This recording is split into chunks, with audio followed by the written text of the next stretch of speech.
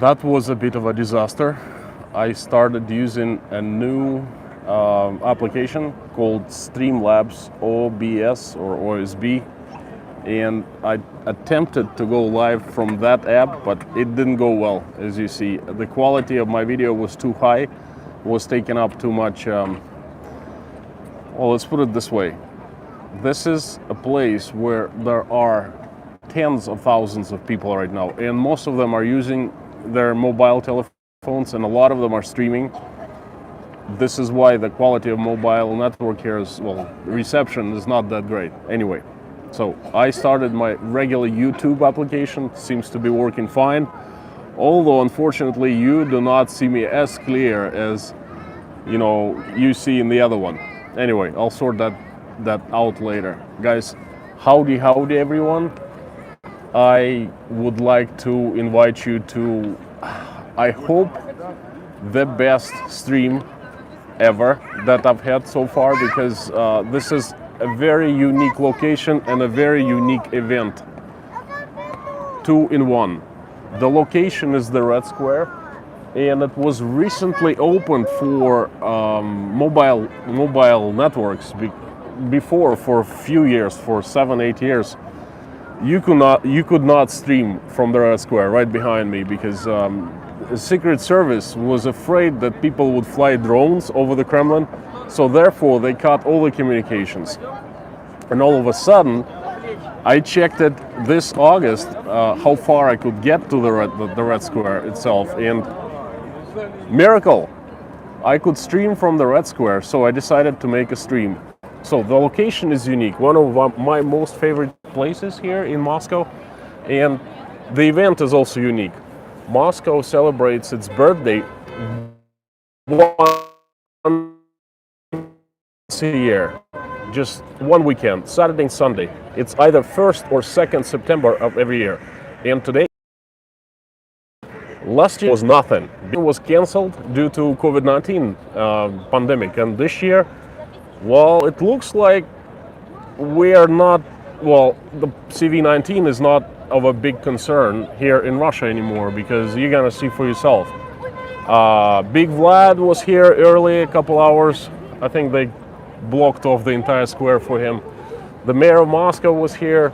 There was a large celebration, a concert in a concert hall. I think there was an opera or music concert.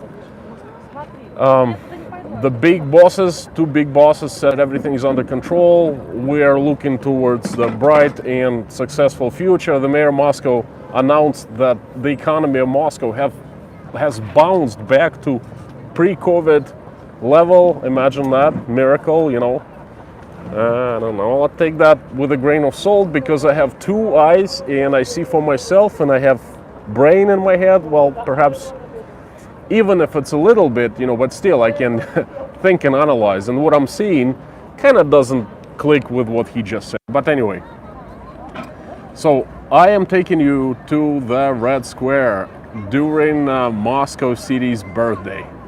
Today is the 874th birthday of this city. It's not as old as, for example, Jerusalem, Rome, and cities like that, but not bad, almost 900 years. Guys, give me 5x5. I hope you can see and hear me well, because I've been speaking for the past 5 minutes, and I hope you got everything clear and loud and clear. Not really seeing your chat. Okay, here you go.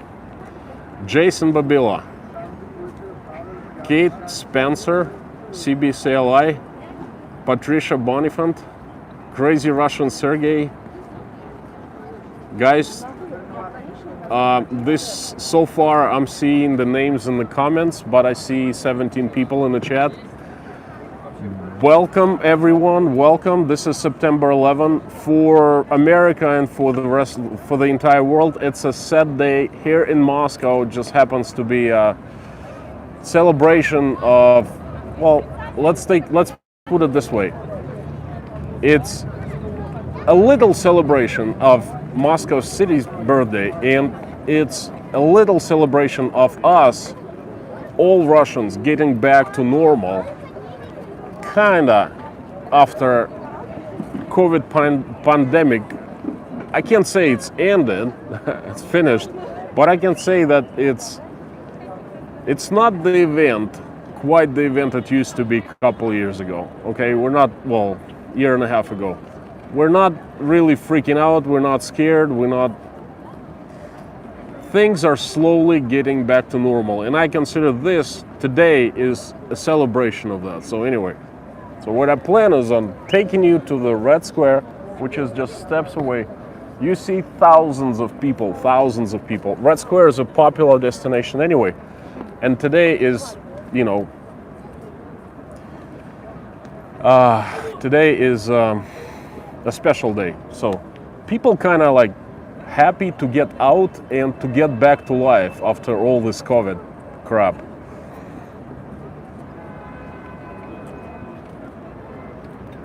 Read me the comments a little bit. Kate, good morning from Florida. CBCLI. You're sideways. I'm sideways at the moment. Okay.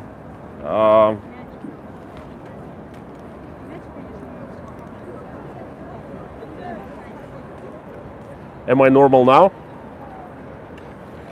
Or I'm still sideways?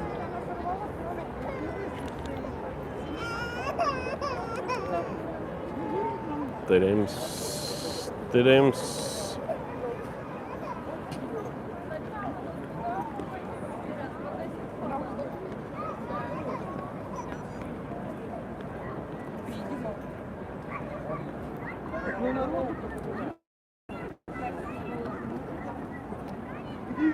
I cannot do that.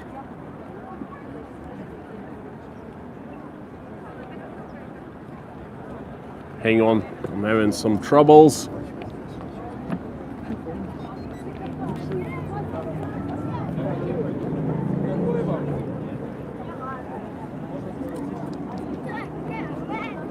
Okay, this way you can see me.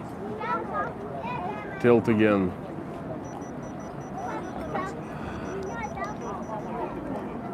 How do I do that?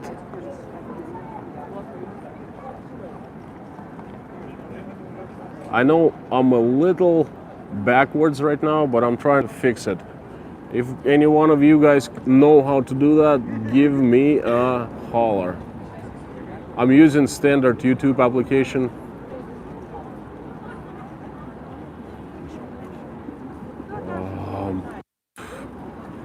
It's driving me nuts. Yeah, I just had it. I went to a portrait mode, but I would like to stream from the wide stream mode, you know. User entire house using the channel. Enable mute microphone.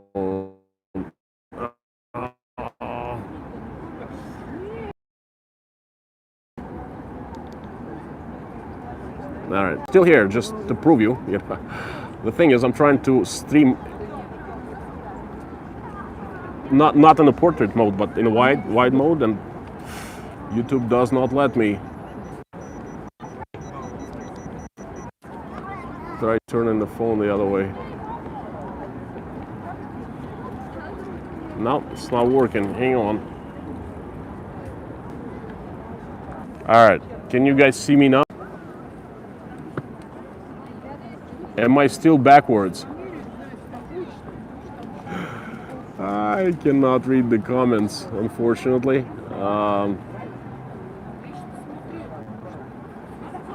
No, I don't want to stop streaming. Still sideways. Hang on, I'm gonna leave you for a little more. Okay. Sideways picture was excellent. Orientation was off. Guys, I'm back. I know Lorna it's cut off because I'm trying to... again. What the heck is going on?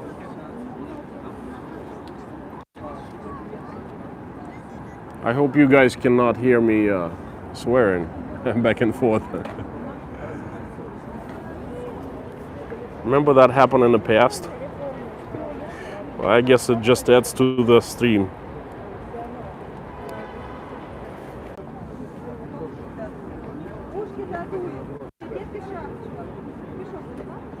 Alright, I'm back, but Jason, thank you so much. I haven't shown you anything yet. Thanks for the super chat, but wait a second. Let me just at least first show you the red square, you know.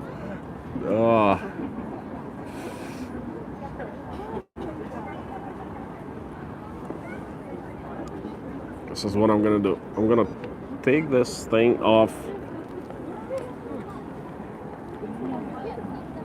Okay, this is me. I'm still here. I'm alive. Well,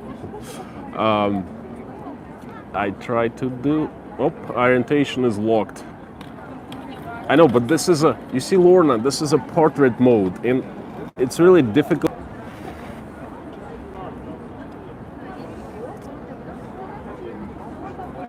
This is insane.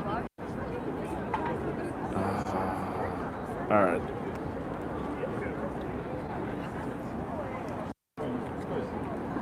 I've got to figure this out.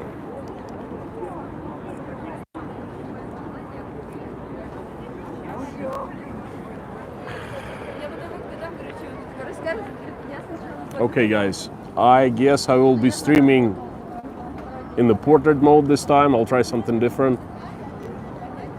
Whew. Hello, everyone. I see quite a few people, almost 20. The usual suspects here, Lorna and Jason and Baron H and Mammy and Morning Light and CBSLI and who else?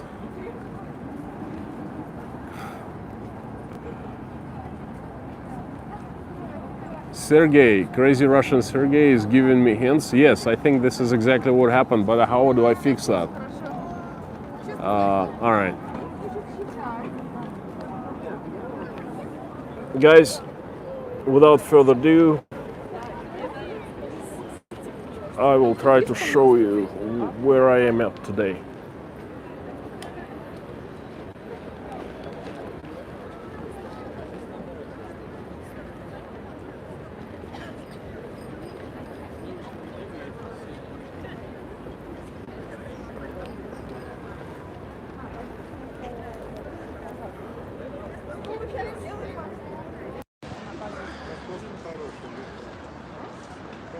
I unplugged the microphone, so it's a little easier for me to stream, to position the camera.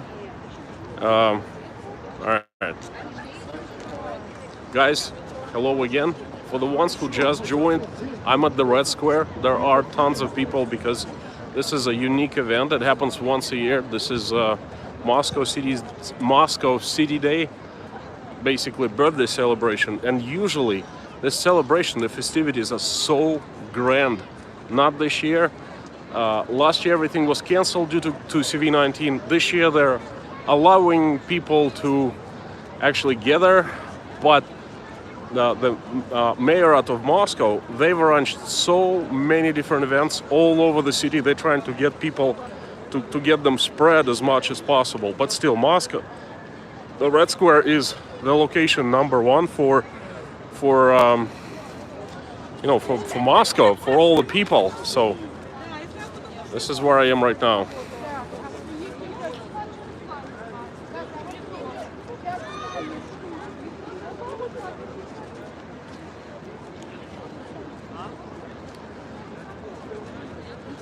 The area where I'm standing right now is called Охотный ряд.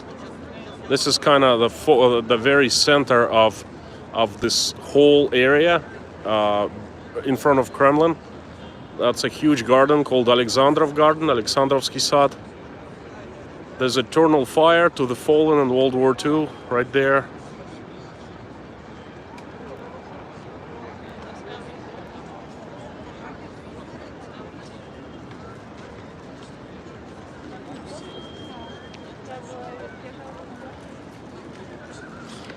Lauren, I know.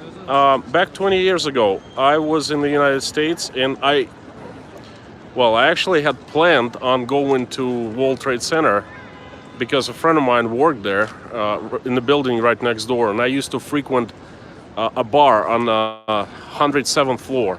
So that weekend, I was actually going to New York, and I changed my plans at the last minute. I decided to go later, and so I remember the whole thing. Two of my friends worked near World Trade Center. They both survived. Anyway, that's a different story, but it's very sad. But I consider today a celebration of life because we've gone through quite difficult times. Actually, all of us, including us in Russia. And today is the first time the Russian government has allowed us to congregate, to get together and just, to do something.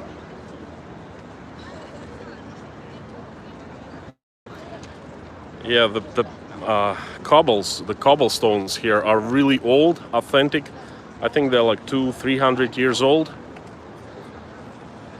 I'm slowly going forward towards the Kremlin. The Red Square starts actually right here. The Red Square initially was the market square in front of the fortress, which is what the Kremlin is. By the way, it's right here.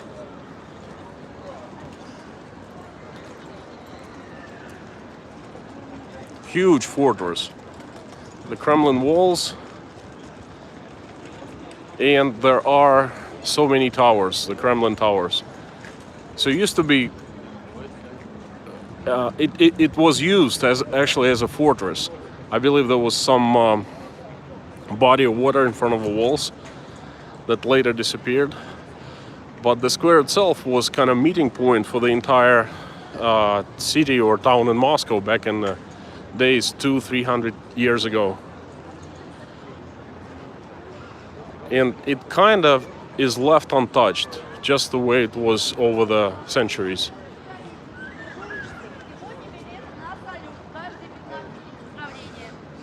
There'll be huge fireworks, 9 p.m. Moscow time. I guess 2 p.m. for you guys, Eastern Standard Time in New York, and 11 in Los Angeles, 11 a.m. Anyway, I wanted to tell you a little bit about the Red Square. This is my most favorite place in the entire city. Number one, hands down. People who were born and raised in Moscow, they don't like coming here.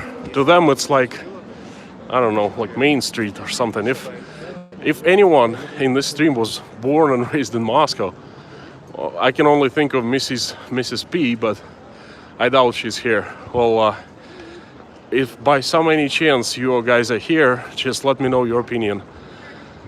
I hope it's not fenced off. Oh my God. I'm gonna start swearing right now. It is.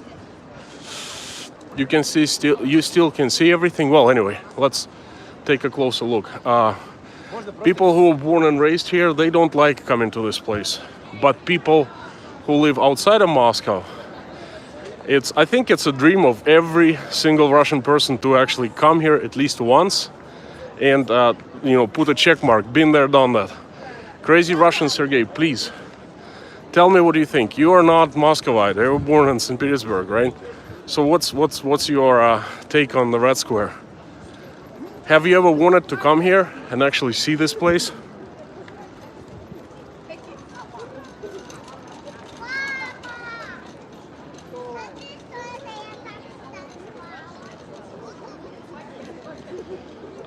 Kim, what do Russian people think about our new government? I'm gonna do Q&A when I sit down later on. Let's discuss it then, okay?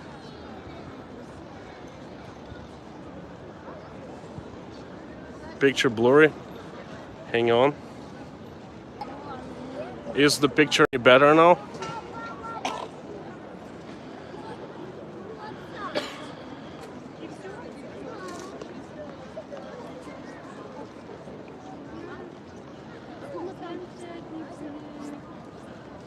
Okay, I'm gonna shut up a little bit and show you guys around what the Red Square is all about. Unfortunately, the central part of the square is fenced off and there's some kind of construction or deconstruction going on. There was a huge festival happening, military arts festival happening for 2 weeks, well, 2 weekends in a week. and this could be the remnants of that festival right there. This place is huge.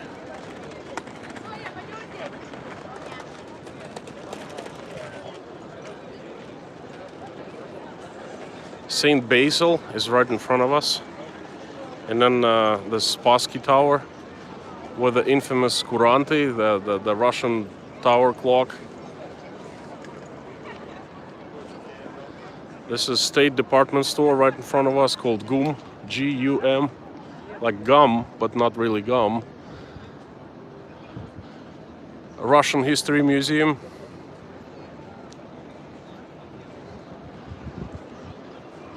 And this tower looks just like it just came out of Venice.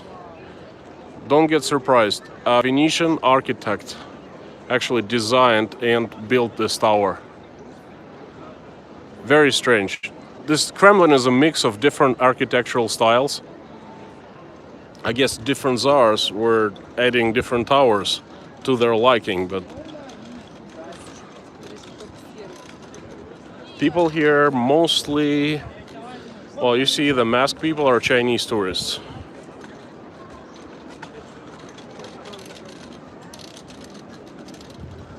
The Russians, no, I don't see any people wearing masks here.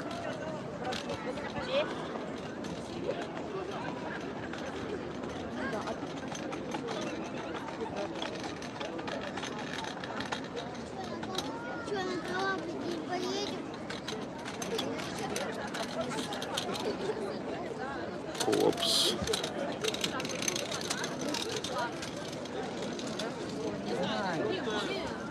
You see how well everyone is social distancing? That was a very sarcastic.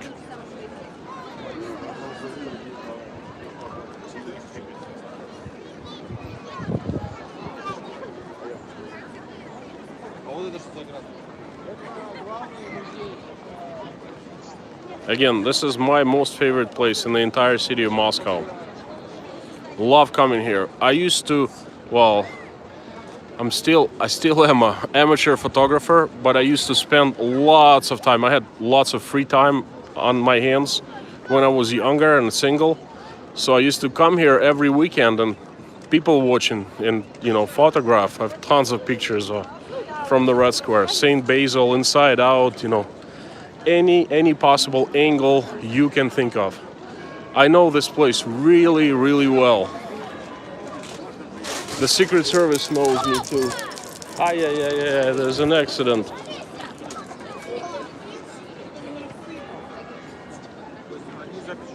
The kid dropped the box and all the marbles just flew away. I'm gonna help him out.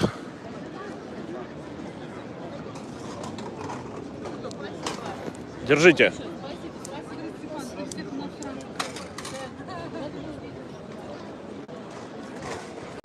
All right, it's not a big deal. So this is a walking promenade called Nikolskaya Street. That's Улица Nikolskaya, a fantastic place. At night, all those lights, they create a magnificent sight. Oh, perhaps I could swing by here at night tonight, because it'll get dark fast. We're going into October, and this is Moscow. It's quite a northern city, and unfortunately, our days getting shorter, and it's very noticeable every week. There's a flower exhibition in front of GUM today.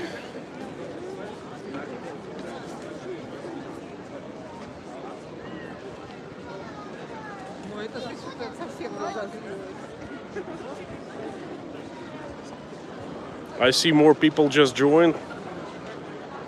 Foggy Mountain Man. Did I mention Kim earlier? Victor Tsvigo. Oh, Victor, you're from Russia. You're Muscovite. Were you born and raised in Moscow? Let us know what's up with Muscovites in the Red Square.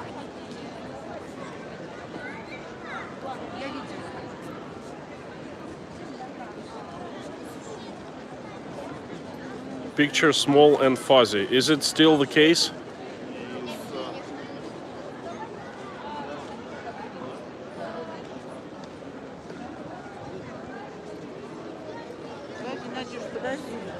Guys, can you see me well and hear me well? Please let me know.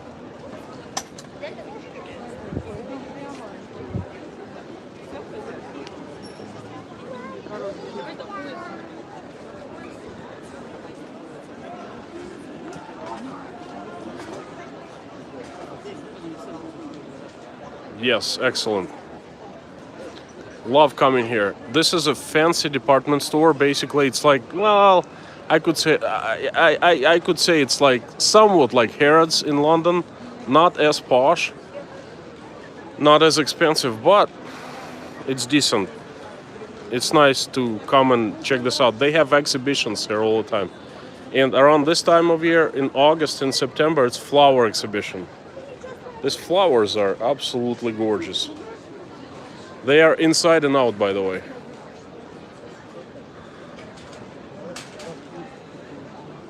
Most of people, if you come, all right, listen, if you guys come here on any non-COVID day, before pandemic or after this pandemic is over, I'm telling you, there are so many tourists from all over the world here, packed with the Chinese, so many Chinese, they're so loud usually.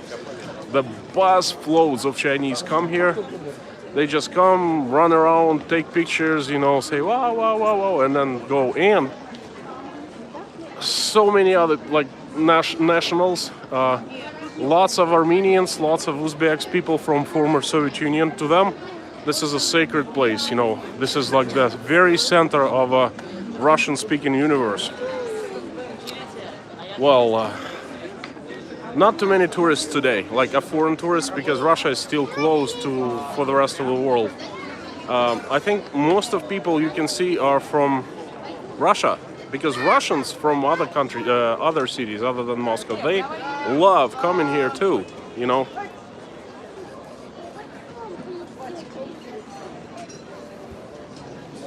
This is a fantastic cafe. Love having breakfast here.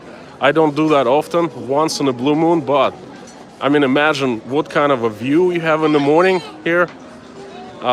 Good for lunchtime. And in the winter time, this area becomes a large skating ring. The skating ring at the Red Square. Been there, done that. Loved it. I'm walking towards St. Basil to show you that marvel up close, okay? That structure, building, I don't know, church, that's a operational church, by the way. It's absolutely, it'll blow your mind up close.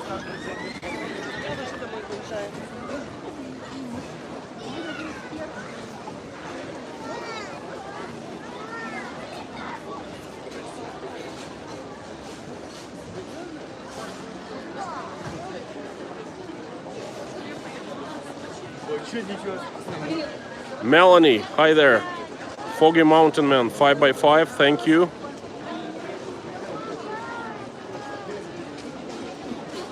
Crazy Russian Sergey, guys, change the quality to 720 on the phone. Are you telling it to me or to the guys? I'm seeing the picture quite well. Melanie is my big sis, by the way. Greeting you with a holy kiss. Sending you holy kiss in return. Princess, hello.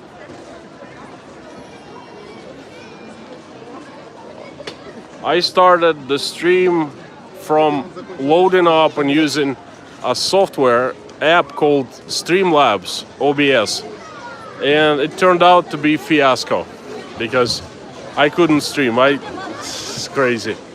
Anyway, what the heck is this? Red line. It's an interactive installation. That's what it's called. I see people trying to get through this thing. Hey, might as well go, right? Installation is big for all of us. Okay, guys, wish me luck. I hope it will not break my phone. Jesus Christ. Hello, hello. Ah.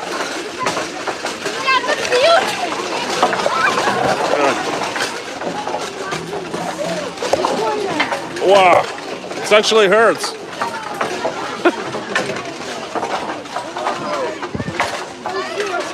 Hello, this was the craziest thing that I've done today so far. It actually hit me on the forehead. That's huge hanging bamboo sticks. They're actually quite heavy, and if you don't watch, and I was covering my phone so it's not broken, and it hits you in the head. Hanging bamboo forest, that's right. That's right. Okay, what the heck is this? The star. That's an art object, art installation. Just a sculpture of a star. And this is the last time I was at the Red Square was quite some time ago. Actually, I did one of my first videos on these channels. It's called something like Red Square is empty, no people, and I actually walked before leaving for Rostov for the first time in March of 2020, before the pandemic, well, when the pandemic started. There were rumors that Moscow just suddenly emptied out. People left, left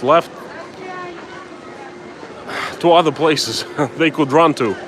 And me and my wife, we drove here, parked our car. There was no quarantine or anything like that yet at the time.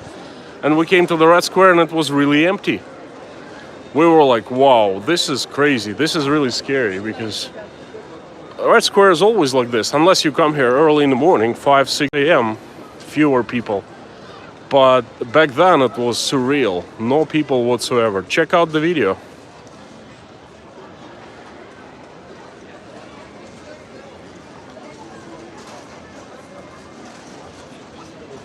Ranch 31, this is exactly what I was telling earlier today. It's amazing that the Red Square is not shutting out cell phone traffic, mobile traffic, internet, because the Secret Service used to.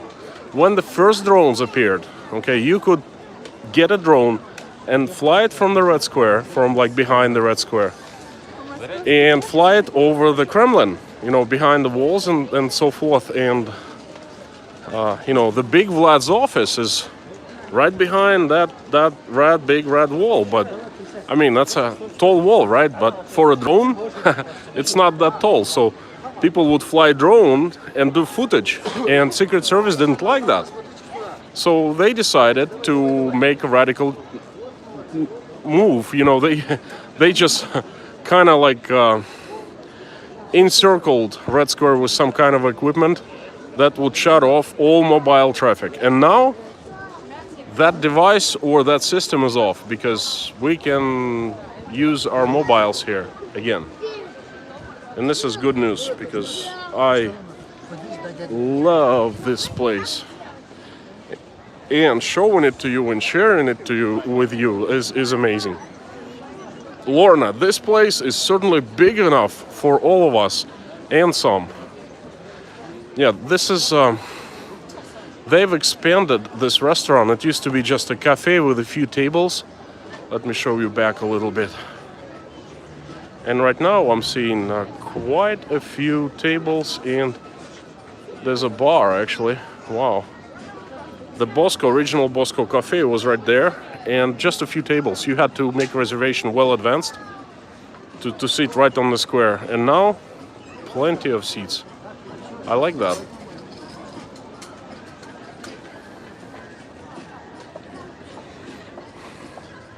One of my videos I named Why Russians Don't Smile. Okay, you guys judge for yourself. Hey, I got you. The girl heard me and she started smiling. Hope you appreciate that one in the green pants. So anyway, you guys judge for yourself. Do Russians smile or not?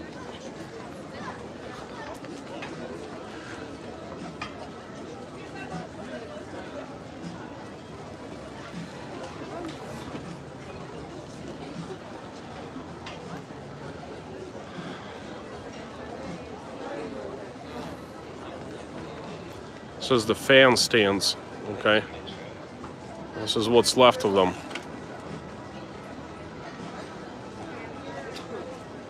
I think they're deconstructing them. CBSLI. I'm gonna go and talk to her and I'm gonna hook you up. How about that?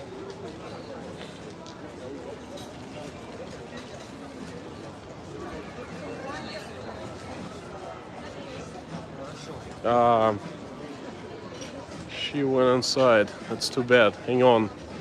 No, she's not. She's CBSLI, I swear. I'm gonna hook you up. Здрасте, а вы по-английски говорите, да? Услышали меня? Слушайте, я стримлю. У меня один подписчик здесь. Ему вы очень понравились. Да. Hey, can you give me your email, CBCLI, so I can pass it on? А я по-русски переведу. Нет, он свой пришлет, если сейчас пришлет, а я вам дам его. CBSLI, I'm hooking you up. Well, give me your email. Type right now. Dude, what are you waiting for?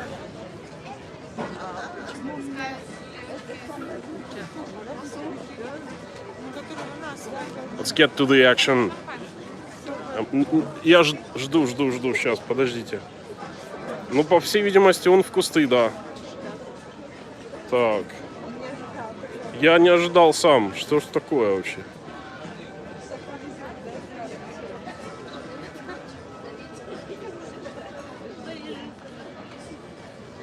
Мне все стали сразу говорить, что вы очень красивая.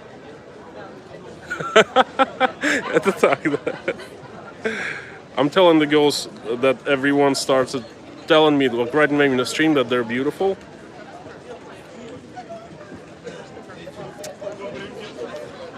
CBCLI, we're all waiting. She's waiting. She's asking me if you, jump into the bushes.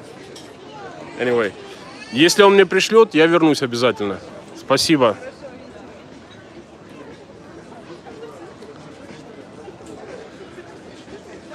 Well, guys, I'm a man of my word and I'm a man of action. I actually have tried CBC. What? Why? Why didn't you give me your email? But yeah, there's still some time because I negotiated.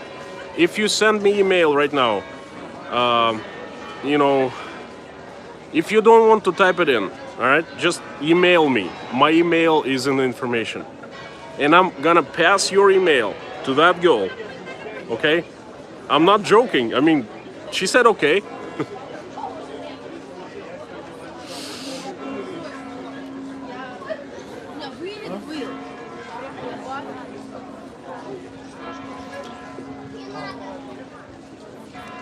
That was a fun little adventure. I'm nearing the St. Basil, the jewel of this entire area. I mean, this building this church is so beautiful that, it blows my mind.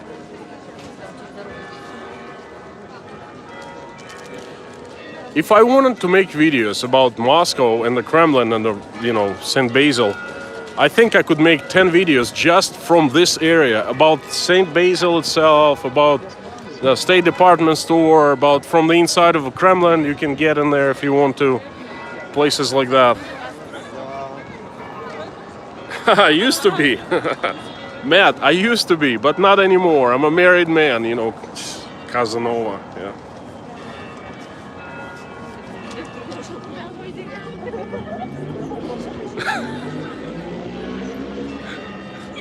CBC, I don't get it.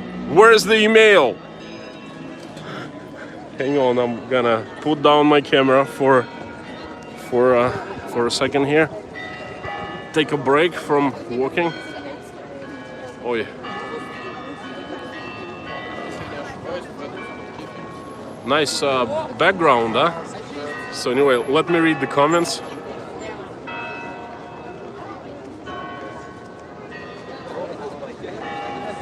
CBC, she's as beautiful as Lena Temnikova.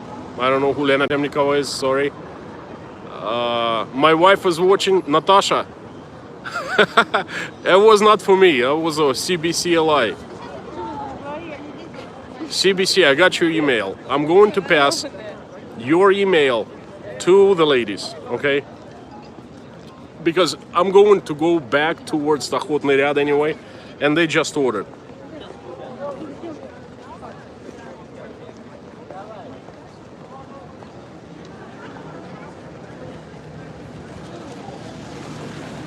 Melanie is telling us a joke about Russian ladies.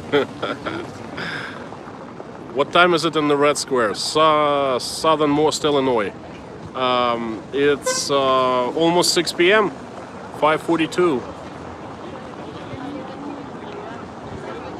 Where is the Duma in relation to you? Not too far away, unfortunately. I came from where I started my stream. Duma was right across the street, the opposite direction. Bob asks, Konstantin, are you starting an international dating service? Good idea. Lena is an actress. I don't know. Never heard of her. Bob, no. But you know what? I love interacting with people. I love pranking people. I love, do stunts like that. And this is not. This is a favor to a great subscriber of mine, CBCLI, okay? He's here at every stream. I saw him at other stream at Baklakov's. By the way, I promised him, I made a promise on stream of Sergei Baklakov, and the CBC was a witness. I was at the Baklakov stream because I like the streams.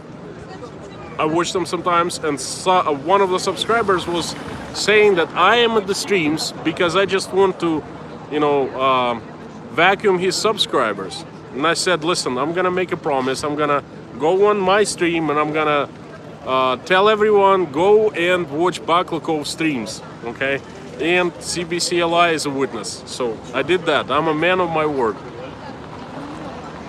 Okay, listen, CBC, enough telling me about this Lena girl, okay? I have 2 Lenas waiting for you right there, well, for your email, and I'm gonna pass it to them. You just watch, just give me a couple minutes. Hello to the Russians in chat. I can't figure out how to type your names on my phone. Listen, gotta get up and go, get moving. It's really unusual and very pleasant to see Russians in my chat, actually.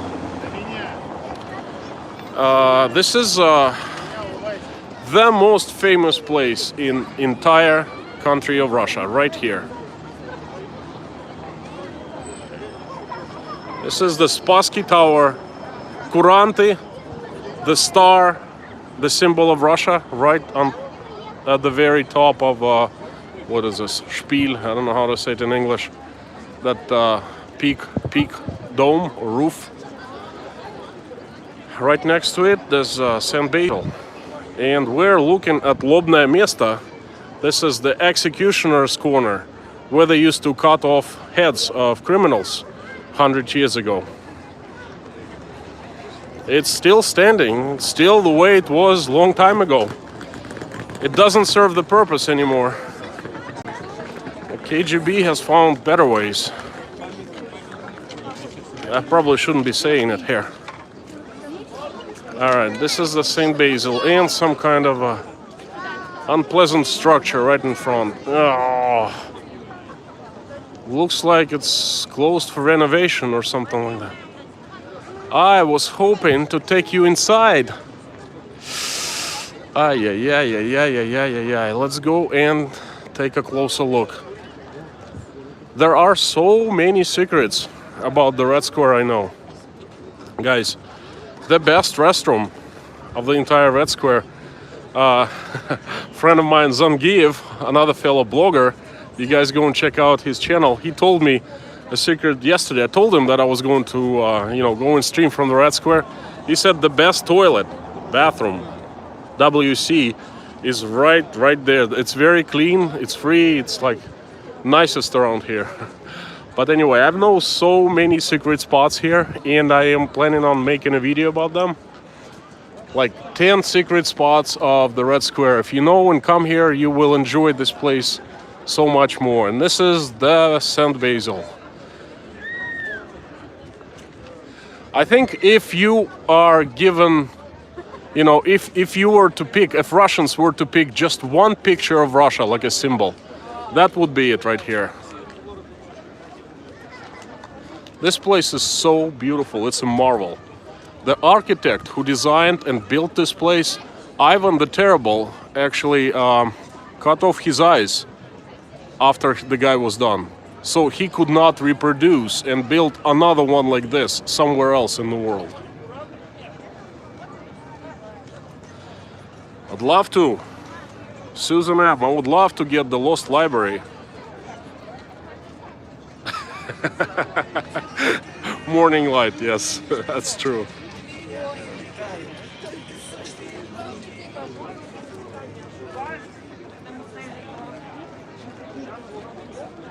Okay. I don't know how about you guys, but I'm enjoying the view. I love this place so much. Let's a few more steps. You see, probably don't see it on the phone, but there are flags for festivities everywhere. This place was renovated a few years ago. I think back in 2007, 2008. I was doing photography a lot. I remember there were just all this artwork that was absolutely brand spanking, well, not new, but refreshed. Now you start seeing age again.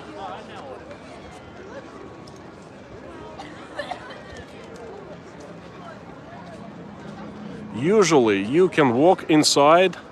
This is an operational church. You can pray, and there's a little, you know, I'm gonna give you a little secret. The best view of, well, one of the best views of the St. Basil is from behind St. Basil, actually. It's such a peaceful and nice area with a few tall trees. If you're ever at the Red Square, go check it out. Anyway, watch my videos coming up. Susan M., super chat, $10. Thank you so much. Red Square is amazing. I totally agree with you. Thank you for an excellent live stream. You know, this stream was starting out technically terrible because I couldn't figure out what was going on, but I like it. I like it so far. Melanie, Divine Liturgy from Moscow streams around midnight, aim my time. That's not, I don't think from St. Basil. I think it's from Christ the Savior, the Russia's biggest church.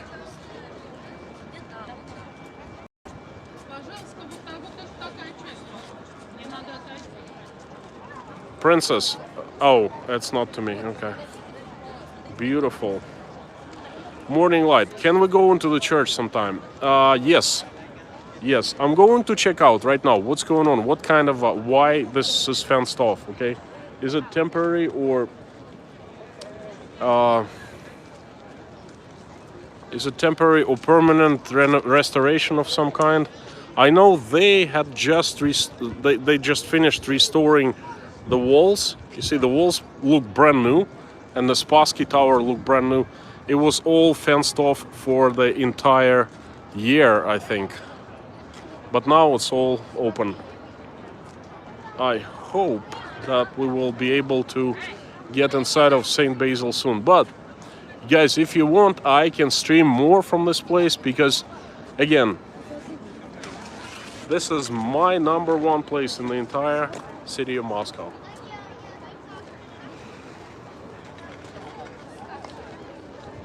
People take pictures, and this is a very, very wrong and horrible place to take pictures at because nothing comes out good. I'll show you of the best place.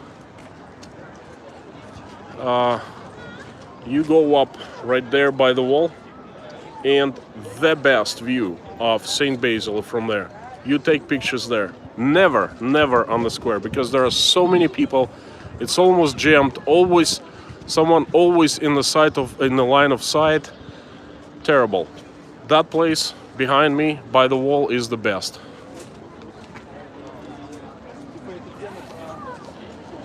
There are so many secret agents here.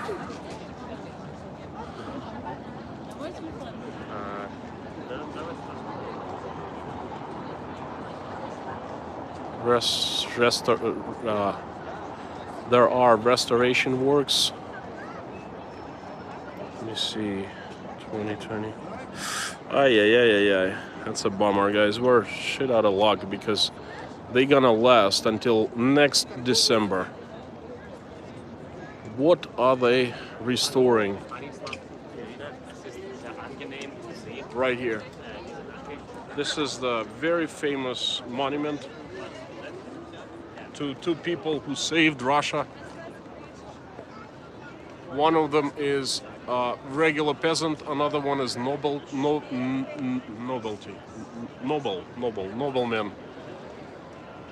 Anyway, it was a piece of Russian history, and Minin Požarsky, okay. 2021. There's a German guy streaming right there. Hi there. This is the Red Square at its best. Sightseeing, double-decker bus, tour bus right there. Pretty good place to explore and see Moscow. Hop on, hop off.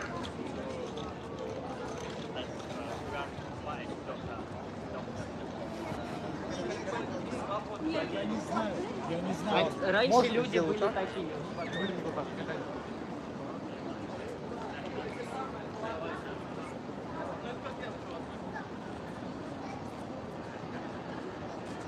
Susan M., you certainly know more about this library than I do.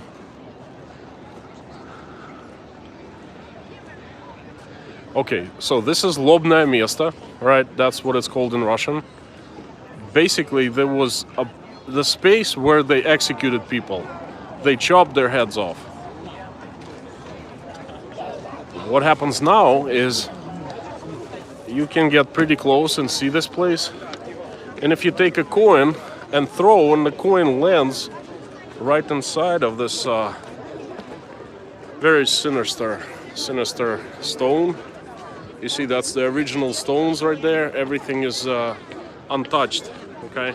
So if the coin lands inside, this will bring you good luck. I guess it means that your head will not be chopped off.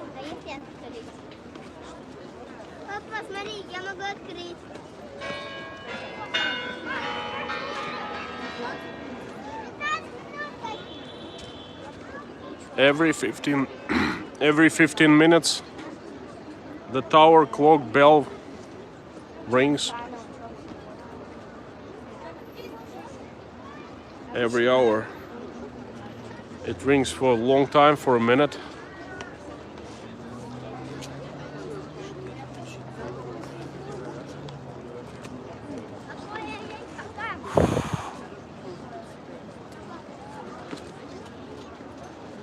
You see social distancing. You see everyone wearing masks.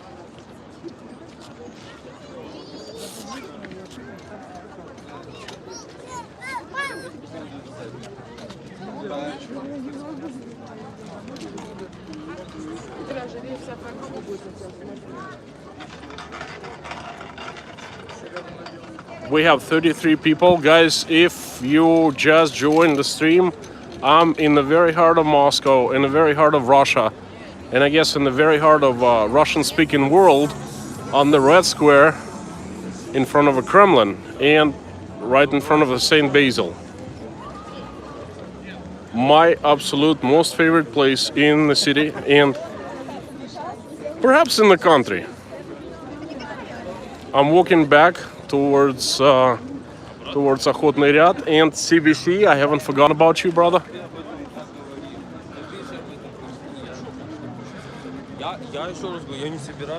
Parking here is terrible, by the way. This is a large fancy department store right here, and it's absolutely beautiful. In about an hour it'll get dark, and you guys are gonna check it out.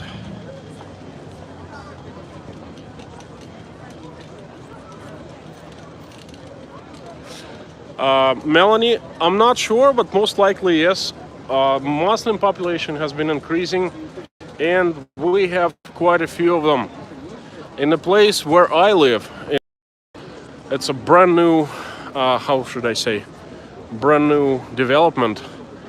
About 100,000 people. My estimation, about 1/3 Muslim. That rate we have never heard, well, we have never seen before, but it's growing.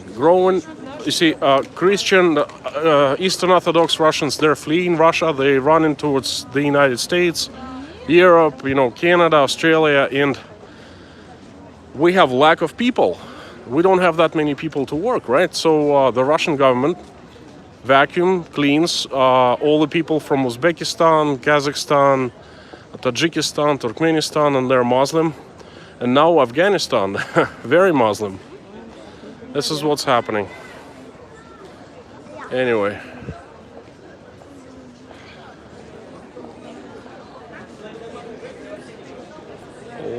Let me go to find. Объясните, что происходит? Мы тебя ждем.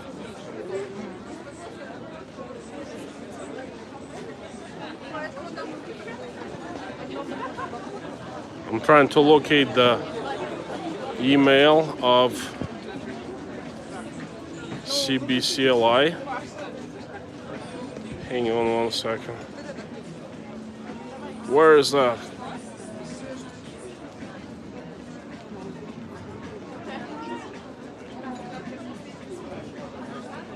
Guys, can you help me out? Can you,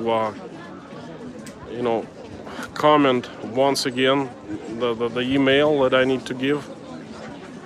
I cannot.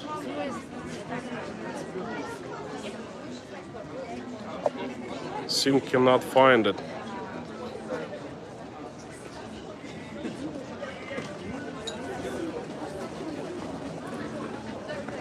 Michael J. Mid. Thank you so much, $10. Not only you are a fan of my channel, you're also a patron. Thank you so much. Oh, there is some kind of a commotion going on, guys. Might be something of interest. I see cops rushing. CBCLI-live.com. Here you go. Hang on one second. Я вернулся. Я нашел. Ручка есть? Сейчас мы попросим официанта. Не страшно. Okay. Смотрите, диктую по буквам. CBCLI.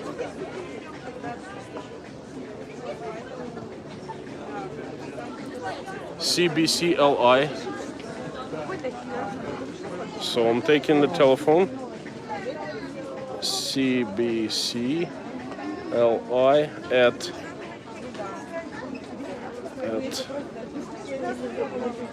live.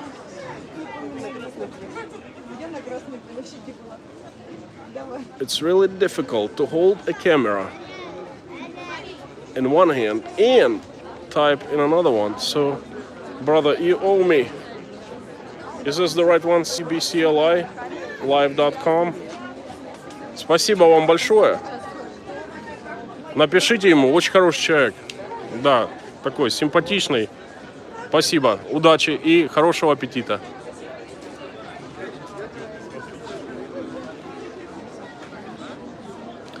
Okay, seeing, oops, pardon. We are having some kind of a... Guys, you know what? The big Vladis might be here.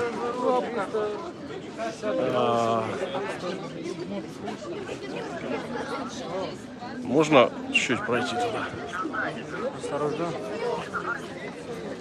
I'm gonna ask for permission to stream. Там не пройдешь сразу. А снимать можно? Снимать. Нельзя? Хорошо, не буду.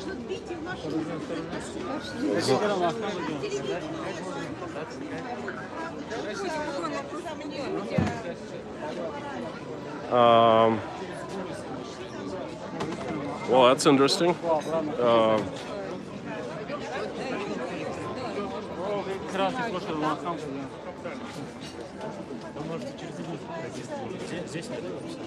The citizens aren't happy.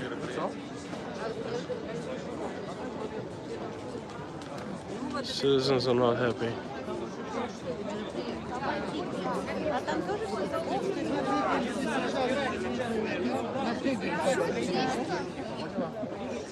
А как обойти-то на ту сторону? Можно через гум попробовать. Ну, не точно. Как можно обойти? Через гум, если так, наверное. Do you see this riot gear, guys? Давай. Двигаться в ту сторону. Здесь не пропустят. Сейчас подъедет техника, нужно все это грузить и убирать. Будьте любезны, пожалуйста, ходите в ту сторону. No big Vlad, I'm sorry. They're kicking us out.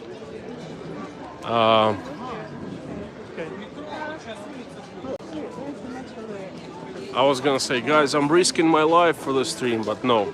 It's just a regular, I don't know, police commotion, I guess.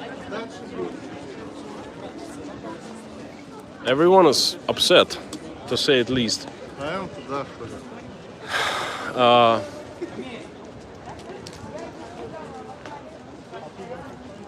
Shall I stay here?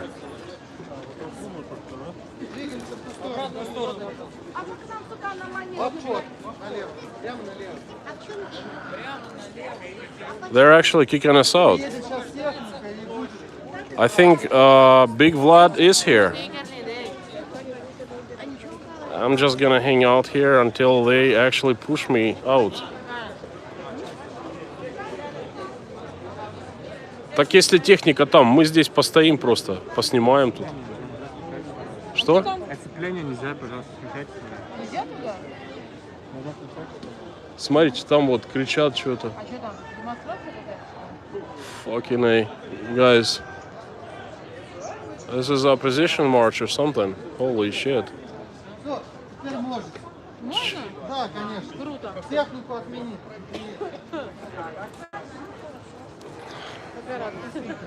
Guys, I don't really know what's going on, but I'm watching and I'm actually taking part of it, which is pretty cool. We'll try to find out a little bit later. At first, I thought the opposition was having some kind of a event here, but I don't really know what's going on. So some people are screaming power to the people. You guys see what's going on?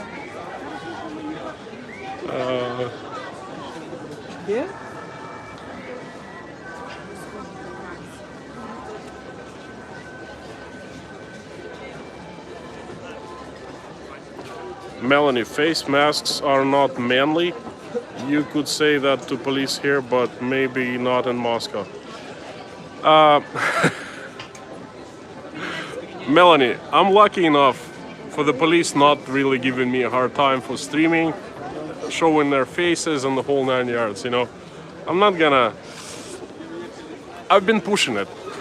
You know what I mean? I'm not gonna say anything about the masks. Screw the masks. They're not giving me a hard time for not wearing one. They're not giving anyone. It's like they don't care, all right? And that's good enough with me. Whew. There is $10 super chat from Frank in Texas. Good day inside Russia and followers. Frank, thank you so much. You have my gratitude. Thank you very much. We've had quite an interesting stream so far. Hopefully things will work out for CBC and that beautiful lady out there. She's got his email. Keeping our fingers crossed, all of us, guys.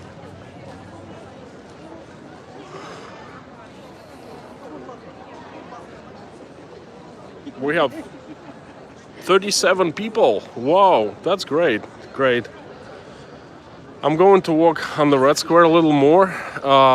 Probably should get inside of GUM just to give you a peek. What I was talking about, the State Department store. That's to the right. You see the entrance to the right. Quite a few people today. I'd say a little heavier than usual pre-COVID day. And If it was full-blown celebration of Moscow City Day, then we would have 3-4 times as many people. The place would be packed.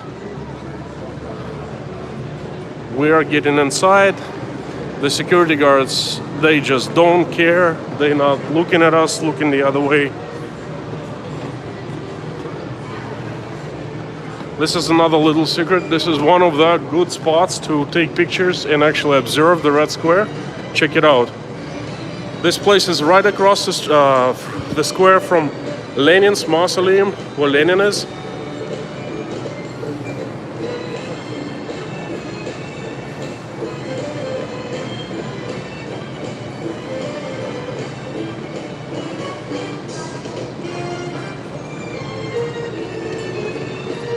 What were those upright white things are? Art installations. I don't really know what they are. That's where the granddaddy of all Bolshevik revolution, Vladimir Lenin, has been resting for the past 100 years. Right there. Inside the Kremlin there are a few churches. You could see one of them. And they're all made out of white bricks. Vlad's office is behind this yellow building, and it's generally a good spot to look at the square. But we're going inside.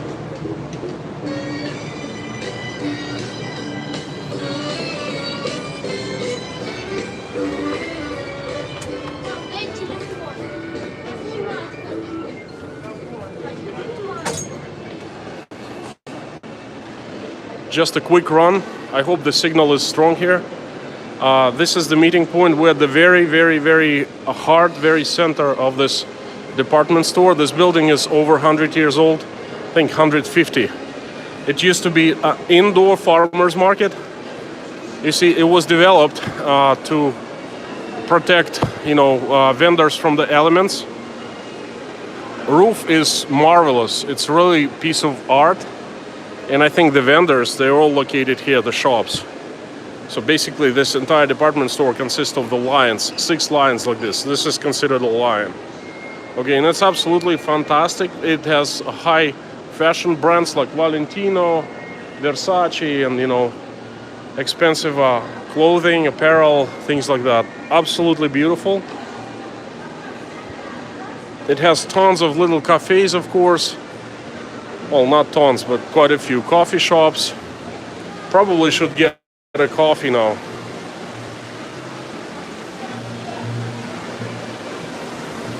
And this is the fountain. This is the very central point of this entire building. Fountain is beautiful. Every Russian who comes to Moscow and comes to GUM, by all means, takes a picture in front of the fountain. Okay, that's like a must spot to take a picture at. They always sell, they make ice cream right there. Ice cream is fantastic. You guys check it out. Some kind of candies.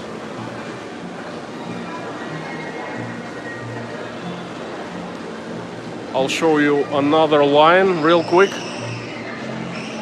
Oh, lane, not lion.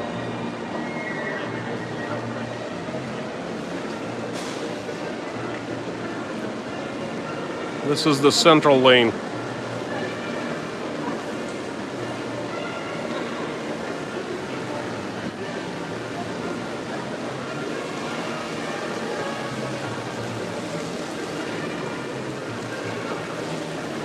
А я вас поснимаю, можно? Told you, in front of the fountain. This is the goal, and this is the fountain. The goal is also pretty, but CBC, one goal is enough for you today. I'm not gonna try to hook you up with this one, I'm sorry.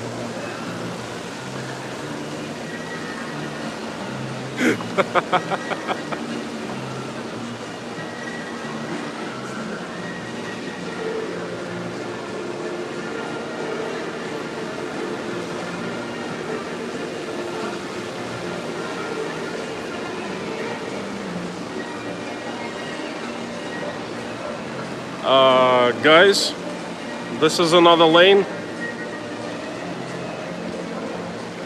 fancy places. I probably will not even get on the first floor.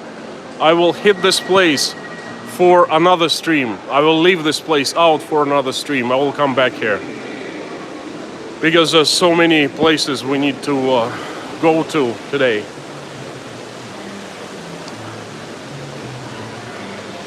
You see how the passages here are so narrow. It's because this building was built like 150 years ago, and it was there weren't any codes back then or anything like that. They just built this place. That's it. They actually have real trees growing there. But these are exhibitions. This is the summer exhibition, summer season. In the winter, they have different exhibitions, different flowers. This place reminds me of the Bellagio Resort and Casino in Las Vegas in the way that they have these different flower exhibitions.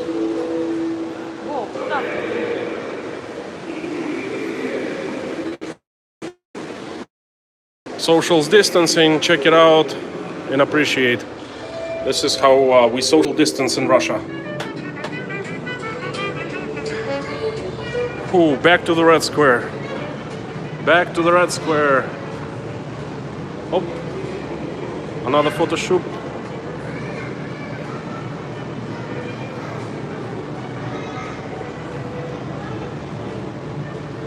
Вам наоборот надо вот на фоне того фотографироваться. Что? Ну вот. Там мавзолей, стена. Приветствую вас.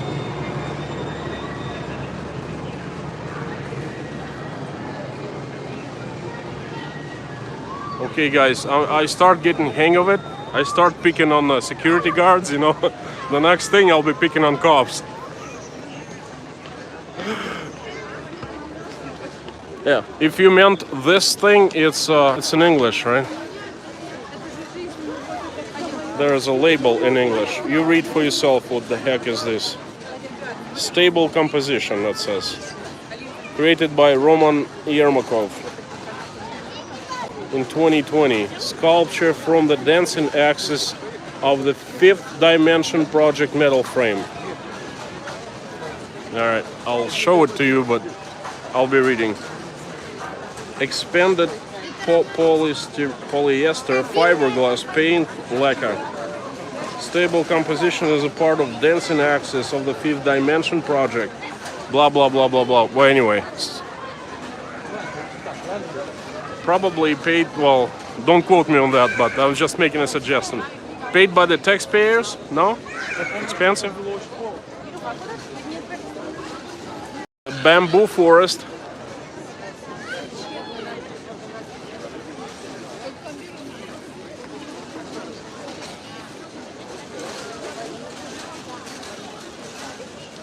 That security guard looked serious, says Lorna. They are, because I would not be surprised if they were double agents, you know, just a regular security guard, but at the same time, not so regular security guard, because this place is full of tourists that are not regular tourists, if you know what I mean. I have a story to tell because I ran into trouble on the Red Square a long time ago. Nothing serious, but I'll tell you in either later streams or in my later videos. Let me tell you, there are so many secret agents here. It's this every centimeter of the square is controlled by cameras and by people on the ground.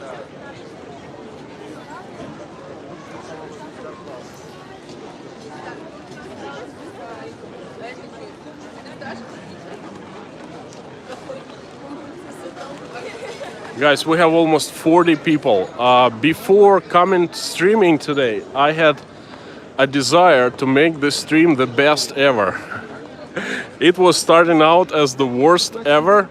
Well, second to worst, because the worst was the epic one, my very first stream, where I was just talking to myself and everyone else was commenting, talking to each other in another parallel stream, looking at me in different stream. That was epic, okay? I installed a new software called Streamlab OBS, and I tried to stream from that thing, and I couldn't. So it was a fiasco this morning, beginning of the stream this evening at 5 p.m. But I'm using a regular YouTube application, and it seems to be working fine. The only problem is I'm streaming in the portrait mode, and let me give you a better sound. I will try. Hang on 1 second. I'm down to 41% right now, meaning I have to go and sit down in about an hour, which I will. I know the place. It's actually a pretty cool place.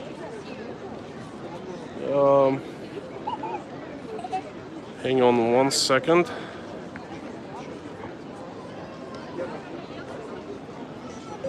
Oops.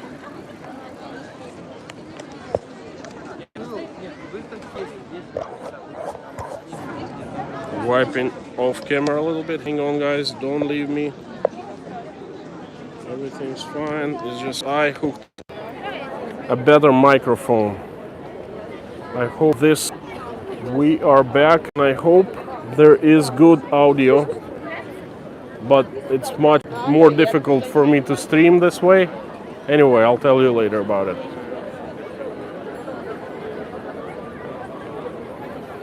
Again, this is Russia's History Museum.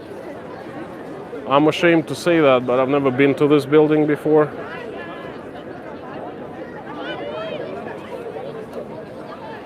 And this is the red square behind us. It's huge, rectangular.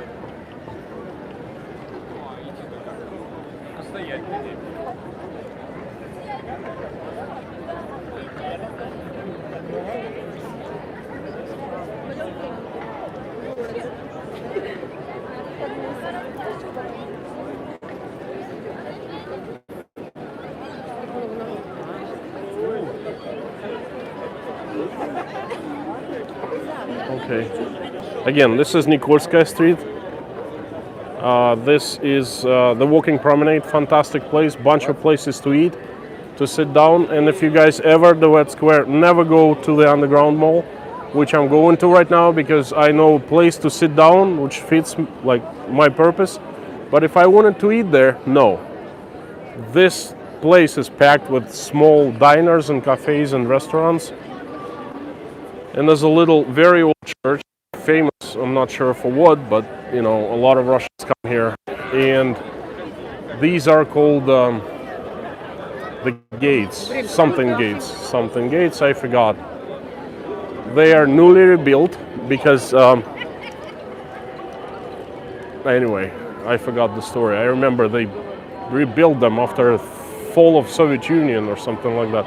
Basically, this is a replica of the old building. Guys, notice a very interesting thing.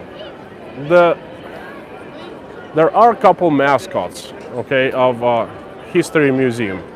They're like guards and invite, like hosts that invite people over. But if I come to them, they will they will cover their faces, and they will not let me film them. Let's just check it out, you know. I'm filming real nice place. History Museum, I'm streaming. St. Basil and all of that, but let's see what happens. Let's see what happens. Happened before. Those two guys dressed as a czar and a soldier.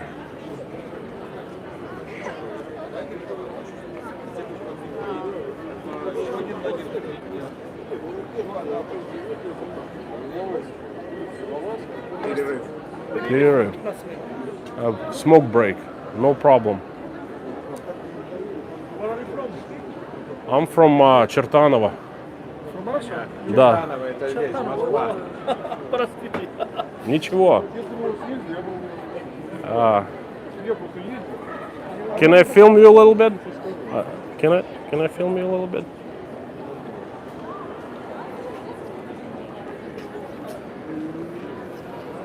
Did you guys notice how the guy just looked away from me?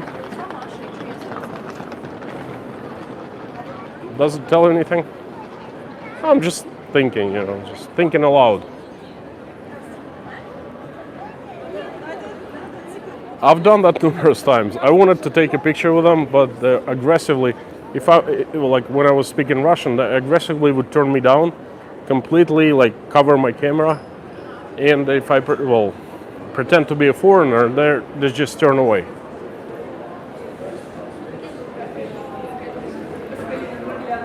All right, this is one of the secret spots. One of the great views of the Red Square is from here. Look. You see the St. Basil through these gates, and if you have a real good telephoto camera, zoom glass, then the pictures come out fantastic from the spot of St. Basil.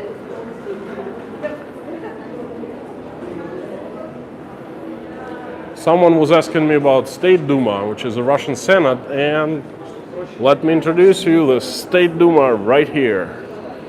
Oi. I apologize, guys. No, it's not. I believe it's the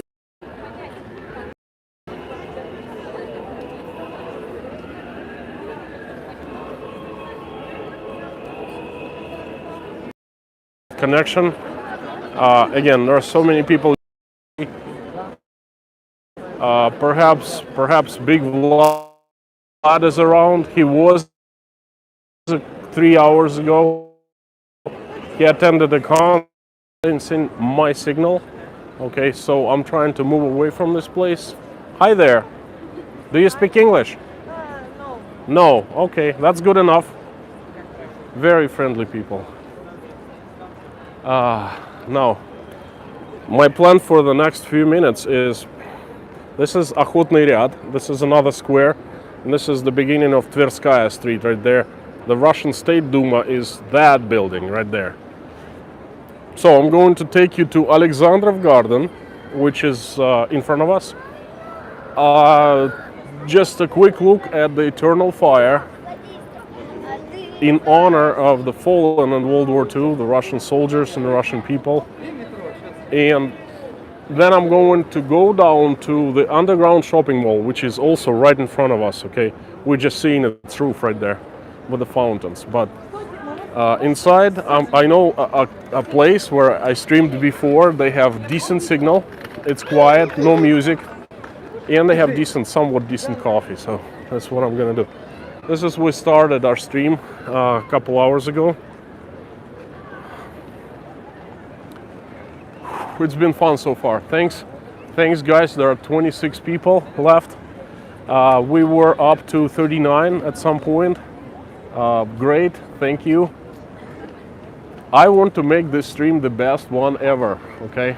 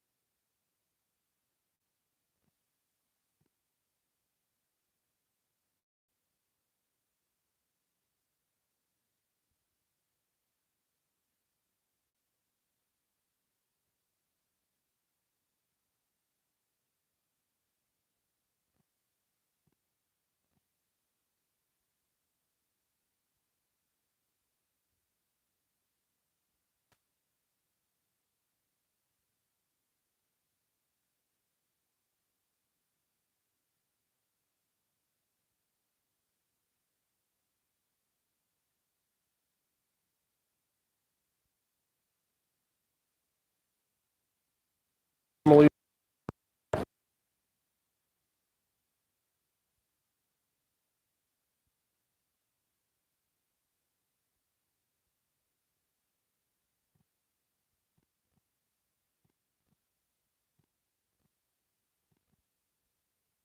the car every half an hour, I think.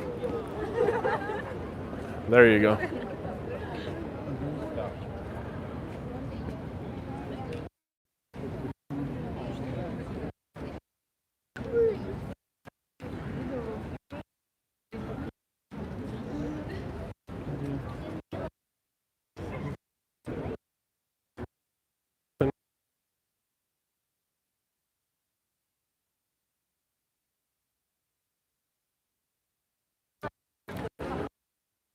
This point, we don't really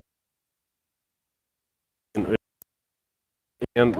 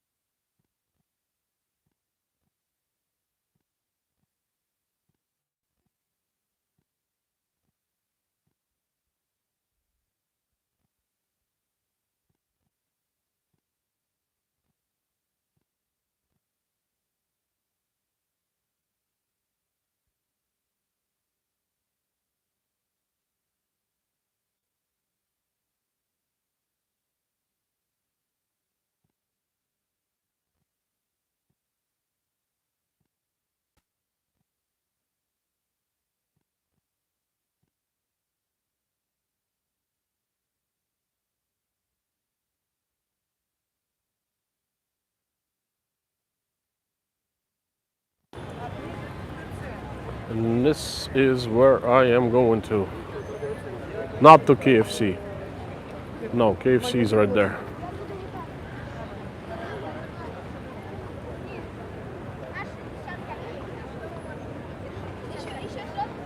Lorna, waiting for Konstantin to take us somewhere with chocolates. You're absolutely right. I'm gonna take you someplace with coffee.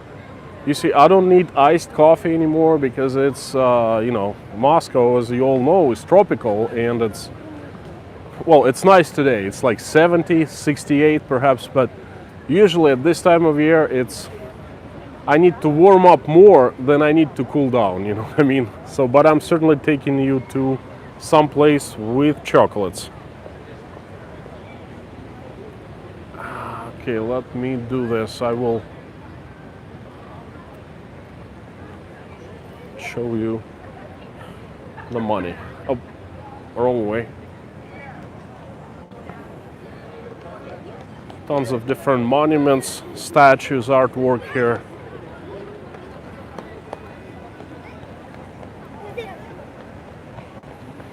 This is what I'm gonna do.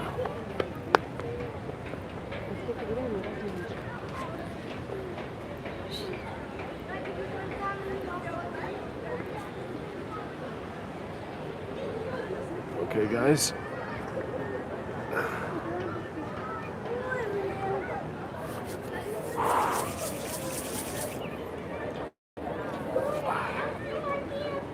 My hand's tired. I've been holding it like this for the past hour and a half. Hello, comrade from India. Hello to India from Russia with love. Прекрасно, Susan. Totally agree. Patricia, he stepped away from the government building. I did. Oh, you didn't hear any sound. That's a bummer. Where did you lose me? Maria Z. Hi there. Well, I guess goodbye. It's too bad I missed you. Susan, Moscow is a fascinating city, a lot of history and so forth. Yes, you know your Russian stuff, and that's great. Great. Good to have you as a fan. I'm not. He's just chatting anyway. Oh my god, no sound. Can you hear sound now? All back?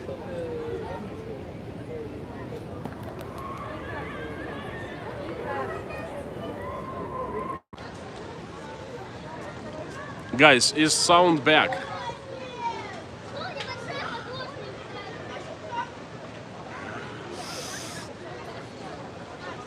Surprises keep happening, you know? Okay, great, great. It's too bad because I've been telling you all the state secrets, you know, and you'll miss them all.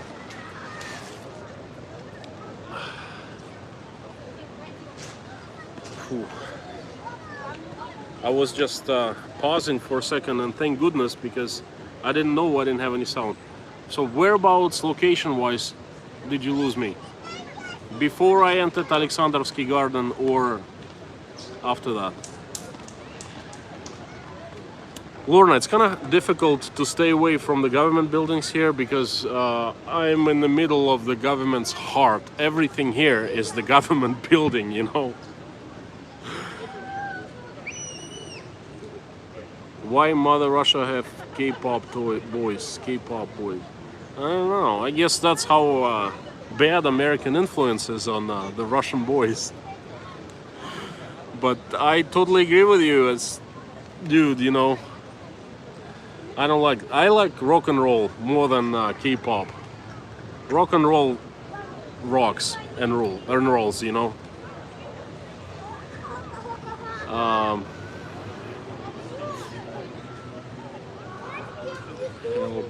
Help, and anyway, no sound. Sound is lagging.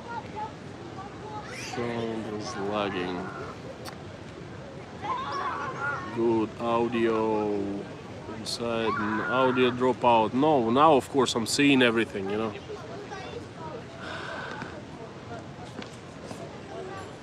Will stream stop if you go underground? If I go to metro, well, for a little bit, a short while. If I go to this underground shopping mall, they have retranslation tower, well, not towers, points, and you know, my connection will be fine. So let me read earlier comments a little bit. Enjoy being outside.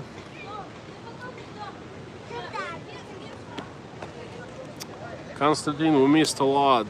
Oh, it was frozen. That's why so many people dropped from the stream.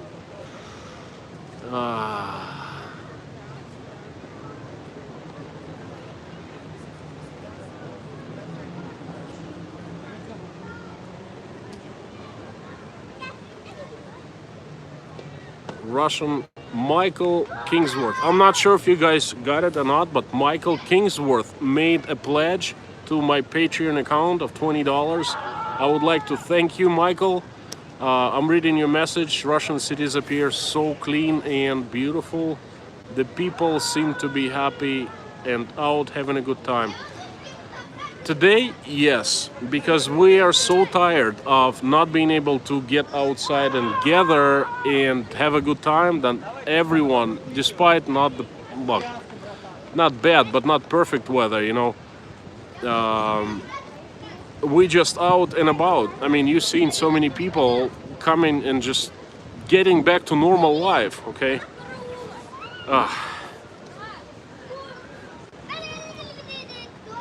Yeah, I know, of course. Aish, everyone knows the song in Russia, okay? It was such a popular Indian movie. It's Jimmy, Acha, Acha. When I was a kid, I was watching that, you know, listening. Melanie, Constantine, could you walk a little bit slower? Too late. I will try from now.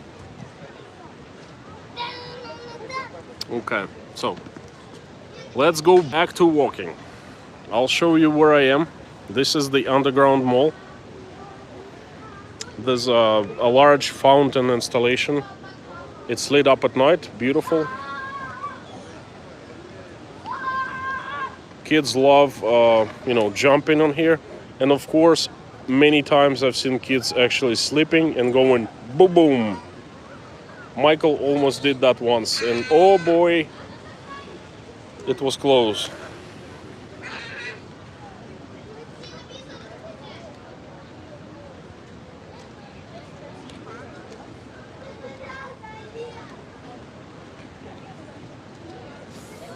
Lorna, that's funny. We're like roaches. We never leave, not even when Constantine loses signal. You see, I didn't know that I lost signal. Everything was fine, 5x5 on my side. So I'm walking around, telling you things, happy, and all of a sudden, boom. Said I need to slow down and make a pause and read the comments. And oopa. Yes, underground, but not this underground. Usually, if I go into underground passage, crossing the road, yes. Sound was off when you said Duma. Oh my god, you missed a lot. At the gate. Oh, drives me nuts. I'm sorry, guys. Anyway, let's go down to the Охотный ряд shopping mall. I'm gonna sit down at Шоколадница, where I've already been. And sound will be good. I promise I will not lose you. Okay, if I lose signal, I will jump up and start running around trying to catch the signal. And I will tell you news from the last week.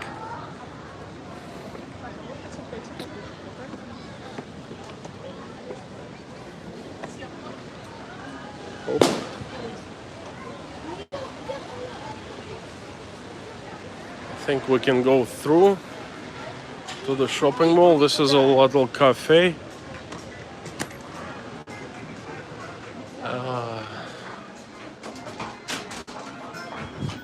Note how all signs here are in 3 languages: Russian, English, and Chinese.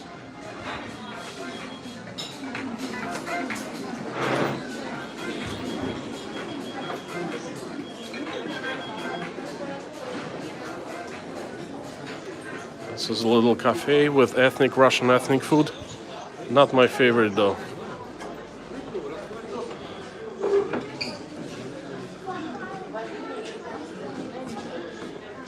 Push. Chinese.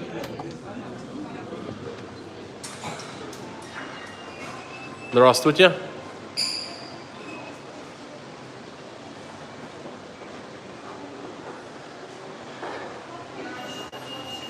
Notice how security guards usually freak out when I say something, because they're so not used to people actually speaking to them. This is the underground shopping mall. I was here a couple weeks ago, right? Yes, a couple weeks ago. This is the dome. Symbolizes Russia. Yeah, now if you lose me, you lose sound or visual, you type something in big red letters so I see it.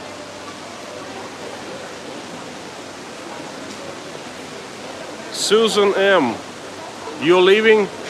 Thanks for being with me. Thanks for the super chat, and thank you for your insights and sharing knowledge about Russia. It's really visible that you like Russia very much and you show it. Thanks for being with us today, and hope to see you next Saturday.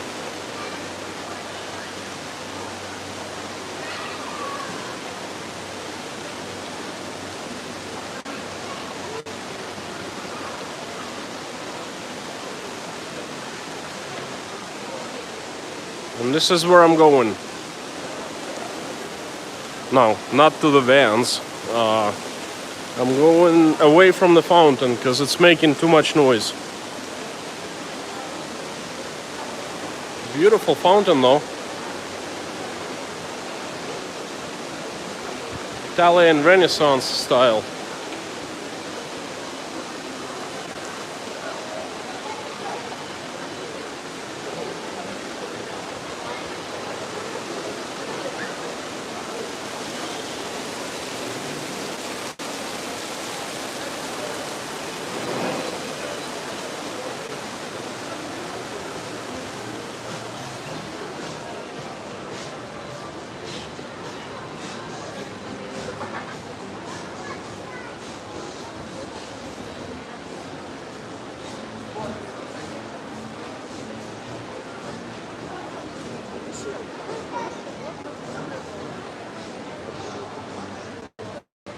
doing a little bit of shopping.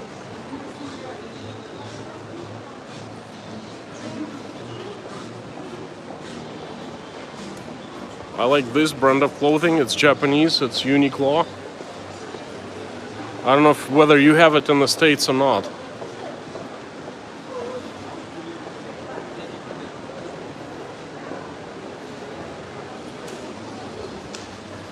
Can I walk a little slower? That's what Melanie asked me to do. Will do.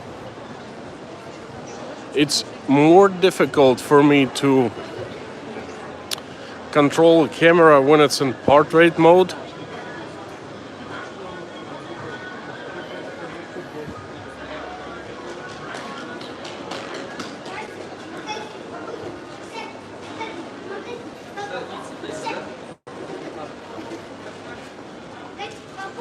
This is where I'm gonna sit down. This is my favorite stream spot. Good signal and very quiet. Okay, so I can speak to you freely. I just need to get inside.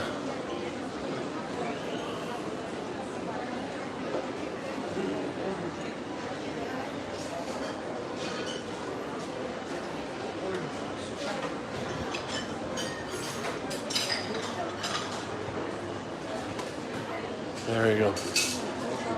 Добрый.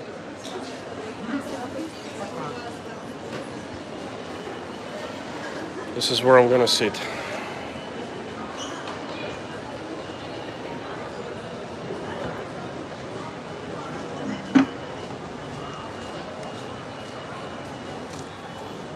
Hang on.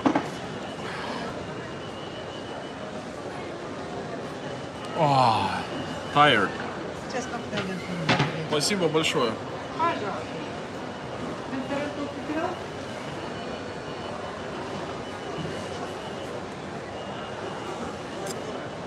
I will try to fix up. Можете поднять, пожалуйста? Поднимите, пожалуйста. Спасибо огромное. А, вы еще не протирали? Нет, эта зона открытая, здесь она очень пыльная, поэтому нас протирается перед каждым давайте. гостем. Нет. Сразу закажете или через пару минут туда идти? Сразу. Что принести? Кофе. Какой? Хороший. Какой? Разве есть кофе хороший? Капучино большой. Покрепче заварить? Нет, обычный. Ой, хорошо, бутылочку воды с газом или без принести? Пока нет, пока Хорошо, нет. Спасибо большое.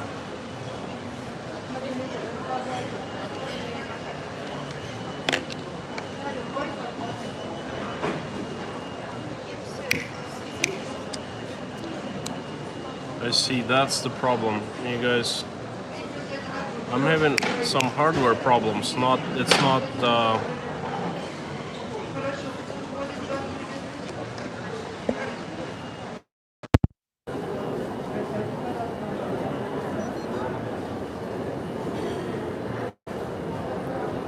Hang on one sec.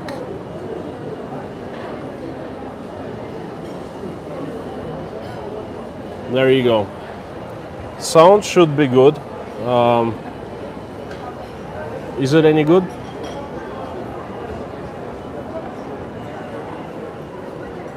Melanie, Constantine and friends, I will pop out for 30 minutes to pray live online. I will see you on the live stream. I will. Melanie, thanks for joining us. Thanks for being. You are such a great member of this community. I see John showed up. John Liebold. Hi John, good to see you and good to have you here. Unfortunately, we didn't get hooked up yesterday, but we can call tomorrow and speak to you tomorrow. And of course, we can chat here on the stream. Thanks for your support again, by the way.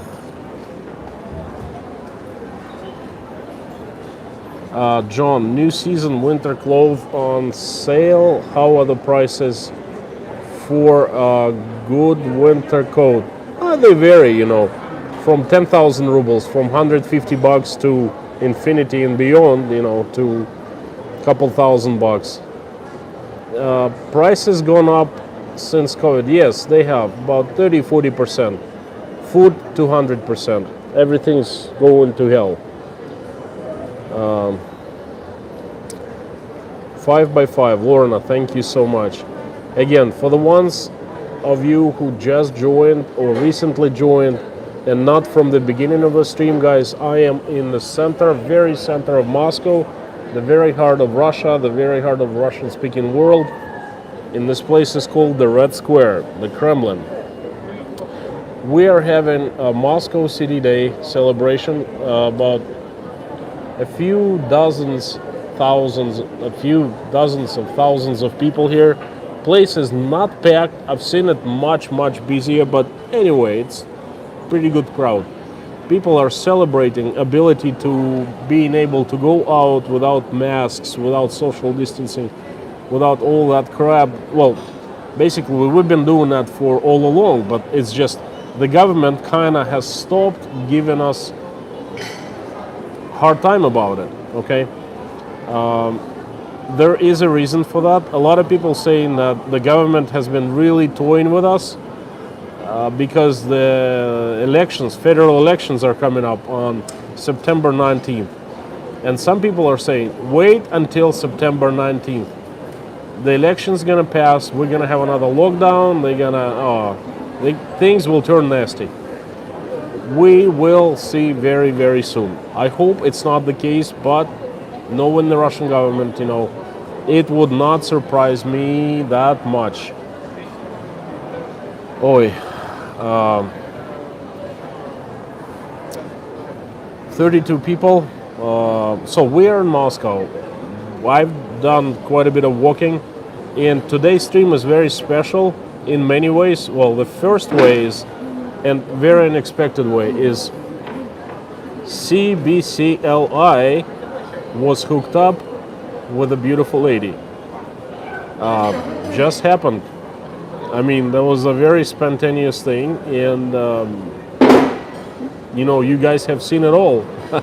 If you haven't, go back and watch the stream around like an hour into stream or so. As I was going towards St. Basil, a very unusual thing happened. Usually it doesn't happen, but you know what? There's first thing for everything. We'll see if it works out. I hope it does. If you guys, any of you single, let me know who you like. I'm going to be walking on the street, walking towards that person, introducing myself, saying that I'm streaming, and one of my subscribers, members of the stream, liked that person and exchanged contact information. Hey, why not? That's fun. Matt Inger, hi there again. I would love to see Novy Arbat and Spaso House sometime. What is Spaso House? Please specify. Novy Arbat will do. The only problem with outside streams is they're coming to end because it's getting cold. We have a few more weeks of decent weather, above freezing weather, and then we are getting into Moscow's harsh winter. Summer was very hot. It usually means that the winter will be very cold. And I mean, I will try to do streams out, but they're not going to be as extensive as the streams in the summertime, and not as pleasant for me, but anyway, I will try it.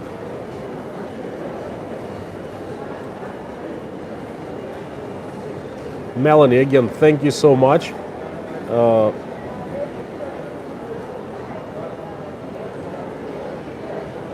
Are nobody.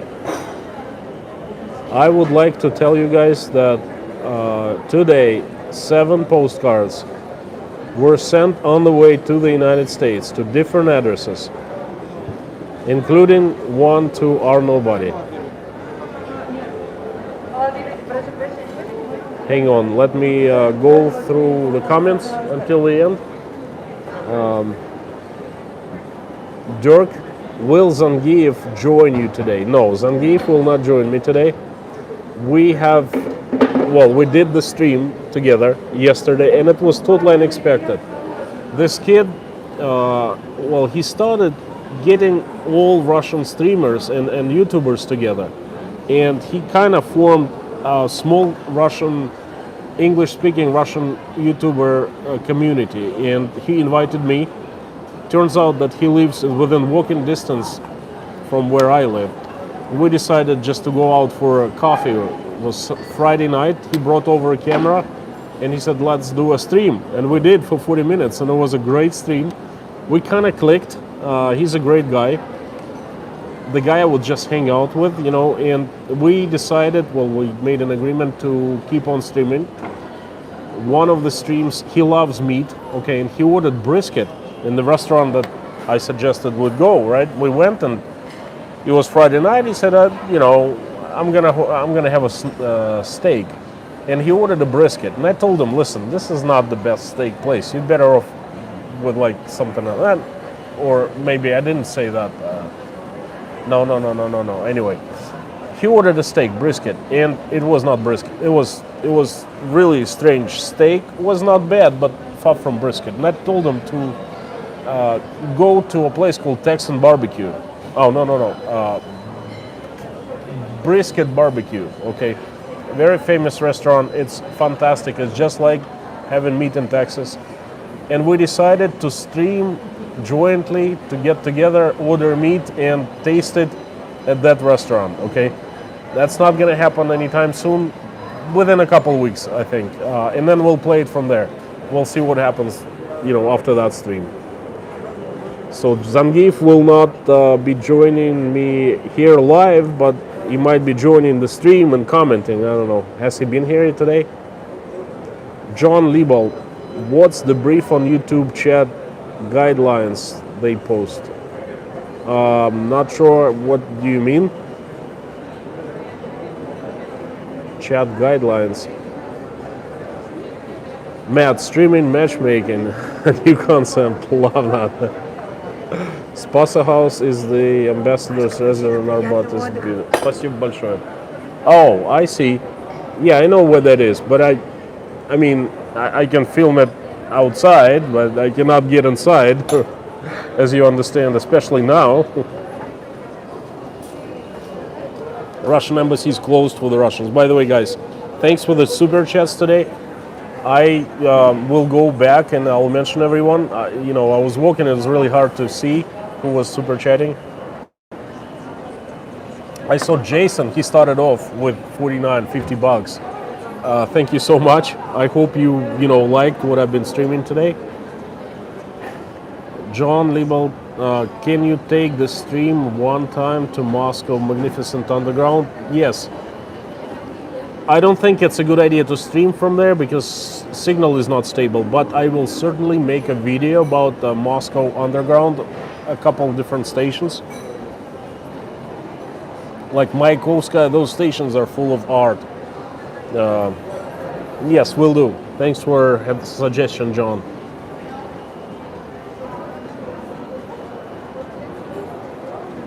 Steak taste test. Yes, exactly what we. Anyway, I think it's going to be a really, really good stream, guys. I'll give you heads up. I would like to update you on what's been going on. This past week has been really cold in Moscow, which is not strange for this time of year.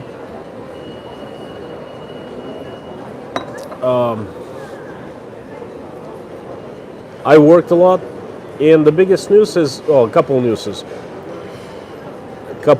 I joined the Russian English-speaking creator community. Zangief kind of helped form it, and he took charge. Yeah, Russia, Zangief, Dari Step, Crazy Russian Sergey, a couple more guys. I think Russian Plus, the big YouTubers that they do same thing. They do videos of Russia. They're there, so we have an opportunity to chat directly with each other. So far, I've met Zangief. That's a big news, and I think we will meet. And I think we should get together, all of us, and do like a stream with all the YouTubers or a video together. That'd be really cool. No, Different Russia is not there. We talked about that lady. I don't think Zangief invited her, but she's kind of has her own agenda, you know. But she's welcome to join in any way.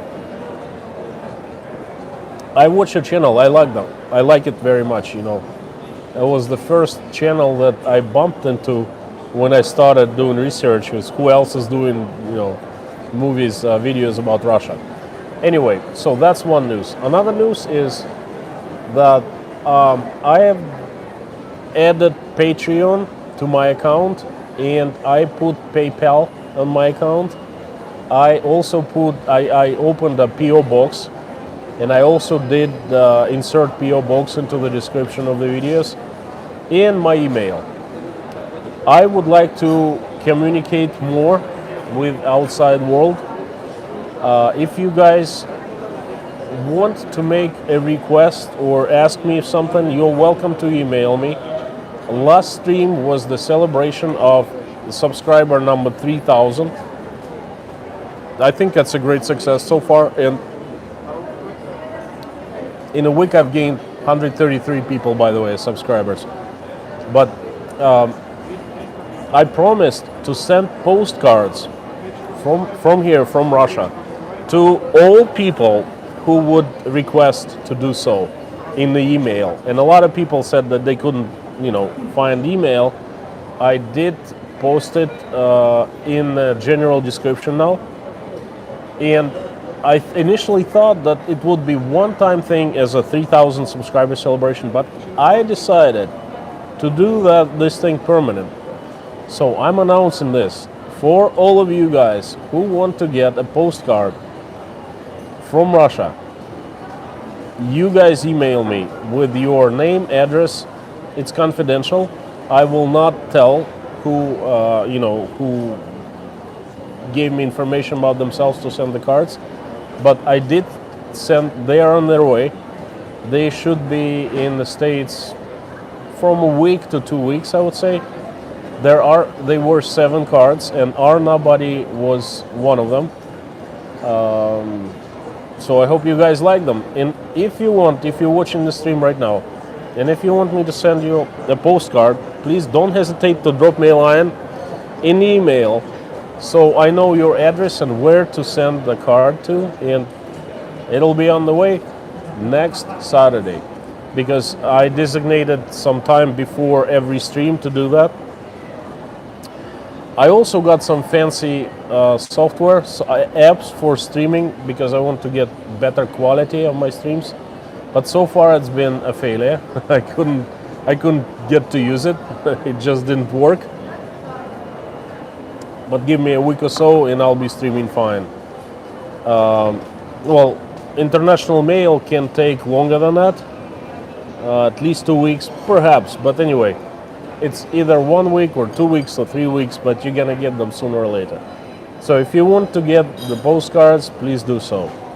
If you guys want to pledge your support my channel, you're welcome to do so. It would be much appreciated. I'm not asking for money or donations or anything like that, but I've been asked by many people to put PayPal account and like something like Patreon. I'm not making sponsorship on YouTube, because YouTube takes like 40% of whatever money people send. You know, it's kind of crazy.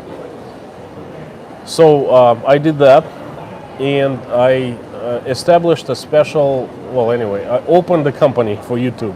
It's like an individual entrepreneurship in Russia, but I'll be paying from taxes from whatever I make on YouTube. That's another news. From 3 to 6%, depending on the amount that I receive every month. That's not much. The streaming software is Streamlabs OBS. Perhaps I will use StreamYard. I don't know. It's still, you know, the first attempt was a failure. So we'll see. I might. OBS is free of charge. StreamYard, you need to pay $20 per month, I think. Well, you know, I'll check it out. Anyway, I'm also looking for the announcement of new iPhone 13 by Apple next Tuesday, I believe. I will see if it's going to have a great camera. and if it does, I will buy that. Because right now I'm streaming from iPhone XR. It was an old phone. I bought it even before I thought of doing YouTube, just to use it as a phone. And it's fine, except for one thing. It has budget camera. It means camera is not such a great quality as the following iPhones. So that's another news. And another news is I start getting kicks out of streaming. I like it so much. I was talking to Zangief yesterday, and I told him that I kind of look forward to Saturday afternoons, because I stream. You know, I don't want to do anything else. Like this morning, Natasha, we took Michael and we went to a forest. I filmed a little bit, but we just basically were hanging out. So I still dedicate time to family and children. But in the afternoon and the evening, it's streaming, and it's fantastic, you know. Thanks for being here, guys, by the way. Thanks for listening and watching. I hope you had fun. Now, I saw a couple comments.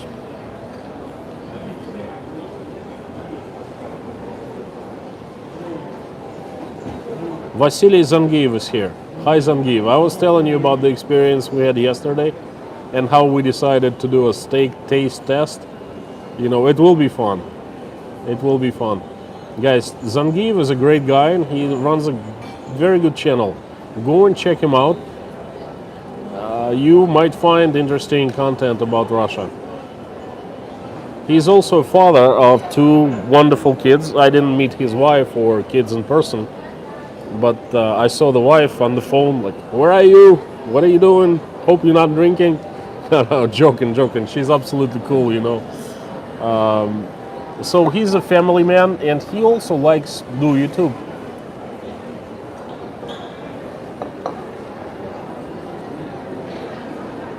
A+ Russian. Hi, friend. I believe you're Zangief's fan and friend. Welcome to the channel, and you know, really good to have you here. You're watching different stream right now. Is it Baklakov?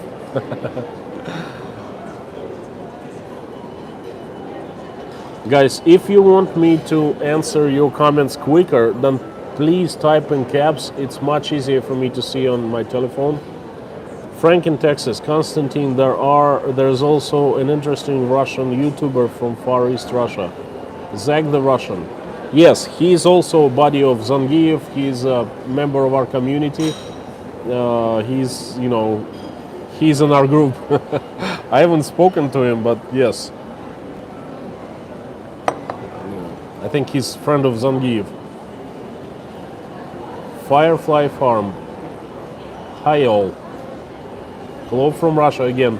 I think I already saw you here once. Patricia, how's all your family doing? Doing really good. Dasha got sick today. I think seasonal flu or something like that, you know. Nothing serious, just sore throat. Michael's fine, I'm fine, Natasha's fine, everyone's fine. Let me give you a couple things. I will update you on the situation with COVID-19 in Russia. Well, I actually did already. No masks, no quarantine, no repressions, no oppression from the government. Some saying because we have elections on the 19th of September coming, and some saying, well, it's because COVID is getting over. We will see very soon. If we have another lockdown after the elections, just like last year, in late September or early October, we'll see. But anyway, the situation with COVID, a lot of people get sick. One of my best friends got sick a couple days ago, but he's just home taking medicine. That's it, you know, is fine. I know one of members of this stream, daughter of one of the members of the people who are here is also down with COVID, but she's getting better. That's in the United States. Let's see. My godson, a very famous opera singer here in Russia and in Europe, he's down with COVID. He's recovering. He's fine. So it's like a flu. People get sick, and some people even go to the hospital. But that's it. That's it. Nothing else.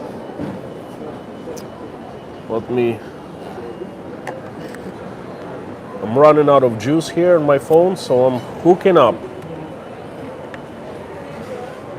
this power bank. Aha! Unplugging some. And plugging this thing is in. This thing in.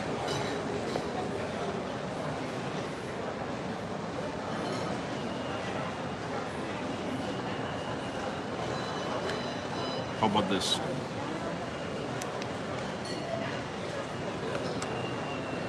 Is it? Just gotta hang on. No, that's COVID for you. What else? The politics. Everything is slowing down in Russia because waiting for the elections, September 19th. Again, the government is trying to pet us a little bit. The Tsar himself, Mr. Putin, came out and promised to give $150 presents, well, cash, $150 to every retired person in Russia.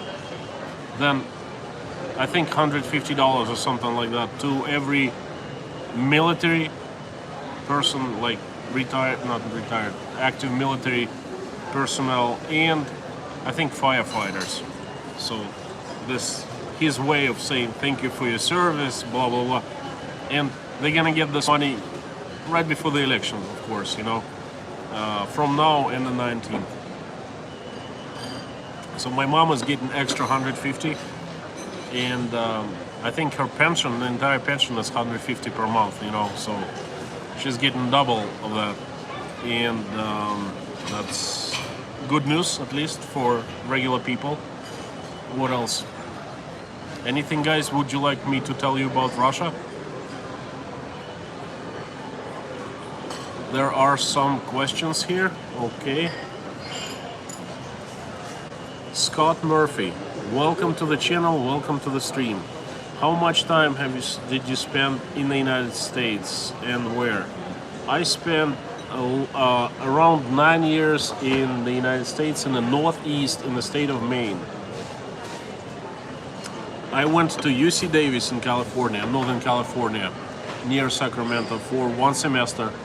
Then I went to a university in Southern Maine for 4 years. Then I stayed in Maine. Traveled to New York quite often, so I lived in New York a few months, in New York City, and that's it. But my state is Maine.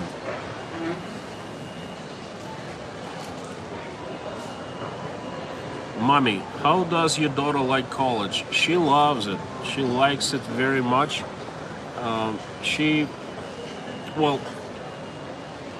This is what she wants to do. She wants to become a producer in a movie studio, make serials like miniseries or movies.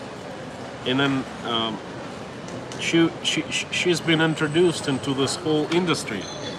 And they have famous actors come, famous directors come and give them lectures, lessons, and they come to real studio. They're just getting started, but she's absolutely in love with that place, and she's in love with the profession. Getting busy though. So far so good. By the way, I'm drinking cappuccino. Thank you, guys. Thank you. Courtesy of your super chats. Thank you so much. This is fantastic. CBCLI, is Russia in the group too? Yes, she is. Her name is Natasha. She does a millennial approach to the Far East. Zangief, we talked about her, and Zangief said she's a very nice lady, girl, not lady. She's young, and she's on the shy side, and she's a very nice person to talk to hang out with. I hope to meet her one day. She's in videos, she seems to be a very interesting character. Patricia, voice sound changed, but I can still hear. I unplugged my good microphone and plugged in the power bank. That's why. So the sound feeding right now is from my telephone, not from designated microphone system. Frank in Texas. Here, Biden mandates all federal employees have to have vaccines. Listen, guys, I saw the Biden speech a couple days ago, right? I watched the pinballs videos. I watched what people have to say on the internet, you know, Newsmax and Fox News and even CNN.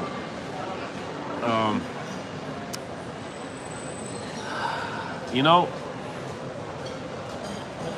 I've seen this before, okay? It's really hard for me to believe that it's happening in the United States. Really hard to believe, right? But I've heard that music. I heard it in June in Russia when the Moscow mayor came out with the same thing. He announced that all federal employees, well, he didn't really announce it. They started mandating informally to all federal employees to get jab. And all the companies, private companies, had to have 60%, at least 60% of employees vaccinated by July 15th, okay? So, same thing in the United States. That's what Biden said. It's not news for me, but it's extremely sad and disappointing that this is happening in the United States. The last thing I knew was the United States is all about personal choice and freedom. You know, your property, no one can touch you. No one can come onto your property unless you give permission. No one, this is your body. No one can do anything to your body unless you give permission. You know what I mean? No one can touch you, leave alone jab you. You know what I mean? And all of a sudden, this thing. So, what I think is that the Americans are not gonna give up without a fight. Okay, and perhaps they will win. I hope they will win. I mean, don't get me wrong. I don't have anything against vaccines. Okay, it's just I think it's a very personal choice of every person. Okay, I know tons of my relatives got vaccinated. That was their choice. Tons of my colleagues got vaccinated, and no problem. You know, some people get tattoos. I don't have any problem with that. Some people, I don't know, get like mohawk haircuts. I don't have a problem with that. Some people do drugs. You know, I don't have a problem with that. Some people smoke.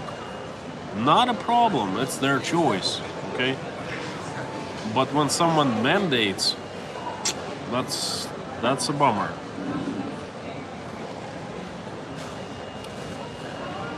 Blue Rose rambling. It is the flu that can go into pneumonia. Absolutely. And it's a nasty flu. There's no question about that. You know, I'm not saying COVID is, you know, piece of cake. No, far from it. Guess what? I had COVID twice, and the second time it got into pneumonia. I did have viral pneumonia caused by COVID-19. So I know from the very first hands. But guess what? Regular flu can also turn into pneumonia. And regular flu also is a nasty thing, and it kills hundreds and hundreds of thousands of people every year. I think in the United States, on a bad year, over 500,000 people die of flu, okay, regular flu. And then another thing that bothers me is that we in Russia have regular flu disappeared. It was kind of replaced by COVID-19. Whether there's not much statistics or no one really cares about flu anymore because we have bigger problem to attend, you know, but this is it. Where is regular flu? Common flu? The flu season is here. It's September, you know.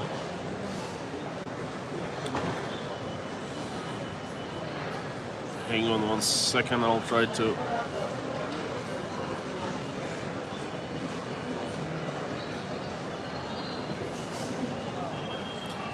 Lorna, current temperatures in Moscow. Today is super nice. 68 was 70 earlier, but a week before was very cold in the 40s and 50s, and it rained.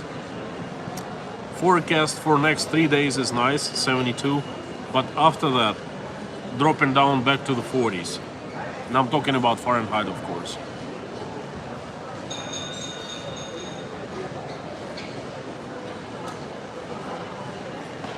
John Liebold, thank you for your vote, it sounds to me. Well, of course, John, of course, that's a bribe. Okay, let's talk Turkey. It's how people don't understand that beats me.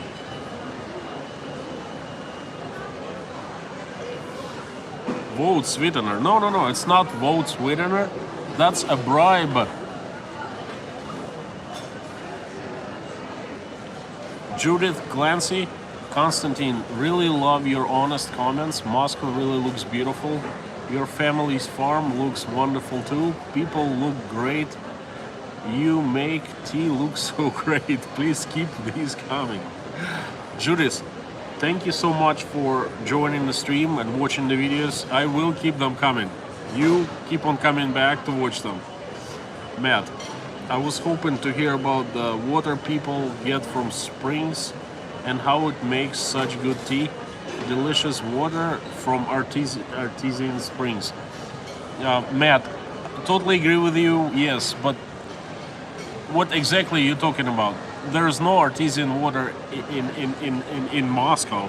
I mean, you can buy it, but you know how the Russians are. They tell you on the label it's artesian water, but they actually take it out of faucet. You know, some do. A lot of fakes here. If you go to places like Crimea or Sochi, yes, in the mountains, water there is absolutely fantastic.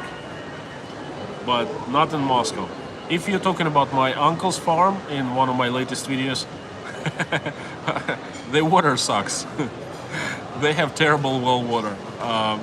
They have filters and they buy water, okay?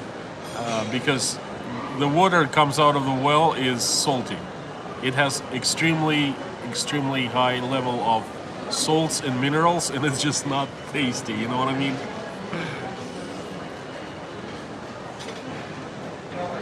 John, unfortunately, vaccine passports will be new normal for international travel.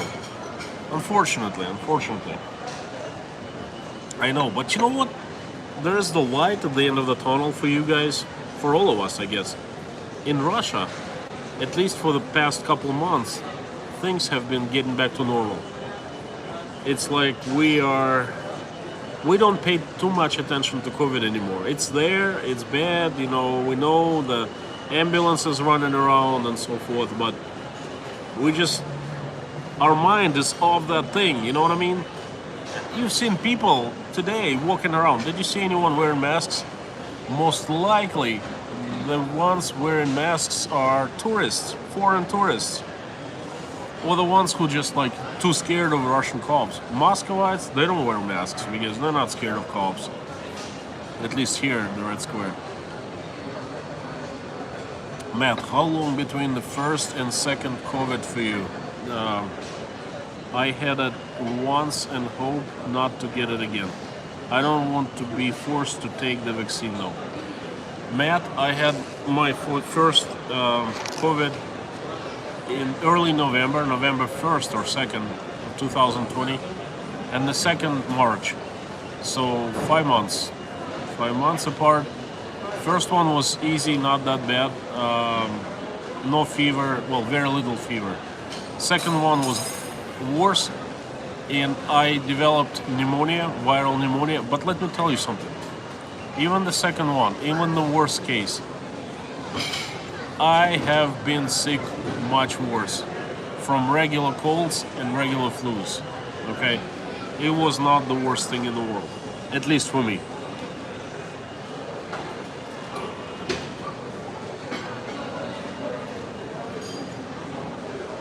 Michael J. Mead, I get my seasonal flu. Flu shot, or you get your seasonal flu? I always got seasonal flu around this time. When it's summertime, you know, it's all hot and nice and warm. And then it all of a sudden abruptly turns into cold. That's where I would get sick, first week of September. But I'm fine this year. Last year was fine too.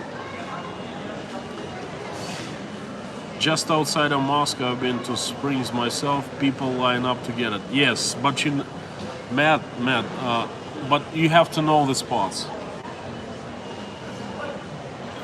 There is one spring near where I live because I live outside of Moscow.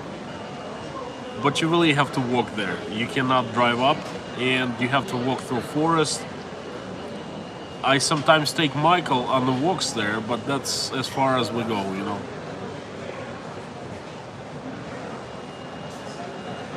John Liebold, I agree. I like Russian food shopping. Oh, by the way, guys, what time is it?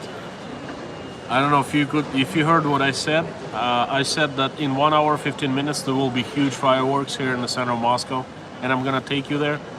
I'm gonna wait until my phone is juiced up a little bit, and you know, it's gonna be great. You guys are gonna love it.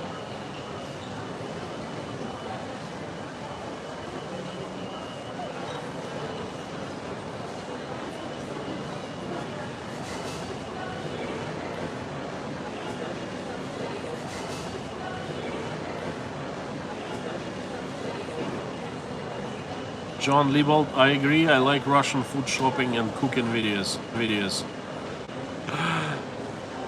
There are so many ideas I need to share with you guys. But it's so little time, you know. So little time. But YouTube is a great hobby. It was a great hobby.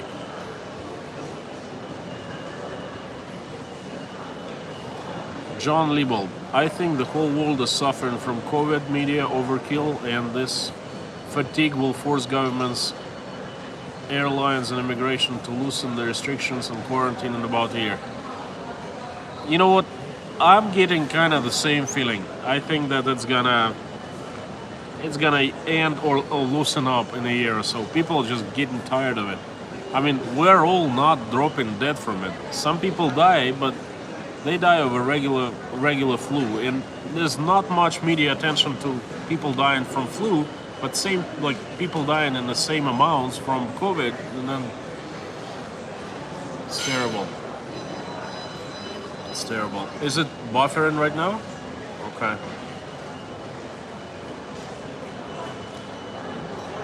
CBCLI, YouTube has a really good community of people. Does it mean that you got the email? Tell me, did you get the email?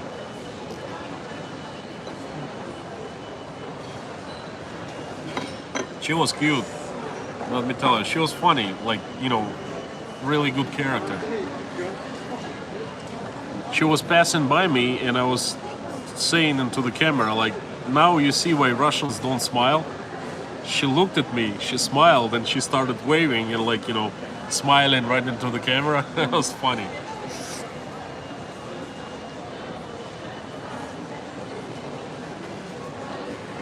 Michael Mead. Frank, I am here in New Mexico. I've been getting my seasonal flu shot since I was in Vietnam. Russia's newest vaccine, guys. This is the news about the COVID and the vaccines. Okay, this is a very important one, actually. You know, Russia has developed a vaccine called Sputnik 5, Sputnik V, some call it. And that's a new type of vaccine, same as Johnson & Johnson does and everything else. It's based on a completely brand new way of altering your cells, okay? But in Russia, there's a company, a state-owned company that has been, they're actually a research institute that actually invented vaccines back in the 50s and the 40s, I don't know, long time ago.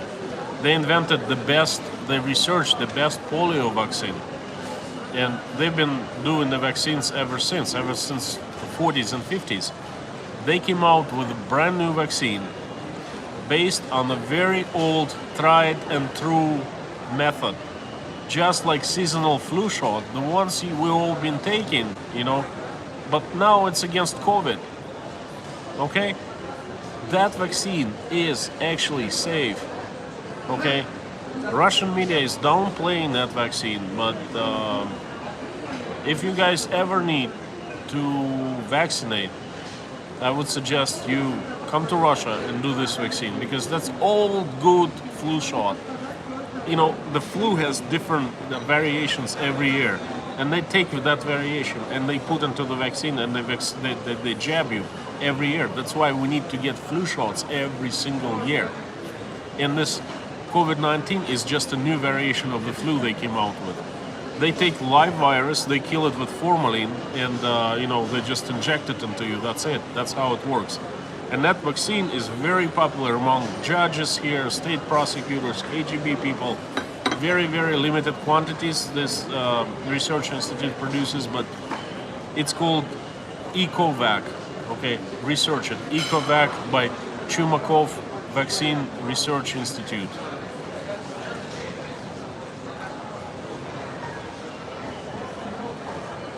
Sputnik 5 sounds like a ticket to the moon.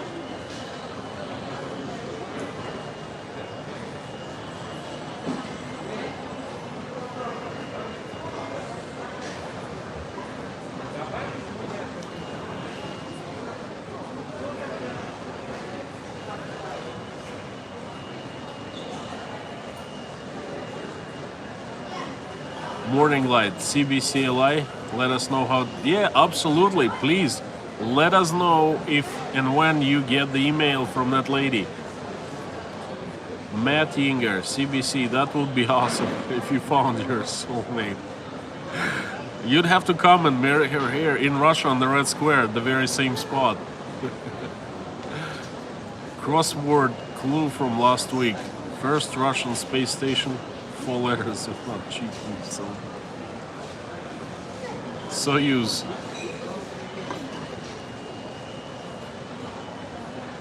Princess. Soyuz. CBCLI. Thanks, Bob. I'll let you know. No, you let us all know, not just Bob. Patricia, I don't get flu shot anymore. I got it one time, I got sick. That was the last time I got the flu. I was hands and Bob on the vitamin D in flu season. I'm older. Patricia, I stopped taking flu shot after only couple years because I was young.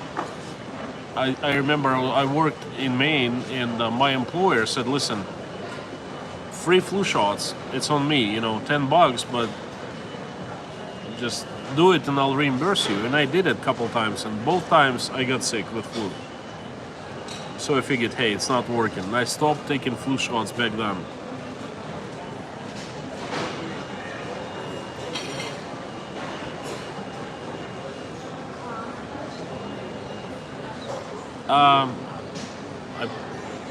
What's the difference between flu and cold? Okay, I guess flu is nastier.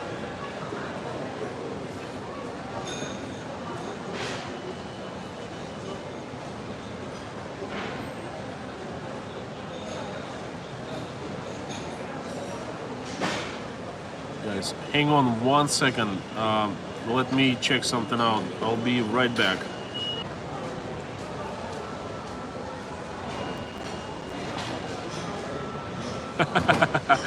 CBC, we would have it live streaming, you know.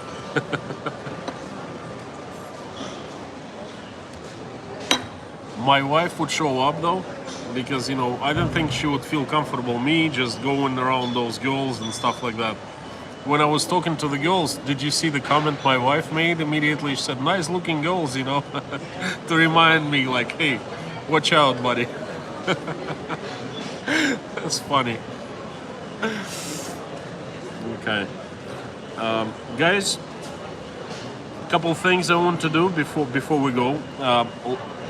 2 streams ago, I was sitting right here and I was telling you that I got some heat for one of the videos I made about Canada. I named it "Why Canada is Worse than Russia These Days," something like that. And I was telling that one of the subscribers named Ellen, she was trying to get my name on YouTube, and she was trying to get information where my son worked. And then, you know, we had a heated discussion. She accused me of lying. She said she never do that. And I promised her to look up my live streams because everything's recorded, you know. Took me like an hour to actually find you know, the recordings, and it was not Ellen, it was Melanie. Okay, just the names clicked.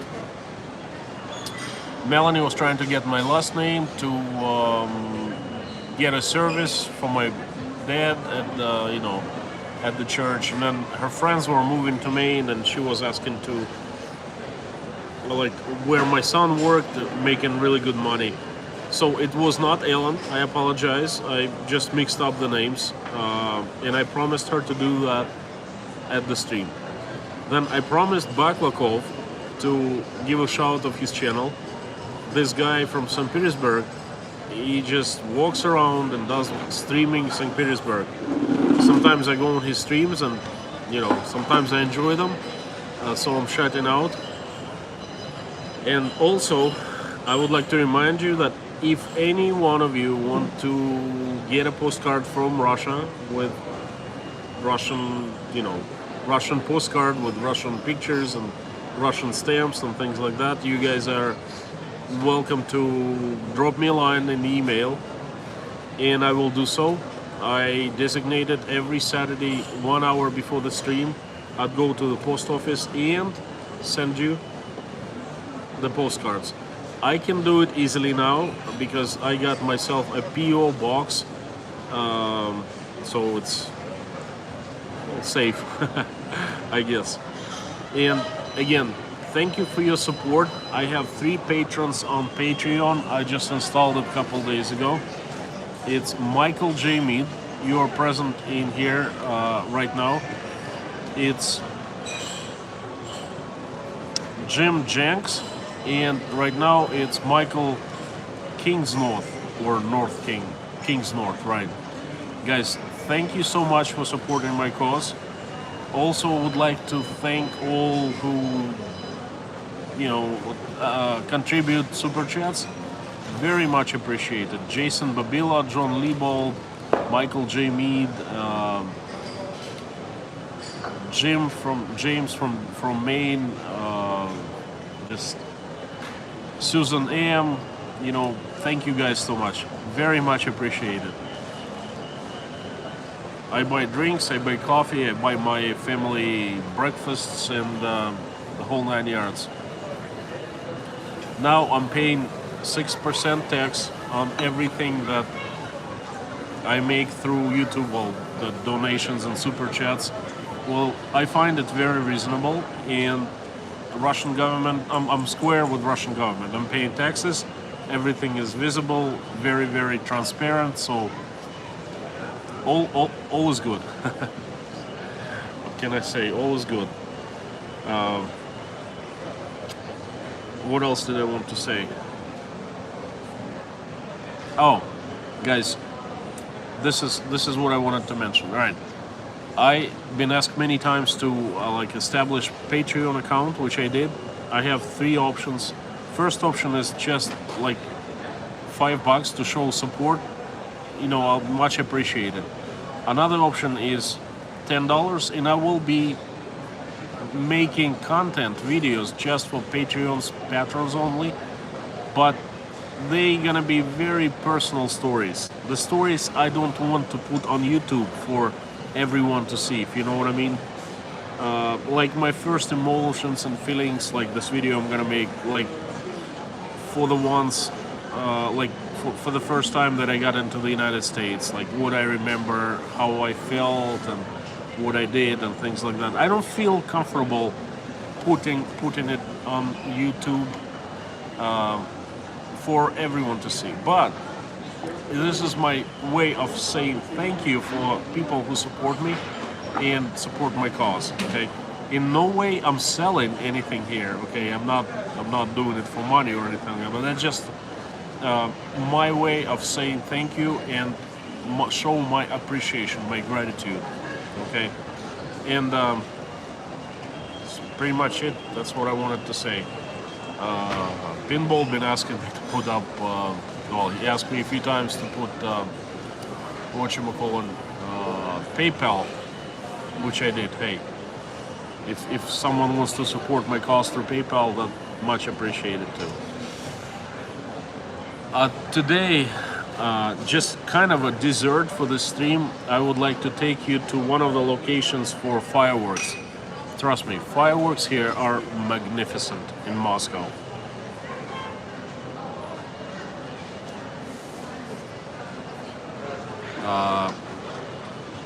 Well, you guys stick around for another hour or so and you will see for yourself. Magnificent, okay? I am actually very glad that I am here today and I'm going to be seeing them up close, okay? The best fireworks in the world that I saw was in August of '96, right next to the White House in the United States on the Capitol Hill. Fireworks just amaze me, but these fireworks are going to be pretty much of the same caliber. Oh, I think I need another coffee or something like that.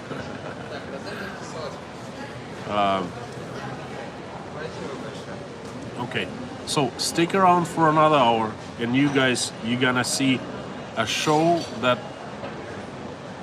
you don't see that often, let's put it this way.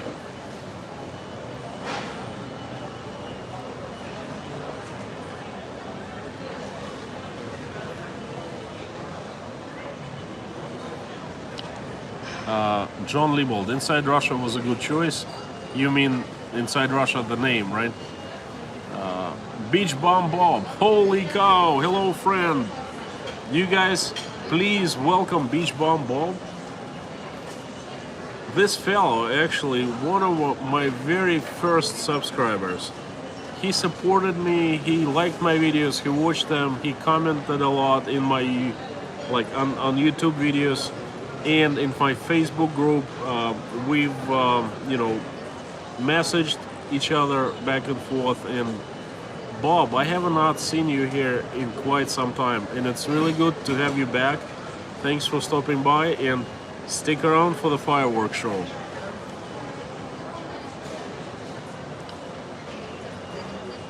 Princess, yes, it was Soyuz. Every Russian knows that, trust me. Morning Light, flu is always viral. Seems to go. The explanation, the answer to the question that I asked. Thank you.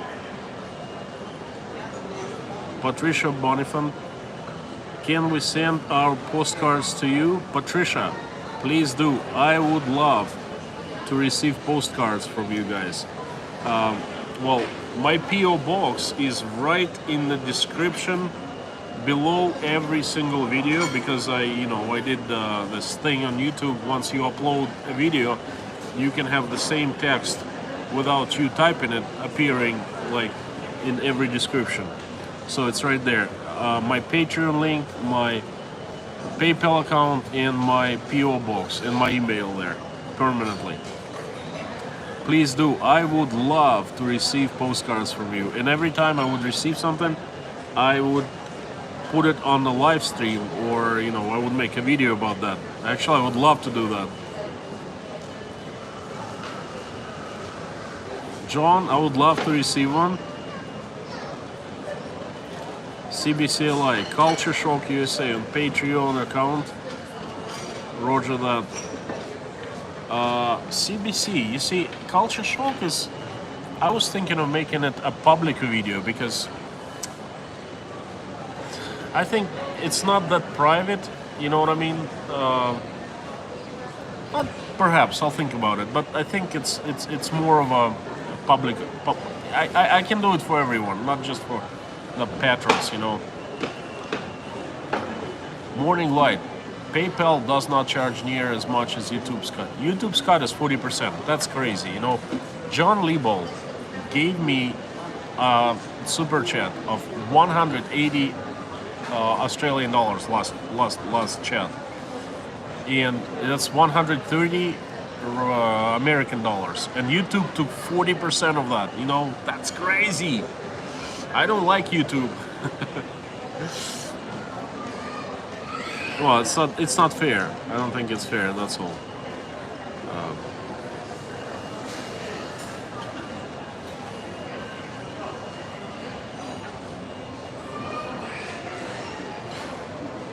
Frank in Texas, I have to go, goodbye. Frank, thanks for being here. you make sure you come back and re-watch this stream near the end, because there will be fireworks. Take care, my friend.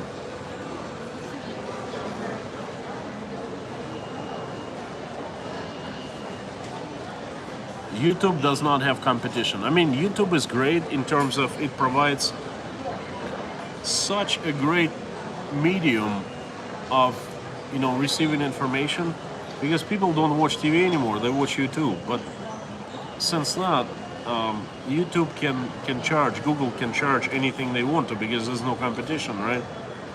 40% is crazy. I think 15% would be fair. 15, well, 20 by like most. 10 would be okay. And PayPal doesn't charge much. I think it's like a couple percent. Okay, that's why PayPal is great.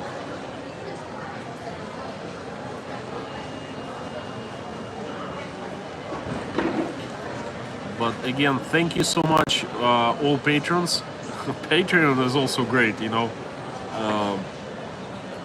There's like a little group of people, and you can message them, and you can just, you know, do posts for them only and stuff like that.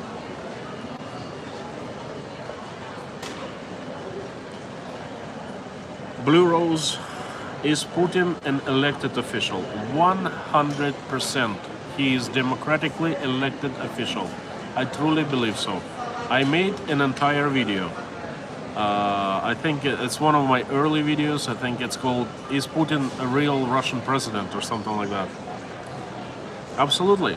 I mean, I saw people supporting him with my own eyes. 75%. Every 3 out of 4 Russians. So brainwashed that actually they did it. Okay. People I know from my family actually voted for Putin, and they were like, "He's the man. He's the way to go." 3 months later, after the decisions he started making, they were like, "What was I thinking?" You know, things like that. It was a huge disappointment and huge drop in his rating.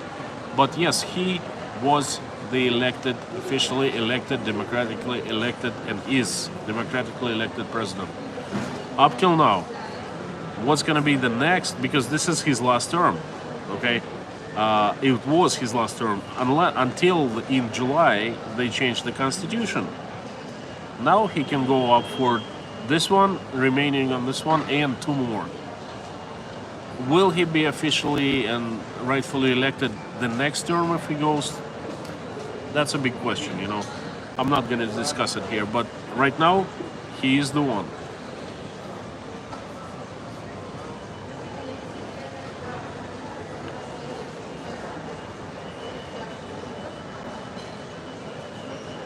John Liebold, I wish I had known which way is in your best interest, so please explain clearly the steps to send your contribution to support your work. John, you know, the best contribution is you actually appearing on the channel and, you know, on the streams and commenting and sending me emails and stuff like that. I'm really new at this, you know. Patreon is fine. You know, PayPal is fine. Nothing, it's also fine. You know, I'm not selling anything here. You know what I mean? If you want to support my cause, Patreon seems pretty cool so far.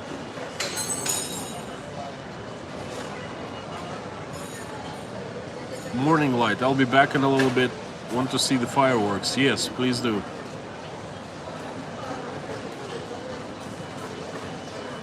So far, I have a feeling that Patreon and PayPal, they give the best deals, and I didn't even want to turn on you know, the sponsorship here on YouTube, because sponsorship is also either 30 or 40%.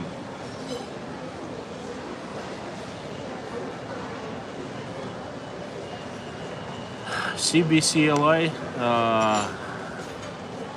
Russian president. Well, Putin did 2 terms, and then he stepped down, which was absolutely fine. Dmitry Medvedev was the president for 1 term. Then Putin had another term, and now he's in his 4th term, which is absolutely legal, okay, because he didn't do it like consecutively. But now they changed the constitution last July, and according to this changed constitution, after serving this term, like his terms were nullified. Okay, he is eligible for 2 more terms. Formally, that's constitutional, but informally, I mean, it was a trick they pulled. You know what I mean?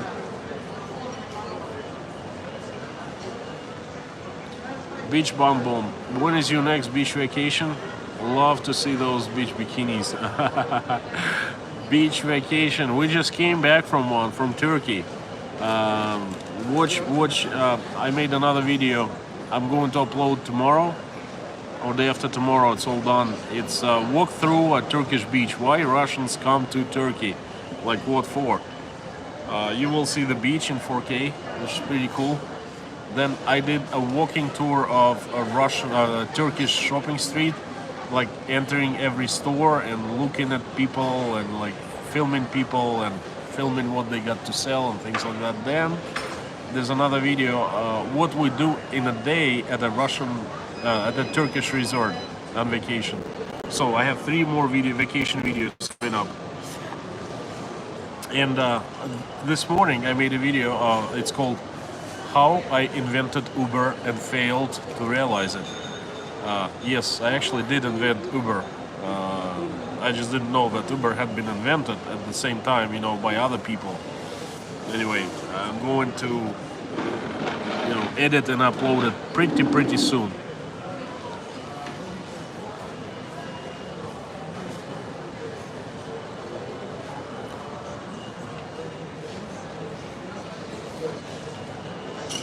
Mammy, Deb French, how's your mom doing? Hope she's well and feeling that beautiful pantry. Thanks for asking. She's doing better. She's doing better. That initial shock of losing dad has been eased up a little bit. It's still difficult, but she starts getting back to doing everyday chores. And she kind of assumes she does the steps that my dad used to make, you know, like something breaks, she tries to call, like I try to call, but she declines and she tries to call. It's like she calls herself, get herself like a repairman, fix it, things like that, you know, that keeps her busy a little bit. So she's better, but really hard. Did she fill the pantry? A little bit, because this summer was very different. It was not the best time to fill out the pantry, you know. I would just go to her place and sometimes we would just sit there and cry together. And sometimes, like, you know, she would ask me to take her to farmer's market, and then I did a few times, and then she'd ask me to pick up a few crates of sour cherries, and she didn't really can them this year, that you just deep froze them, okay? Michael loves deep frozen fruits when he comes over to them, to my mom. She makes him ice cream. She basically grinds frozen fruits like apricots and, you know, sour cherries, strawberries, and it's like a mousse type of ice cream. Michael loves that, so she asked me to do that. Then we went to my uncle's, her cousin's farm. You guys saw the video. That was a riot. He had been calling me he had called me every day for a week. Konstantin, Kostya, when are you gonna come? When are you gonna come? Tomorrow. I'm like, Uncle, I can't. I'm busy at work. You know, you gotta come. We have apricots. They're almost gone. A couple more days. We have like strawberries or something like that. And I finally came. He goes, I've been waiting for you for so long. You know, get this and get that. Loaded up our SUV completely. Well, I think the video came out pretty good. I think you guys all saw that. It's pretty cool. John Liebold, Putin is so anyway. Right.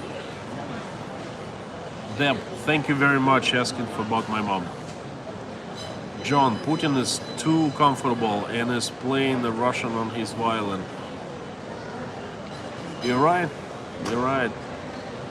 He's got us by the balls. You know, he just doesn't. He squeezed. This is, guys. This is what happened.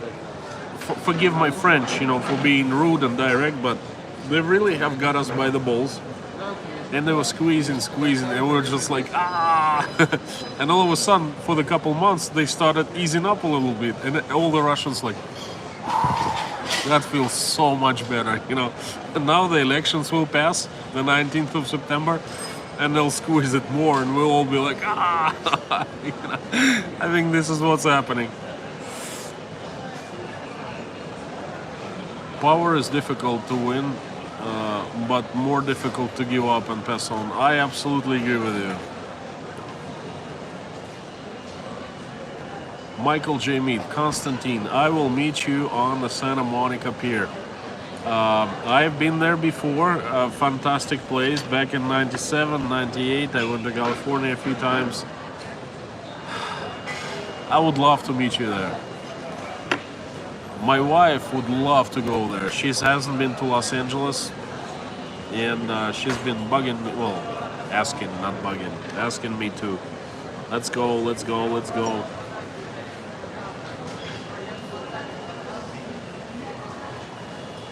I make Lorna potatoes. Matt, when I was in Moscow, I used analog Uber. Just put my hand out and people would stop and give me a ride for reasonable fee. Matt, no more. You cannot do that anymore. Believe it or not, but that's it. That alternative Uber is in the past.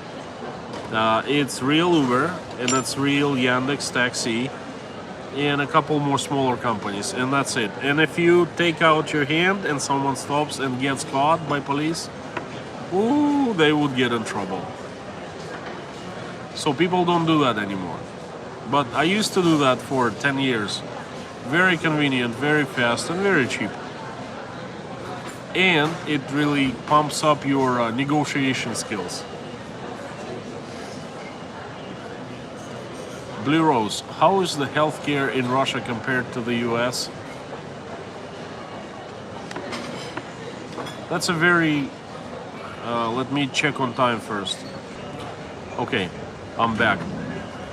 That's a very big and difficult question. The United States of America has the best invasive medicine in the world. Meaning if you need a surgery of some kind, there are the best surgeons, the best specialists in the United States.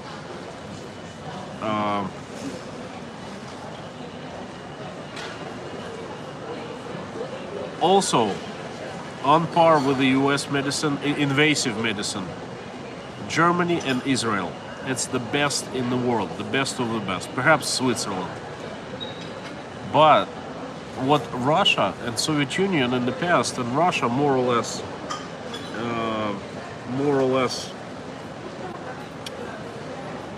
excellent at, is preventive medicine. Meaning we don't wait until the surgery is needed. There are state programs that monitor people's kids' health, people's health, like adults' health, and so forth.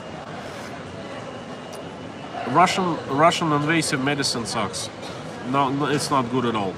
Okay, but I did get, look, when I was down with COVID, I got the best treatment I could get, the best like in the world. So it's a hit or miss with Russia.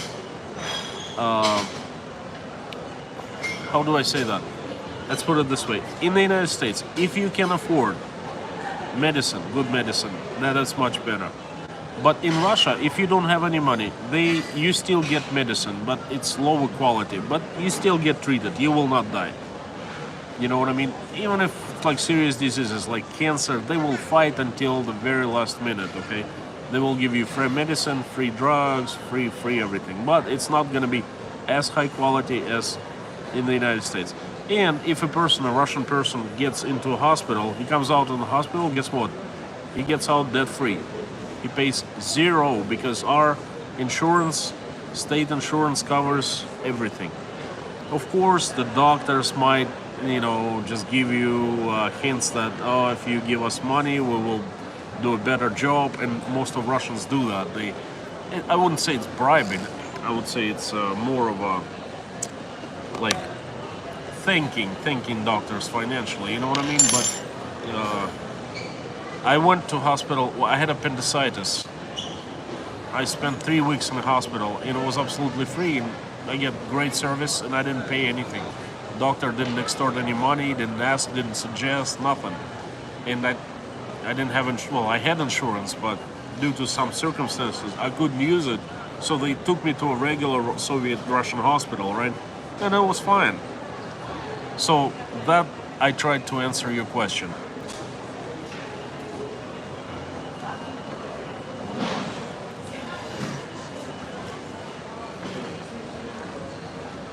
John Liebold, Konstantin, do you think Boris Yeltsin would have imagined Putin would have hung on to power so long?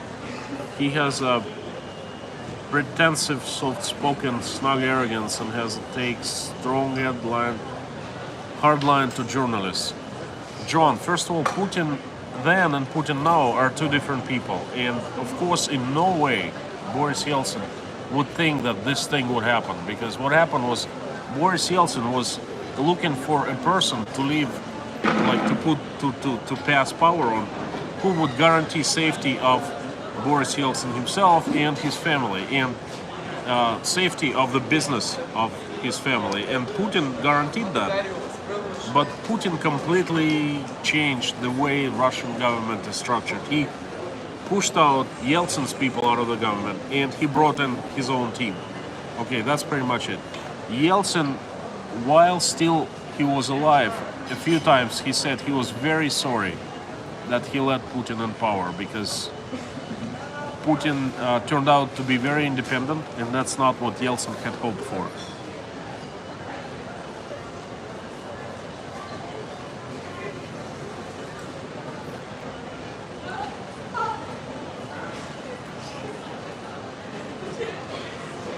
Konstantin, your email name Pisma Kingo, Poetry King. Well, it's you at the end, not King, but Kingu. You roughly translates. No, the letters to King in Russian. That's what it means, Bob. Pisma, letters, Kingu to King. No way. I cannot sing. I cannot, no poetry here. I mean, mathematics, okay. Poetry, no. Common sense, yes. Like something, painting, singing, no. I mean, I have no problem singing, but I think you guys would be, giving me super chats just for me to stop singing. Beach Bum Bob. Do Russians do week-long cruise ship vacations? If yes, where? Like your Turkey and farm videos. Yes, Europe, all over Europe, Mediterranean Sea, Italy, Greece, Spain, France, the northern coast of Mediterranean Sea. Then we do cruises in England, in Norway, in Sweden, the fjords, the northern part of the Northern Sea. And of course, Russians fly to Mexico, to Miami, and do the cruises in the Caribbean cruises. That's very popular too.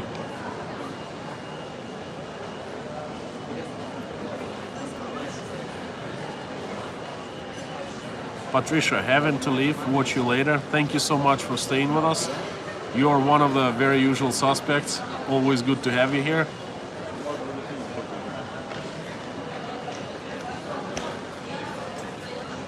Mazier Moemi, what's the price of your Yandex taxi? Dude, it depends on, first of all, what's the distance of a ride, and then it depends on what conditions. Like, it's sunny, it's raining, the weather is good or bad, traffic is heavy, this algorithm, he decides the price. The worse the conditions, the higher the price. But usually it's a few bucks. It's not very expensive.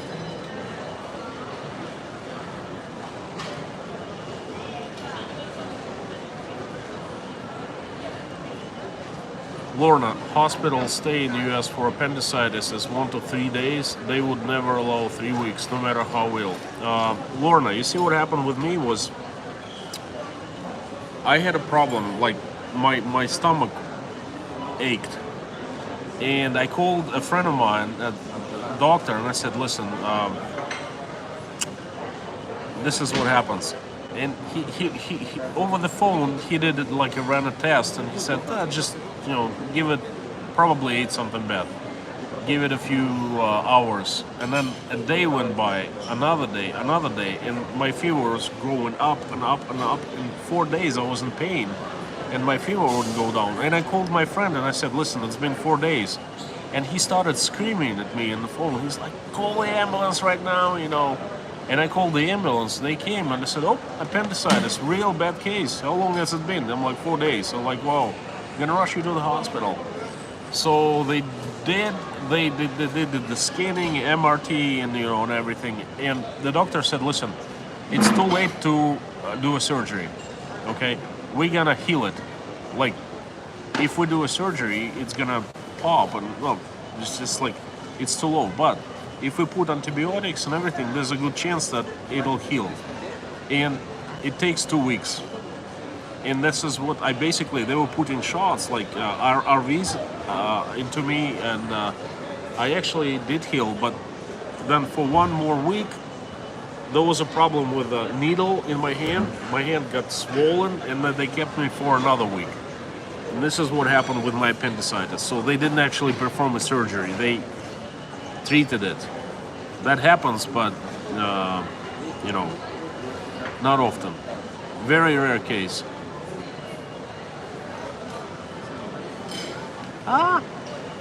What did you say? Tipping the doctors. Blue Rose, yes. If you want a good service at the free clinic, you tip the doctor. Well, you never do it in advance. You say, hey, listen, after you cure me, I'll be very, very thankful to you. And you do this. I'm like, oh, okay. Sometimes they tell the price. John Liebold, CBCLI, do you really believe this sophisticated systematic graft has replaced low-level bribes? And I didn't understand that. Sorry. Guessing $300,000 for 3 weeks in a hospital? 120. You guys, I'd rather stay in Russia. I don't want to move to the United States. Holy cow. Michael's been to the hospital like 3 times in the past two years. How long would it cost me? Yeah, every time. For a couple days, for 3 days, and for 10 days. Oh my God. John, I would have liked to have seen your Crimea holiday when you decided to choose Turkey instead, although that was also interesting. John, I went to Crimea like in 2020. I have tons of videos and I started making them, but no one watched them. So I kind of stopped making Crimea videos. If I have free time, which I usually don't, but if I have, I will make videos. I've said that before, but no time, even for new content.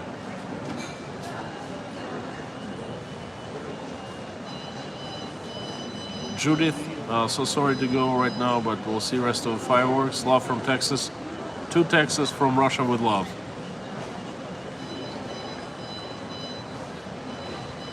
William S. enjoying the stream in Nevada. Nevada is great.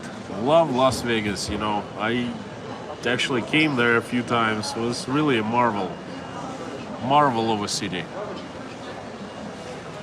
My surgery copay here was 20%, $4,000.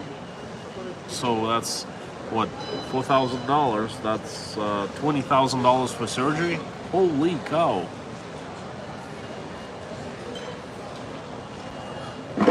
That is kind of horrible.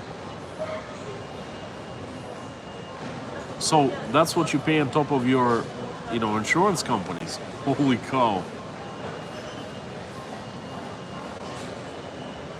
It's much cheaper to come fly to Russia. Even if you're American citizen, they will do a surgery. or do something serious, probably even for free, and then we'll try to get some money. But that's gonna be peanuts compared to what you call, like, paying me. $4,000 for a broken leg in the U.S. I broke a leg once, well, foot and a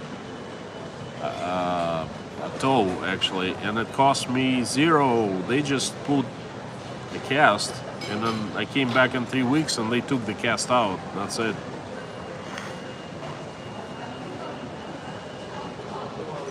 Lorna, I did. I went to have my tooth done, right?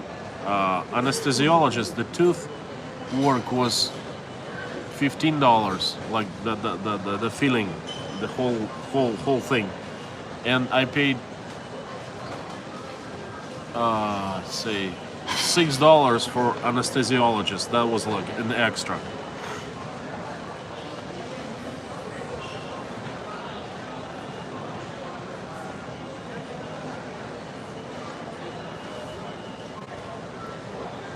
Morning light.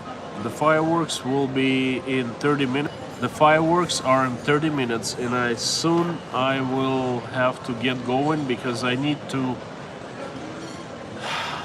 The best spot would be on Sparrow Hills, and I would have to take. Hang on, let me figure out.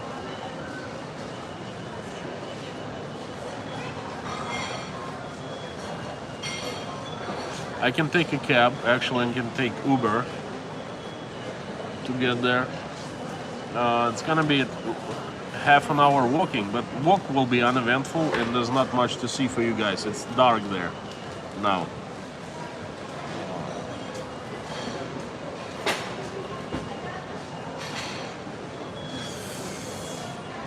Hang on, I'm thinking.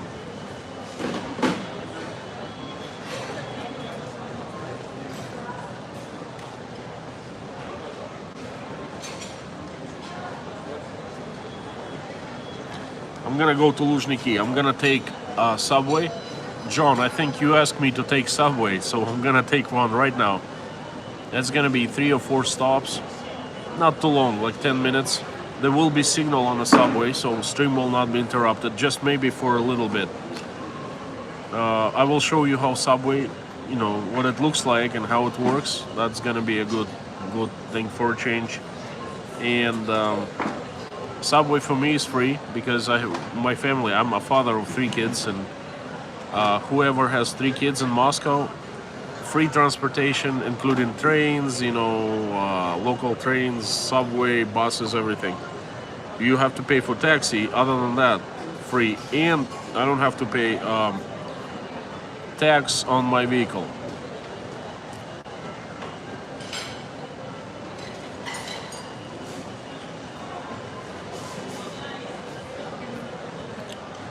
Guys, it's really a bummer because if you pay so much, I was never exposed to medical bills in the United States. I was young and I never went to a doctor, but gosh, this is a highway robbery.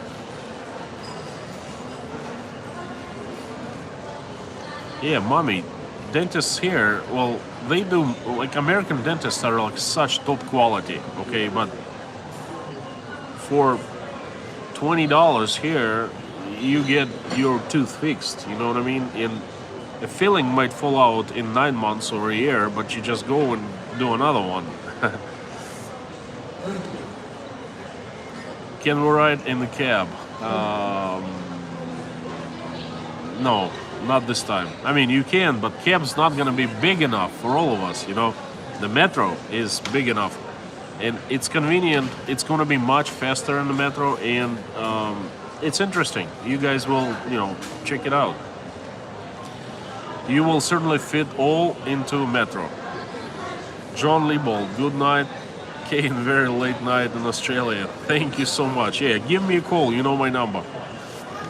Morning light. I found out season of physical therapy with insurance is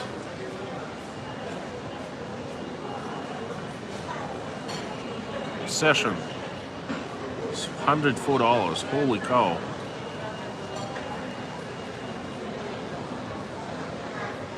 Without insurance is 28 payment by patient. That's it.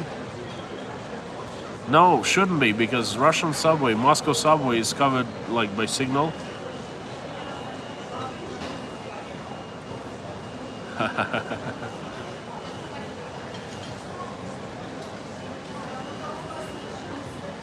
CBC. My fillings were $1,000 each, but lasted over 3 years. Quality of American dentist is unbelievable. I'm telling you guys. Night and day. But in Russia, the price is also unbelievable. If it's like $1,000 a filling, in Russia it's $10 a filling, you know. 100 times cheaper. But not 100 times more. Maybe 300 or 400 times worse, you know. That's it. Okay. My mic. If there's something wrong with audio, you guys let me know. Reach out your hands out of the phone and grab me, you know. This little thing that was causing problems. This little thing, it's a good mic right here, but unfortunately it's something wrong with the connection. That's why you lost me. It's not the government building. I figured it out.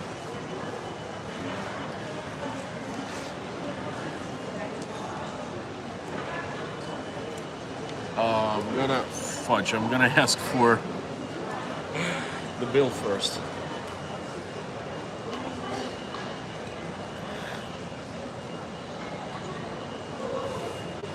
Gotta hurry up. The good thing is the subway entrance is right inside of the shopping mall. I don't even have to step out. Hang on. It's very convenient. You guys gonna be pretty surprised how well this thing is laid out. А можно счетик мне? Я молодого человека посылку шлю. Спасибо, да. Okay. So, and it's gonna be probably 7 minutes by subway. We're gonna get to Luzhniki, the stadium, Sparrow Hills, where Moscow State University is.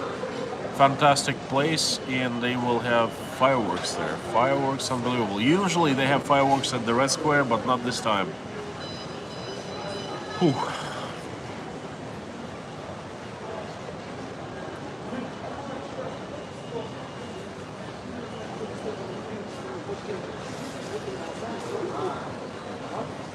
Are we heading there now? Lorna, yes we are. We're getting ready. Give me, I asked for a bill. That's it.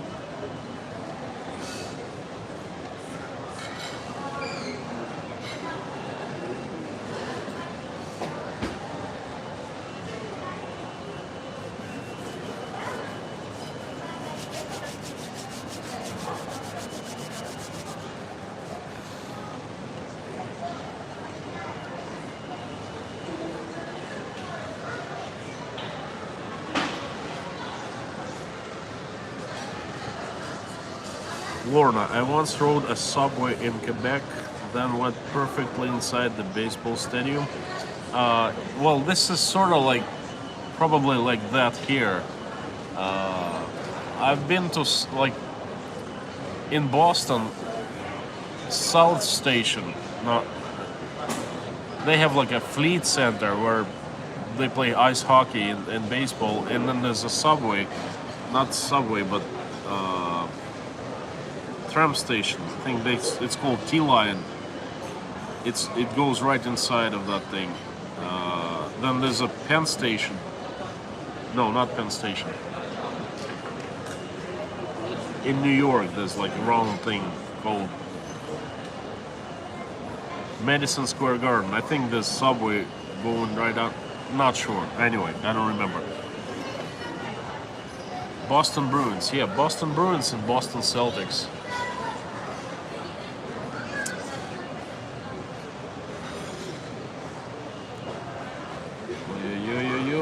Need to go. I didn't think of getting the bill in advance, unfortunately. Now I have to be booking it.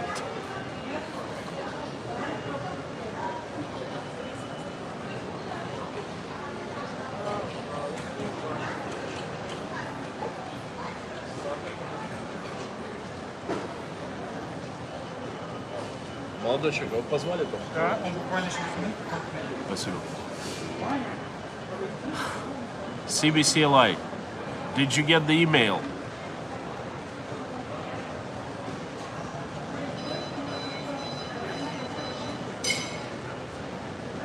I'm hoping you did.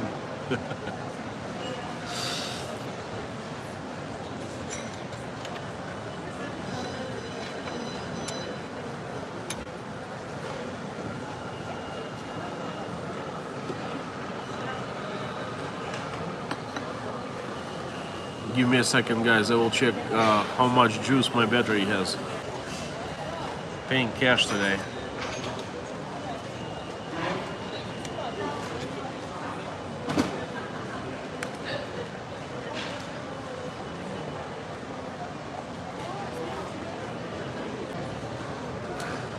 No, I thought I had such a cool software, Streamlabs, and I installed it on my phone and I started streaming with that, and it was such a fiasco.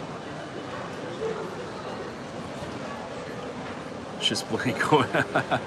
You know, I hope you get it.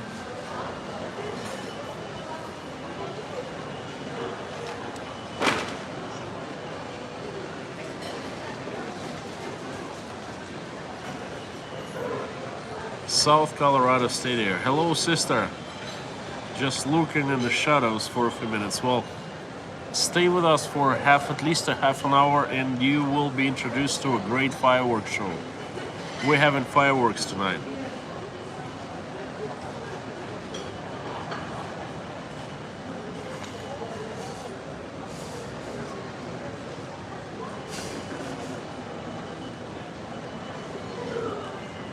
All right. I think this is good enough, and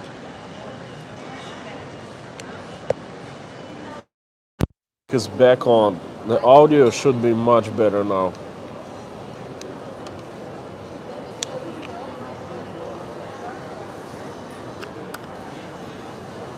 Juiced up a little bit. Yes, I know. I remember my phone used to die 2 hours 20 minutes after I would start streaming. Now I basically can stream indefinitely. Check your spam too. That's pretty cool.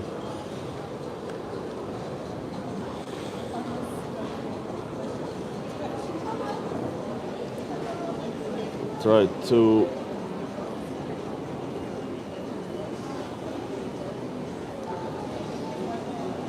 hang on, guys.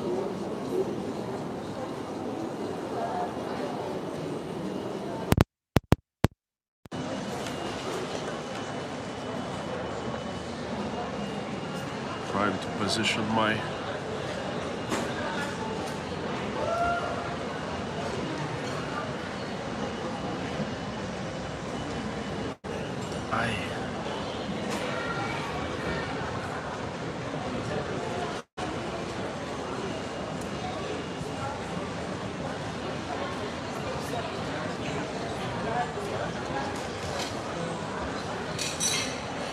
place is full. Well, no wonder, because it's you know, the festivities. A lot of people are here.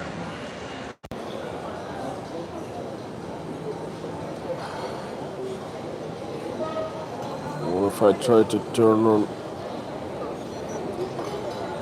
there we go.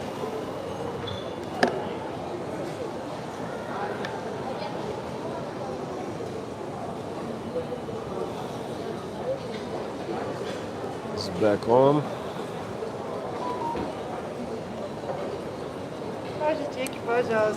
Спасибо большое. Okay, guys, it's time to go. I'm leaving the guy a tip, couple bucks.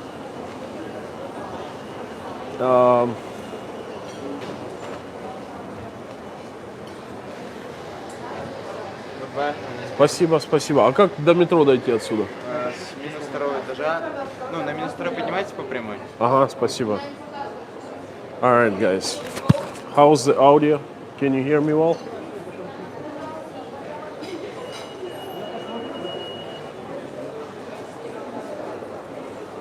Konstantin, what is your favorite Russian food?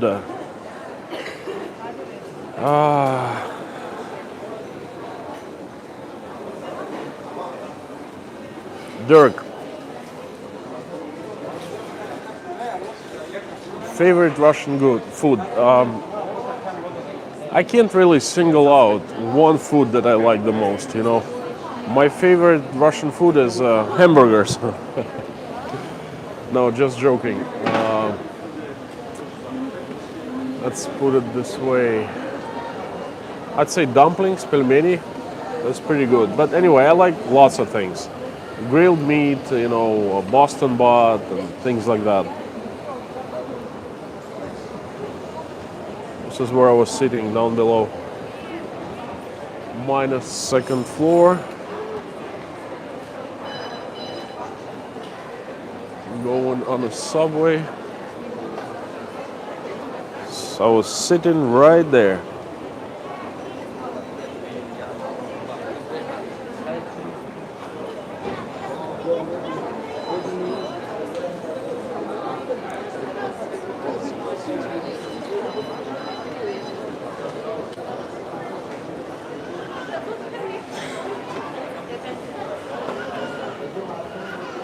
Social distancing and masks everywhere. Actually, I see masks here and there. I think we're going to the subway through Puma and Nike store and Adidas. This is how a Nike store in Russia looks like. I think you guys.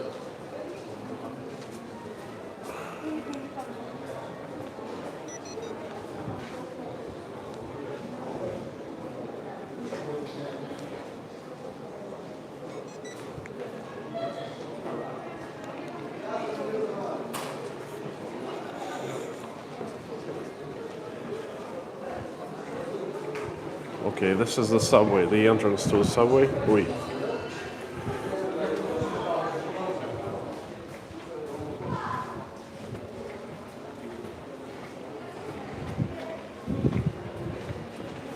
We still have stores here. Oh, see the subway sign right here, metro.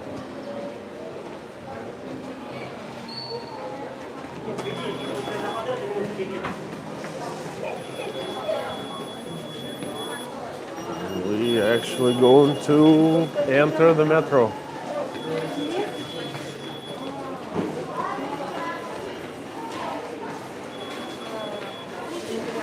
People are running.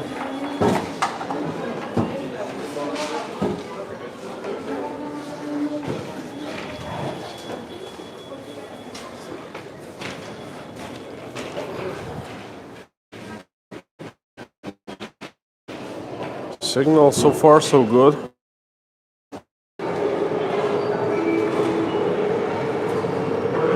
Okay, this is my pass. Boom, it's free.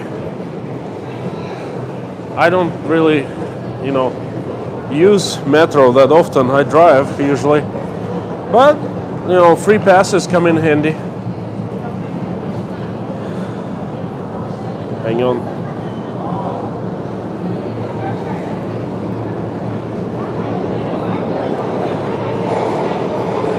This is a very busy subway station, you know, very not so beautiful. We gotta go to the left. Signal's still pretty good here. No. Are you guys still here? You see 26 people left. Okay, waiting for a subway. This is a real old, not renovated station. They've been renovating metro so much lately. Okay. A+ Russian. It's funny. Yes, internet on the metro. A+ Russian. You're Russian. You must know. not only we have internet, we have free Wi-Fi here. You know, I will be able to join Wi-Fi when I get onto this train. Also, I can get free charge. You know, I'll show you.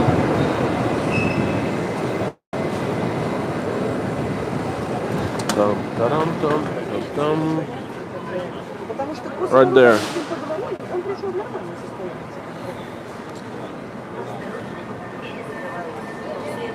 This is how a Russian subway train looks like. Oi. Opa. Well, we had enough. You see, it doesn't consist of many trains. It's a continuous one. It's like one huge train cab compartment. I don't know.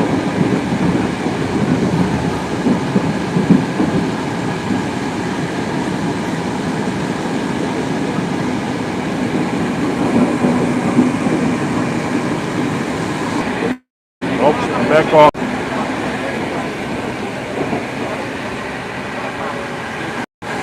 There's free Wi-Fi here. It's just I must, you know, exit the stream to turn on the Wi-Fi, to log in at the Wi-Fi. You know what I mean? It's not convenient, so I keep on using my signal, like 4G signal. And if I needed to charge, I would just plug a USB cable right here, and voila.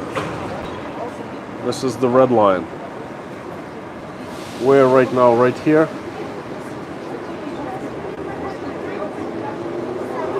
And we need to go to. This is we're right here right now. We need to go to. It gives us all kinds of information here. We need to go to Воробьёва Гора, right here.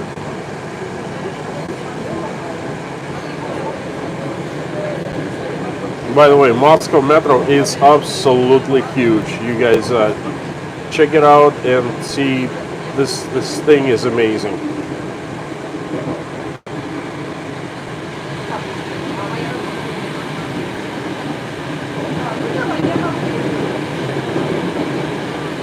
A+ Russian. When were you in the metro the last time, and where are you at right now? I was under assumption that you were in Russia and you're Russian.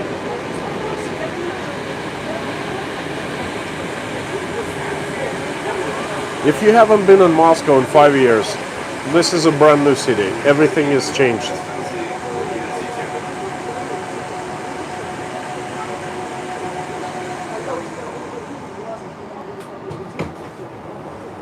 Free charge, free of charge.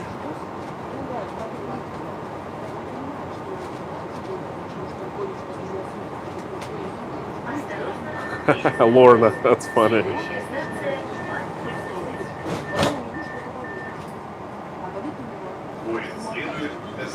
Hi. A+, I thought you were Zangiev's buddy, a young kid. Thank you, Dirk. Thank you. Good audio.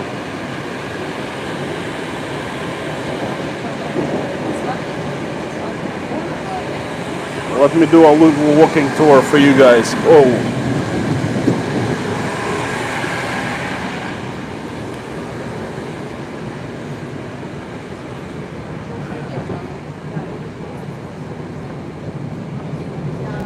As you see, it's pretty quiet in here. It's very comfortable, actually.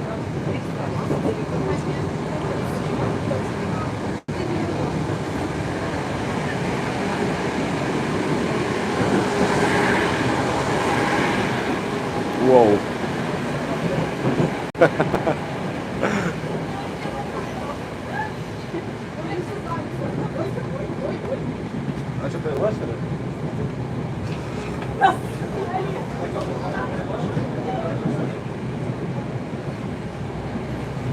We have another train who just passed by. Kids are walking my way.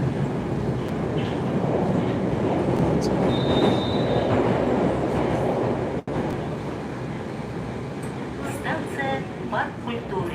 Переход на кольцевую линию. What time is it? Поезд следует до станции Университет.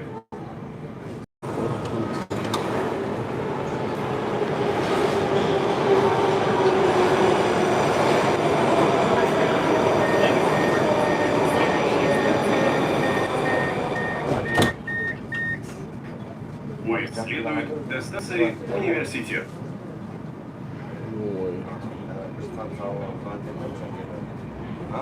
Guys, what time is it? Guys, bad timing. We're gonna miss part of the fireworks show. Hang on 1 second. I think we're gonna be 2 minutes into it.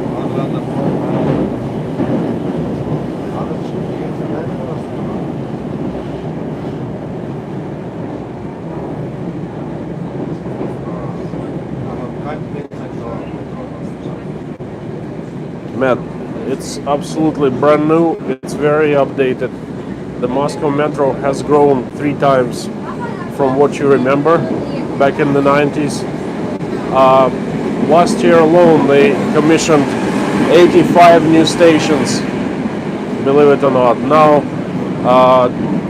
cities are connected by metro with Moscow. Like Podolsk, like Zelenograd, I think. Stuff is amazing.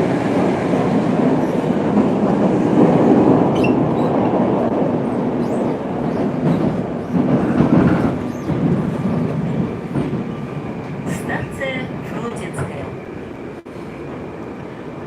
Фрунзенск. Поезд следует до станции Университет.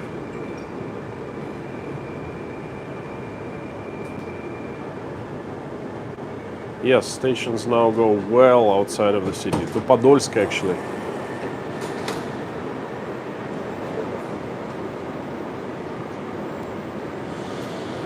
Goodbye, goodbye.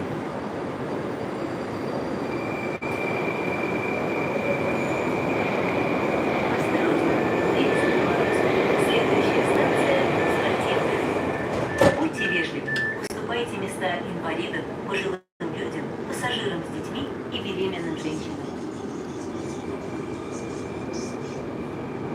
Поезд следует до станции Matt, does the metro goes to the airport now? No, yes and no. It's not the metro, but electrichka. It's like express electrichka go to metro. Express, I don't know how you call it. Express tram.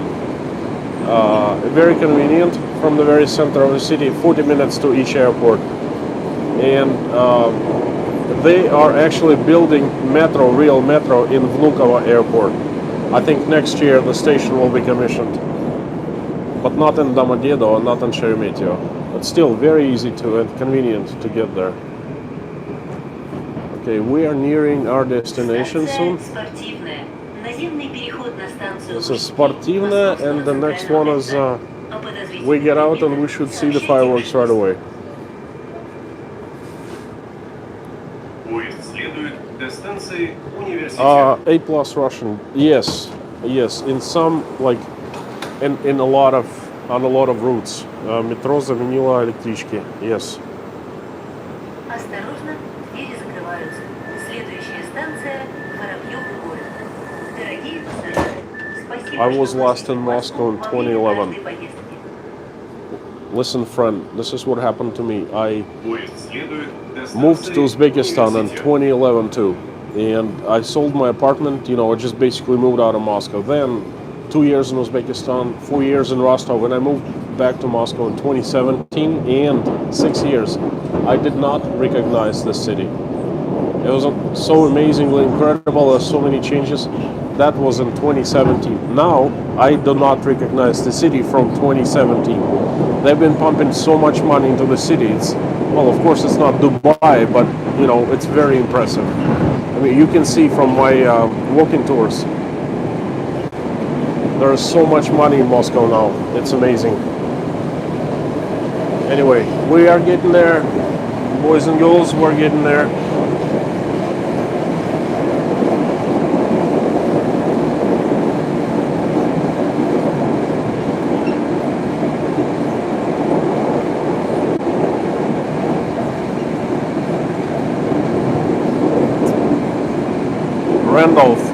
no, Randall Boatman. You are absolutely right, friend. One thing I really was disappointed with is how ugly, dirty, and not pleasant was the subway in New York City compared to the Moscow metro. You are absolutely right. Oh, come on. We need to see the fireworks. Oh, that's me, by the way. Hi, guys. This is your host for today. Do not lean on the door. Oh, there's no Chinese here. I thought that'd be Chinese too. Emergency call. I don't want to emergency call. Станция Воробьёвы горы. Поезд следует Воробьёвы до станции горы. Университет. And where are the fireworks?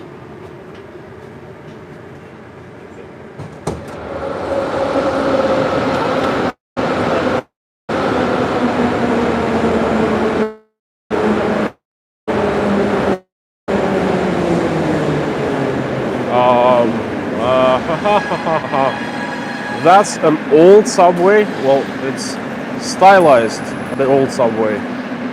You know what I mean? But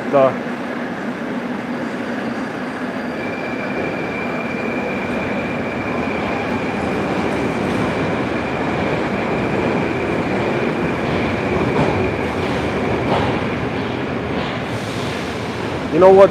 You can actually see fireworks from here. It's like, what the hell? Where are they?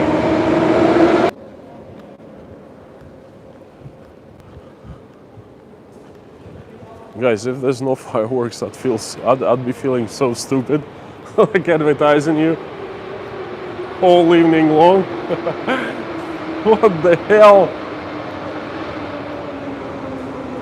Девушка, а фейерверки были случайно уже? Что еще Фейерверк был? Да. А уже... Скоро идет. It's going on right now, but you can't see it from here. Ай-яй-яй-яй-яй-яй. It's too much.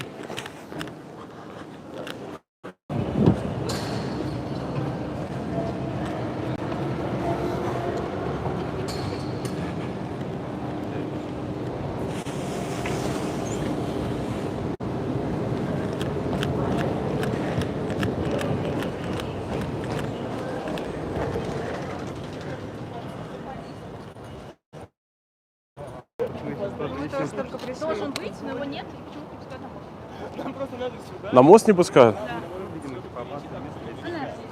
Сюда пускают. Well, we're looking for fireworks, but hasn't been any.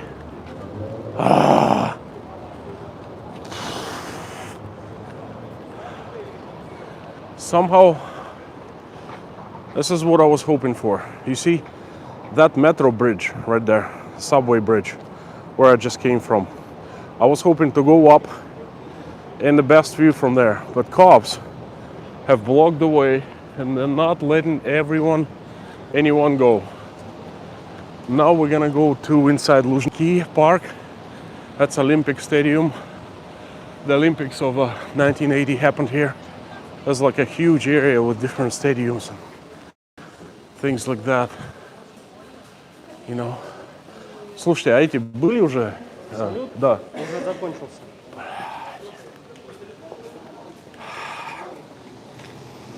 This is a bummer.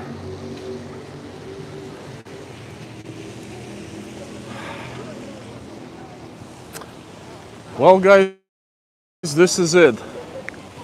No fireworks today. I either missed it or some people say there weren't any fireworks. Some people say it's already over. This is crazy. Such a bummer. Fudge.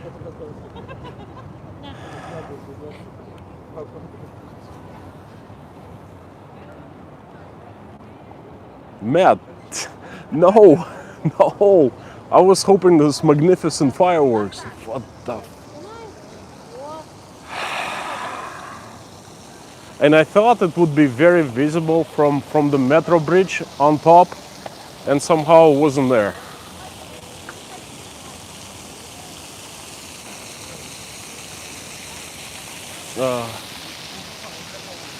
Let's go to, I'll show you. I'll show you Luzhniki a little bit. Now I'm upset now. Guys, I apologize. I thought I'd picked the perfect spot for it, okay? And I guess not.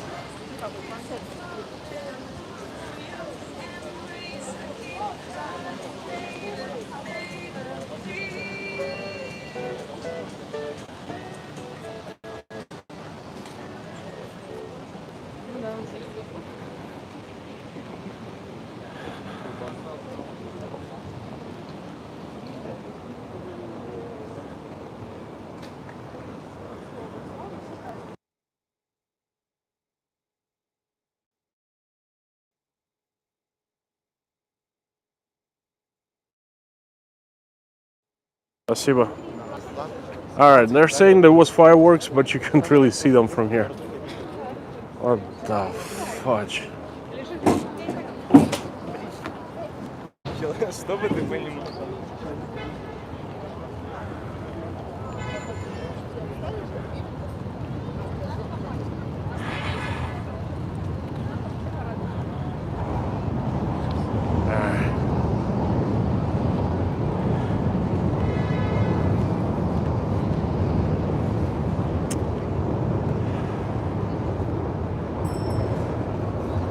Listen, I was going to kind of give you the grand finale, and it turned out to be a grand fiasco. I just talked to a couple guys, turned off the mic desk if there were any. I said that could barely see. No, it wasn't me. Although it's upsetting, I would never finish a stream like this. This is the Luzhniki embankment. Pretty cool place. Tons of people here, especially on the weekends. Moscow River in front of us. Moscow State University right there. That's where Matt Yinger went. That's what he attended. That's your alma mater. Tons of different. Oh, you can't believe that, huh? Should have said that there wasn't fireworks at the Red Square. Where were they then?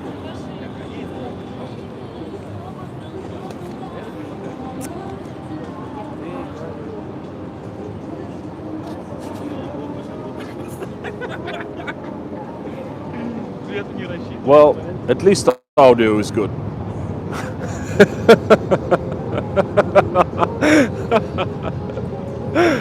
Alright, I saw comments.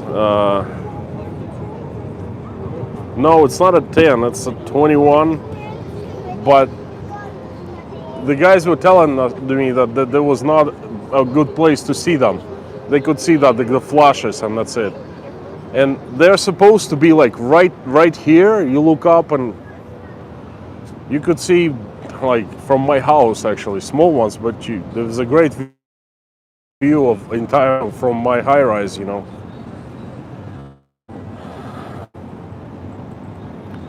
That subway was fun.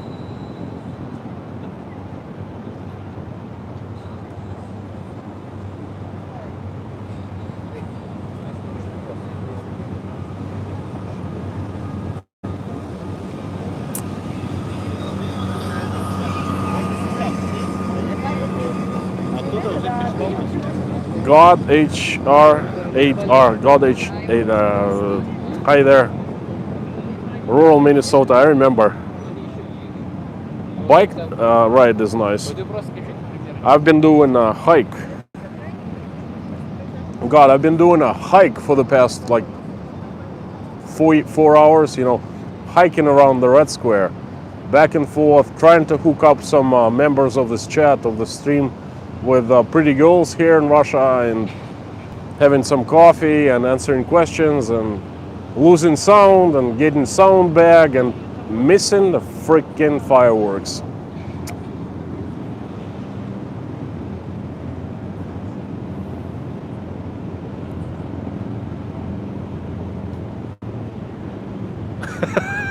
CBC. You must feel cheated. No email, no fireworks. This is so funny.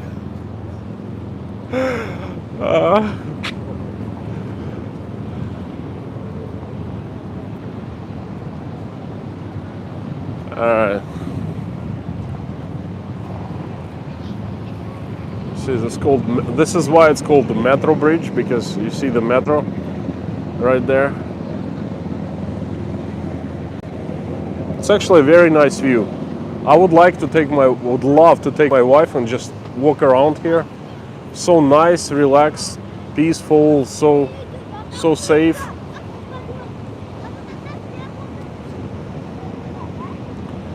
Now check out now.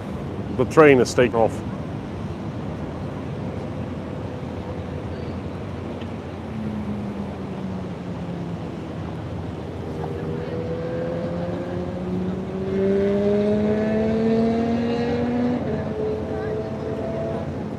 Right there. It's going, boom, and it went underground.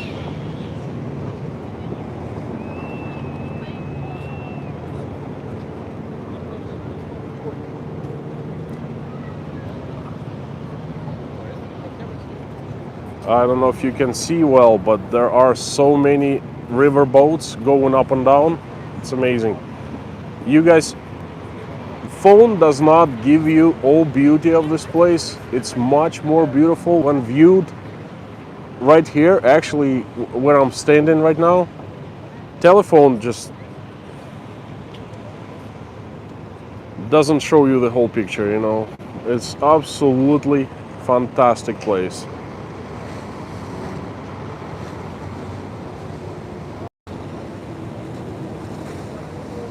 The boat is struggling.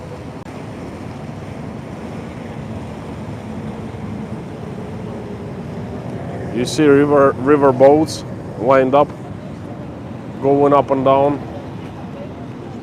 No fireworks. I'm gonna take you for a stroll a little longer. Stupid.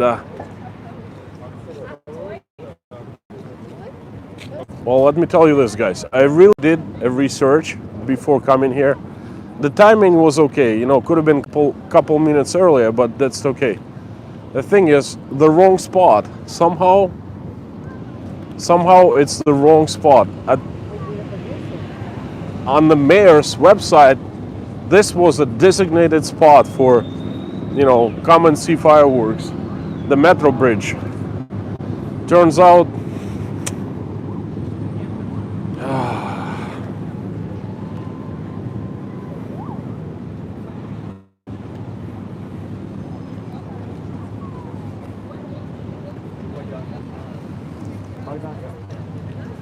hang on, guys, I will sit down and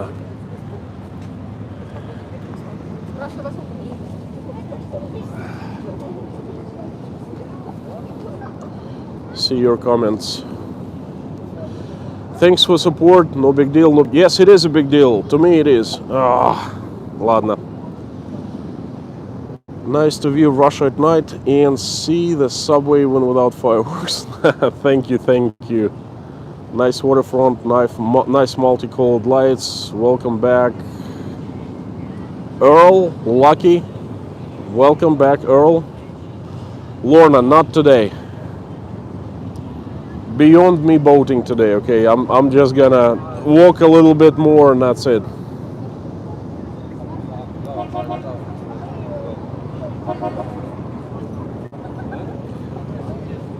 Princess, that's okay, Constantine. It's been a lovely stream and without fireworks. Very nice. Thank you, guys. I like the night tours the best. Wait until I get a little better camera. We'll give you more night tours, because soon there will be plenty of night tours in Moscow, because it gets dark around 5 p.m. at night in winter. And the 5 p.m. is your 10 a.m. I don't think that if I move my streams up to like 7 a.m. New York time or 4 a.m. Los Angeles, I don't think they will be very popular, you know. By the way, this is a great location for couples to go on dates. I've been here for on a couple dates. Very romantic, very nice place.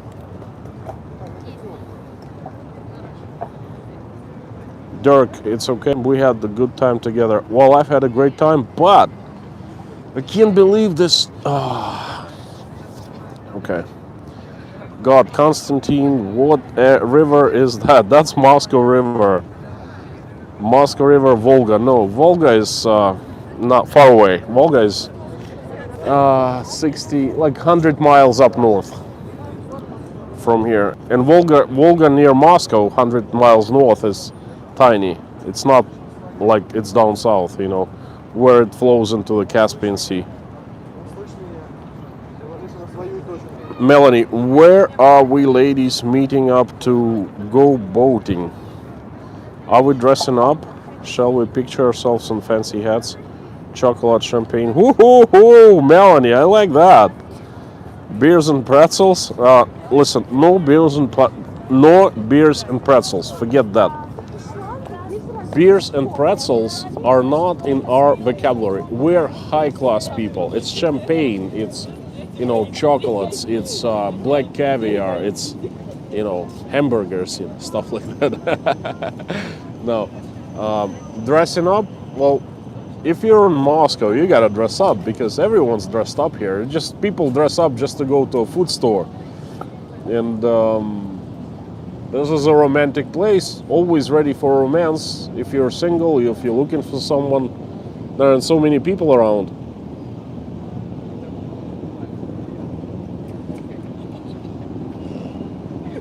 Lorna, more casual. No, you gotta dress up. This is Moscow. This is the cosmopolitanism. That's what it is. What it's all about. CBS Joel street walks, river walks, river talks. Melanie, Constantine, you, family, and our friends here at this channel were prayed for. Our friends here at this channel were prayed for at the channel. Oh, thank you so much, Melanie. You left earlier to pray, right? Thank you so much. Thank you, very much appreciated.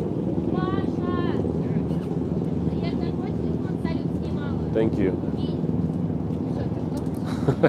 Matt, yeah, me too.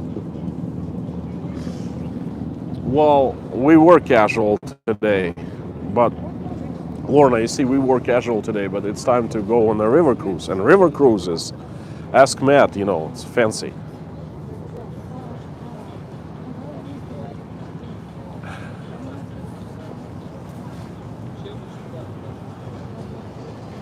More boats.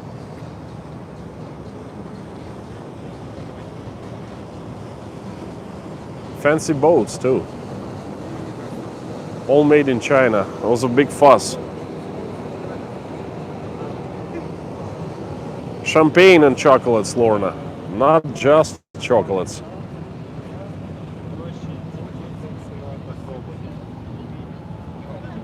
Run base. Sponsored by Adidas.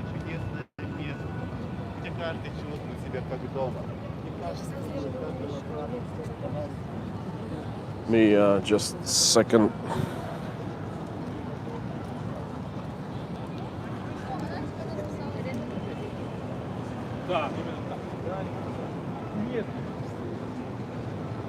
Oi, I'm losing you guys.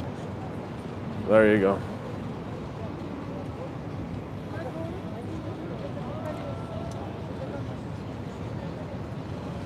You see how many couples there are here?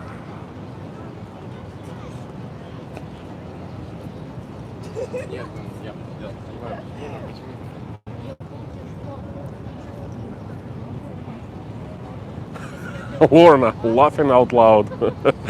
I mean, wear shoes. That's funny.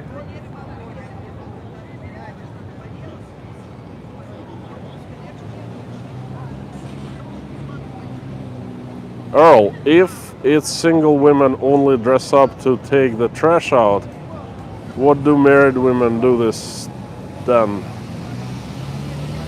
Married women start bitching, get fat, and they don't care about dressing up anymore. Hey, the mission is accomplished. They got married. This is Russia.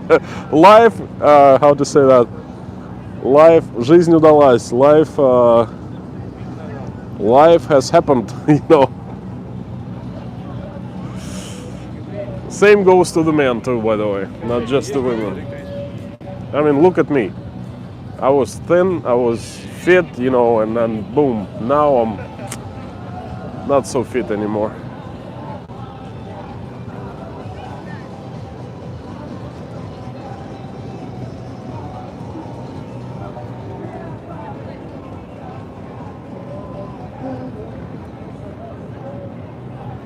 Be careful, Konstantin. You think she's still watching? No, my wife is actually, wonderful that way. She takes care of herself. She hasn't gained any weight since we got married. She's been fantastic, okay? And I'm not just saying that, I'm really mean it. Well, you've seen her in the videos and in the pictures, she's been... Check out the video, A Day at the Russian Beach, She's in a bathing suit there. She's amazing looking. She's...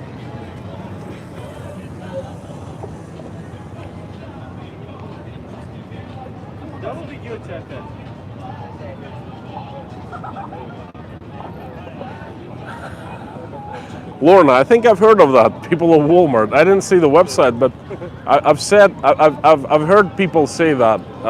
People of Walmart or something like that.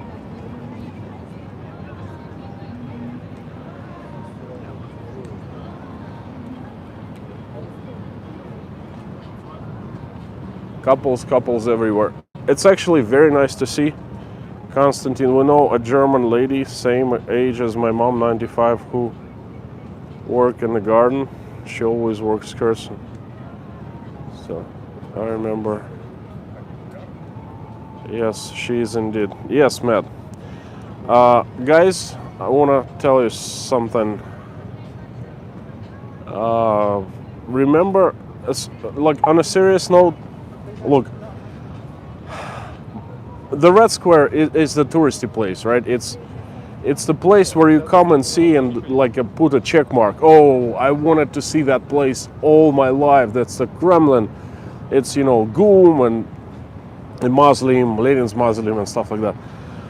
That's one thing, but this is a completely different thing. Remember, I was taking you on a walking tours of Rostov at different parts, and I noticed how many girls were just walking around like in pairs. Beautiful girls, but just two girls, no guys whatsoever. Notice how Moscow is very different from Rostov. Notice how here it's mostly couples, like boy and girl. No girls together because there aren't any boys in the vicinity. Here it's totally different. Just check out, people are actually out on dates. And I like that very much.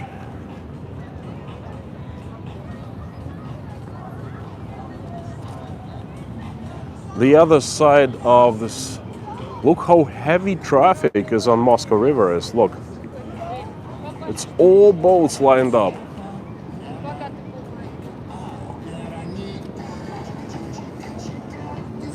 Right on the other side, there's a Sparrow Hills, okay? Vorobyovy Gory, and that's a walking promenade, like walking embankment that lasts for, I think, 7 miles or even longer than that. It actually starts way over there, and if you can walk all the way to Gorky Park, okay? That's, I think, like 7 miles, all in total. And I think Matt Inger has done the walk, actually. Well, I assume he did, because he lived in a dorm right there. Matt, I'm sorry, I hope I'm not blowing up the secret or anything like that.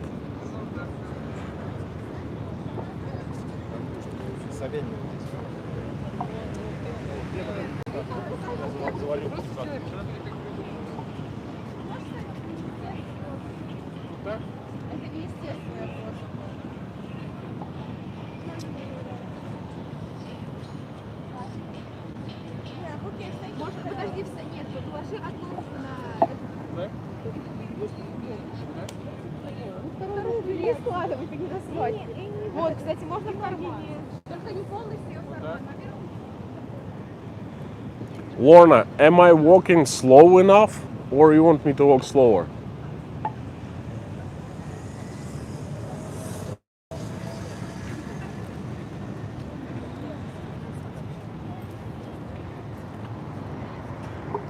That right there is the Luzhniki Olympic Stadium. That's where that was the main stadium for for Summer Olympics of 1980. And this whole area is dedicated to sports offices of different Russian sports federations. Russian Olympic Committee is just a walk from the metro bridge on the other side, where they cook up all that substances, if you know what I mean. I'm not saying any names or what kind of substances, but you guys, you get the idea, you know. Just giving you a hint. At least that's what world, you know, as like anti-doping, anti.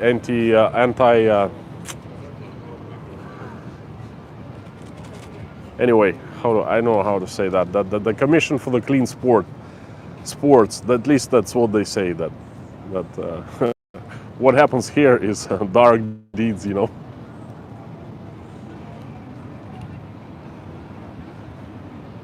It's marvelous lighting here.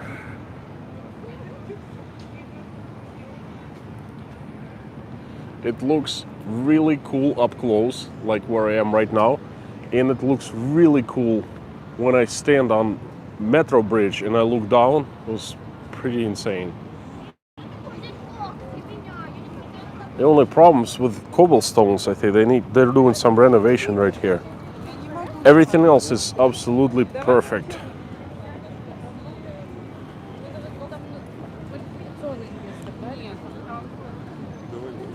Couples everywhere. Oh, I love that.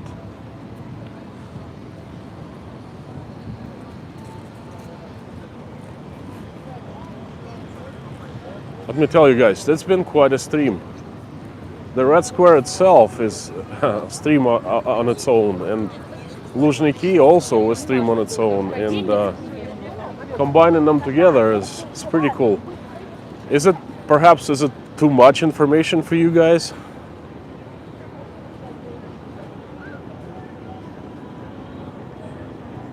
Melanie, amen. There's a real website of people of Walmart. Well, no people like that can be found in Moscow. Very few of them.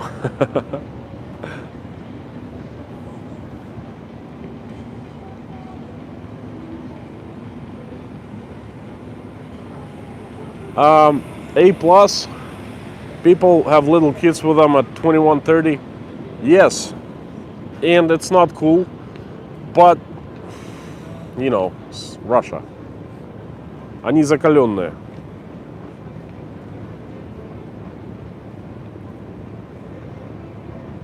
No. It's just, look, the bushes and the trees are just, I'll take a closer look. They have special lighting, like LED lighting.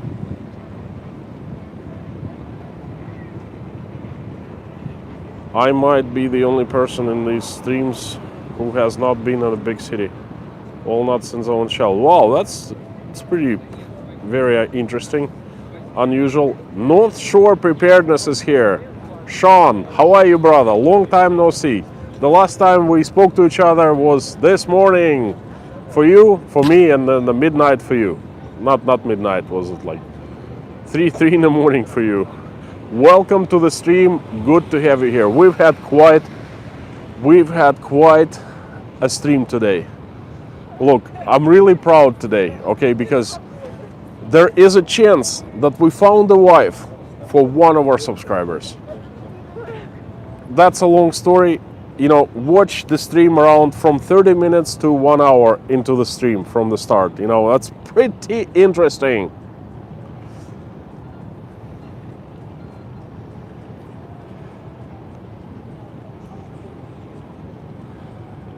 Laughing man, what's wrong with having kids? No, no, no, no. What a Russian meant was, it's 9:30 p.m. and little kids are out instead of going to bed. You know, that's what he meant.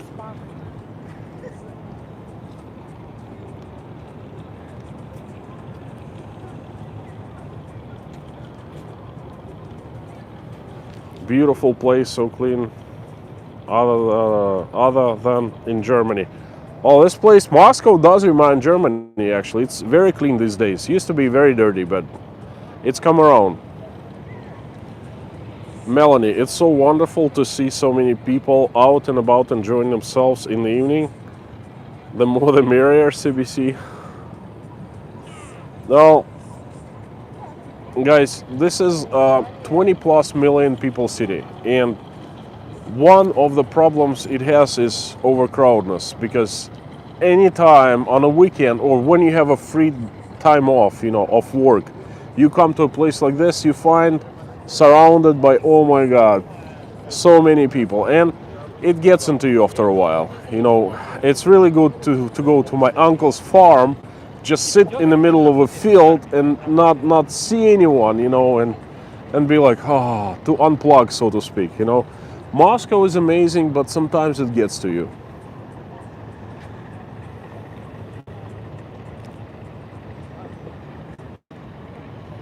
Melanie, my city is maybe 180,000 people. Listen, the place where I live, not even a city, but my development is 100,000 people, and it's like 3/4 miles.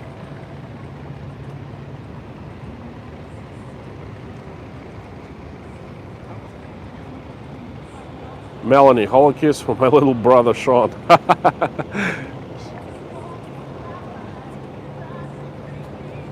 I think Sean just woke up because he was running a stream until like 3 or 4 in the morning yesterday. Konstantin, I watched your stream for about an hour before I went to market. So did you see the whole thing with the CBCLI and the girl taking his email address?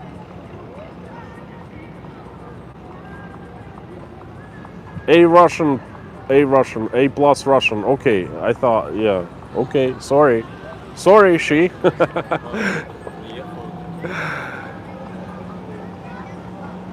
Matchmaking. I wasn't matchmaking. I was just, hey guys, you know what? I'm so busted, okay? Because my wife saw that. She was like, saw me streaming and talking to them, and she immediately wrote, like, you know, commented, oh, those girls are beautiful. I know what's gonna happen when I get home. Well, she'll be sleeping, but tomorrow morning, she will look at me like, what was that? I was not matchmaking. I was simply going with the flow. You know what I mean? That's what I like to do. I saw some movement, some you know, creation, and I'm like, okay, let's do it. Earl, thank you so much for your help and support. I just got a message from Patreon. Thank you so much. Very much appreciated. Thank you.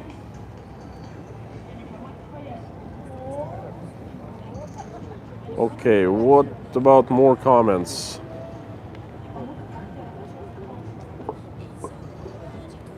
It's beautiful in Moscow. It's like 68. I mean, it's night, okay? It's like almost 10 p.m. 68 degrees. It's not cold, not hot. Perfect. If this city was like that all the time, my God, this would be a most perfect city in the world. Unfortunately, we count and, you know, we like photograph ourselves on days like this. We like make videos just to remember days like this because it's cold. It's always cold. Like in September around this time, we wear like overcoats usually. But this time, present from God. 3 days, the weekend of 68, 70, 72. Thank you. Thank you so much.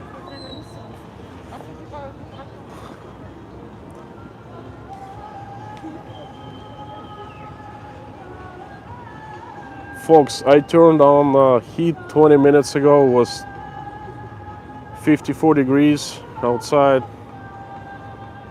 Southerners. Melanie, you're up north, right? You're like, I forgot, Chicago. Could you please remind me? But I think you're in that vicinity.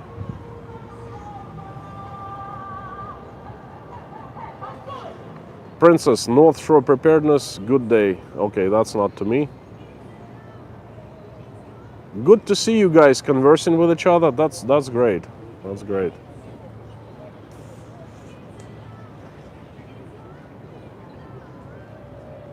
So Melanie, oh, I'm sorry, you're not in Chicago. You're in Canada, like north of Chicago somewhere. I forgot the name of the place.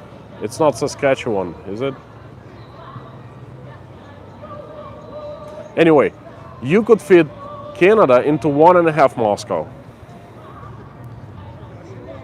What's that going back forth over the river on the cables? Oh, that's cable cars, naturally.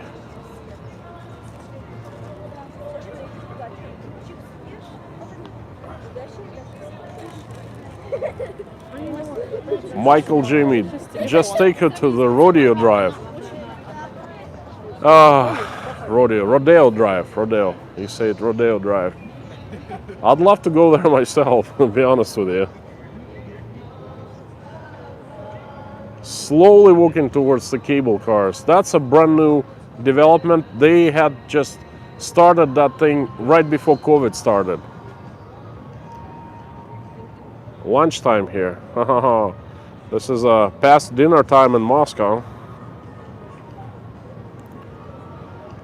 Thank you so much, A+, for coming here. Thank you. And please keep on coming back for more.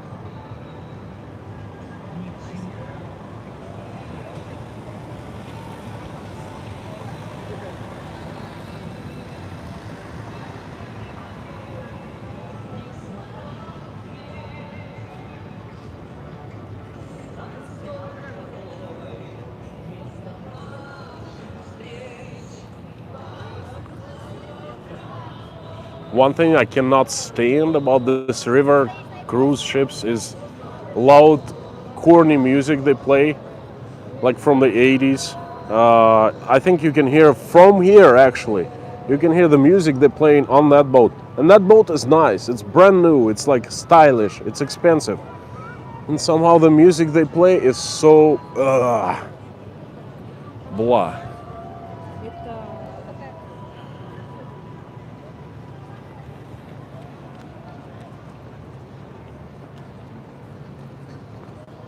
And I'll tell you why they actually built the cable cars here.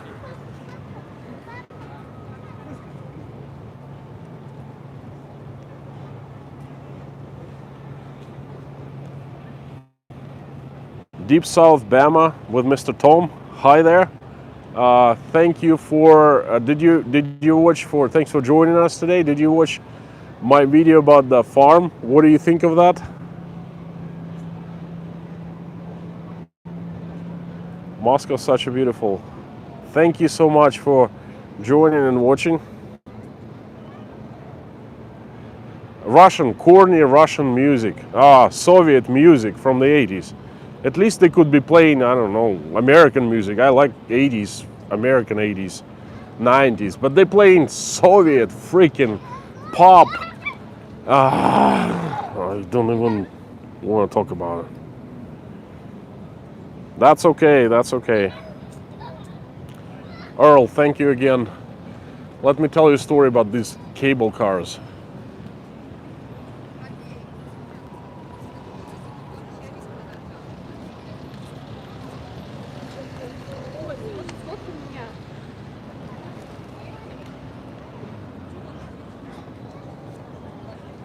Yeah, little kids here too.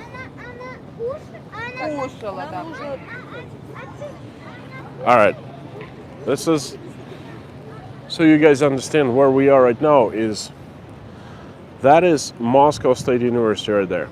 That's Russia's best school, best university, and it makes the rating of top 100 world's universities, all right?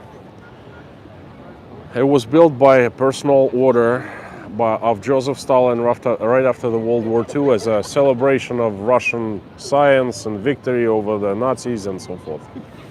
Okay, this entire area around Moscow State University is like a huge park dedicated to students. There are only educational facilities there, and behind that building right there, and to the left and to the right.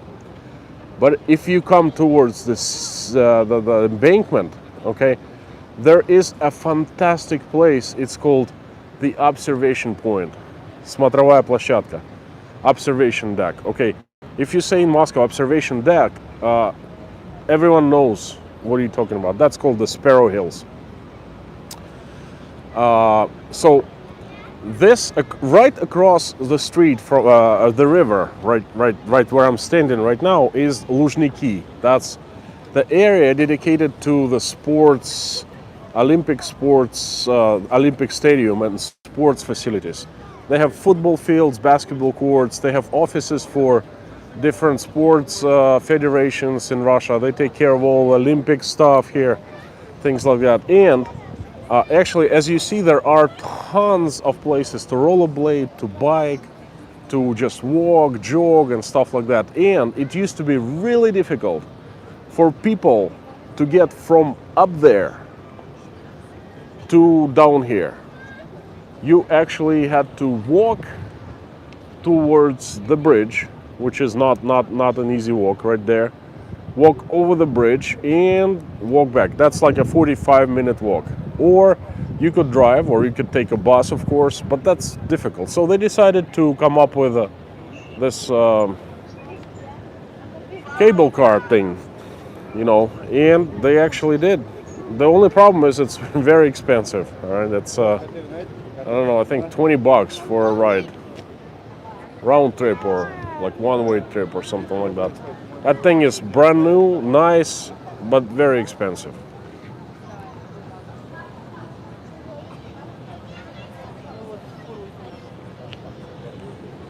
This is actually where they sell tickets.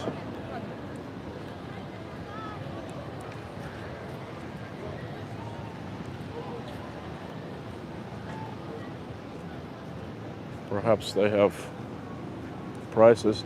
Oh no, that's not tickets for... Aye.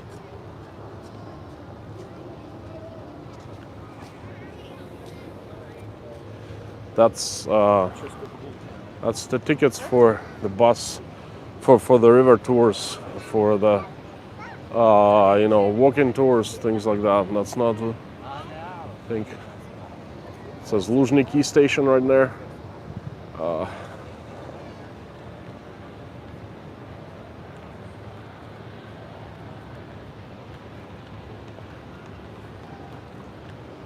And then I'll show you another place that's pretty interesting.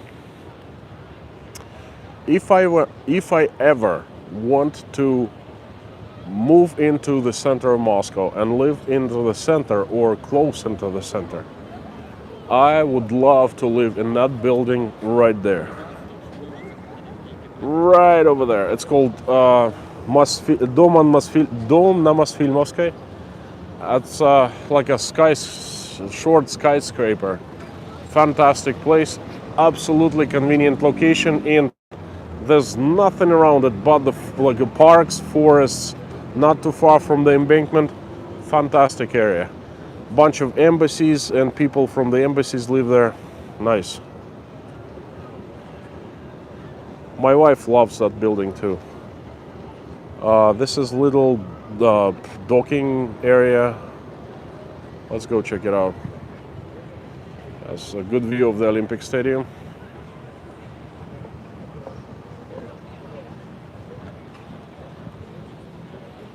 This is a good side of how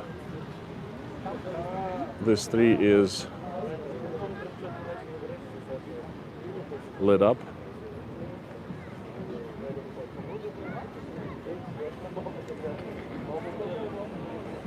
God H8R, thank you for joining. I'll see you next time, I hope. Back in 2008, I attended the final of the Champions League at this stadium. Manchester United played Chelsea. It was a fantastic game. you know, it was quite an experience. It's too bad I did not stream at the time, and I didn't, you know, didn't do videos. So it's one of a lifetime opportunity. The heck is that? Some kind of stones? They building something. Could have been a concert.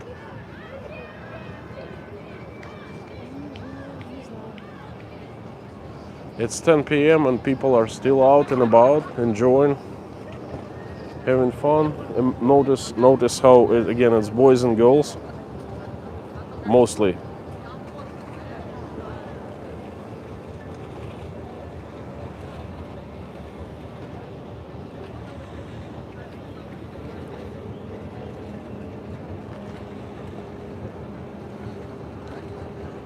Melanie, Russian women are different. Some are tall, some are short. It's just a lot of them wear high heels. That's why they appear a little taller, or much taller. So if you wear high heels, by the way, and they're not comfortable at all, then you would appear taller as well.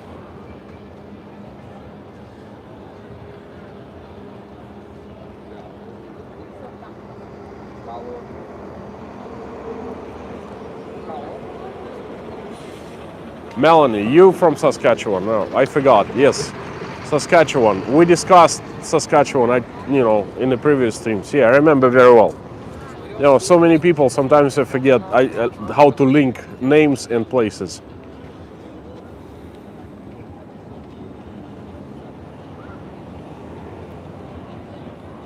Yes, I remember very well. -40. You know. You asked me to send some warm clothes.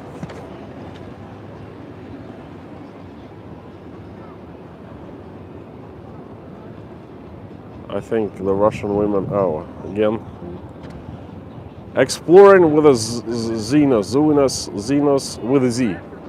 Hi and welcome to the channel. It's really good to see you. It's been a very interesting, very unusual and very exhausting stream. I know, after Baklakov, he streams for like 8 hours, 6 hours. I don't do that, okay? Thank you so much, Exploring with Zunas. But to me, like 3 hours is a lot. I think the longest I went was like 5 hours. I sat at the restaurant for like 2 or 3 hours. But look, we went to the Red Square today, then all around the Red Square, then came back. Then I sat at the restaurant. Then I was on the metro, took a metro ride to catch the fireworks. And I am so ashamed to say that I missed them. Well, I came to the wrong location, okay? Oh my God. And I've been walking in the Luzhniki Olympic Park for the past hour. So it's been really, really, really cool, but very tiring stream. And I'm so glad that you actually showed up. Thank you for your super chat. And let me see what you said. Hey, happy to check out for the first time. Keep up the great work. Live from Seattle. Seattle, do you know that we have many pieces of Seattle? We have Seattle culture here in Moscow. Just give me a second, I'll tell you how. We're heading to Russian dance and karaoke night later. Do you know that bunch of places you get in Moscow and it's like Seattle culture, that's what it says. Starbucks.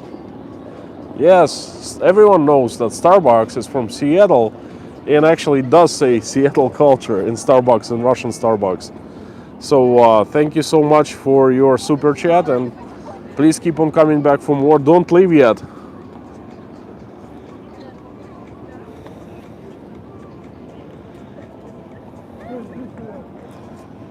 Morning light.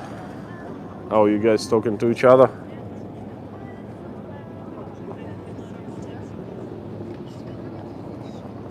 There's a little street food.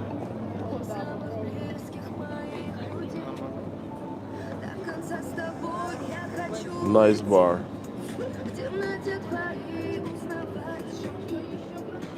Hot dogs, nice dogs, tea, smoothie. По-английски говорите? Not это хорошо, мне нравится. Пусть у нас что-нибудь заказывает. За английский заговорим у нас.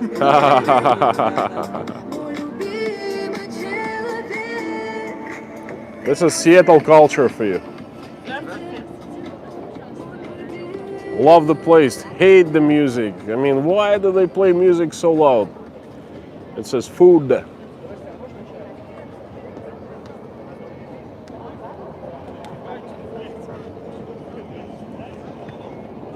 Speaking of, there's double date going on. I'll show you a little bit. And I'll tell you how safe or unsafe this place is.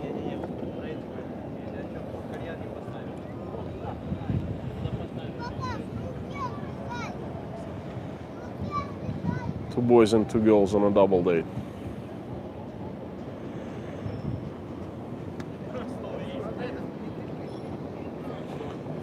All right. Little local boys. Well, not really local. There are no local boys here. So, how safe this place is? How safe do I feel walking around? I mean, the answer to this question is pretty obvious. There are tons of people. Everything is covered by security cameras. 100% safe. There's no crime here, okay? Russian government does not like competition.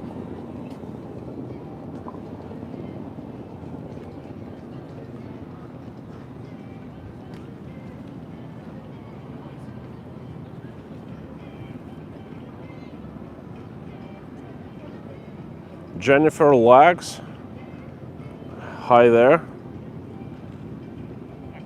Goodbye Blue Sky. Michael J. Mead, loud music drives me up the wall. Oh, me too.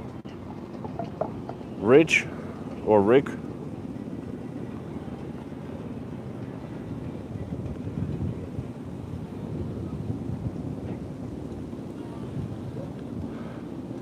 It's much more quiet here.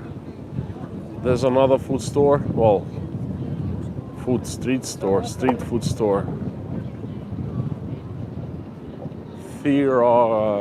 Theragun by Therabody. What the heck is this? Gotta check it out. That's not food. That's some kind of equipment for recovery, and it does not look like it's Russian. Rock tape. Well, since it's the sports area, you know, it's a lot of specialized sporting goods.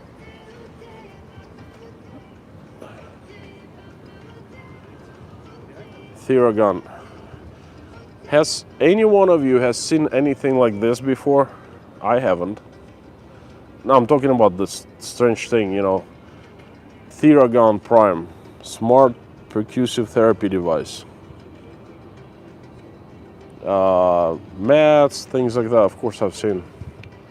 Holy cow, Theragun. That's some serious equipment right there.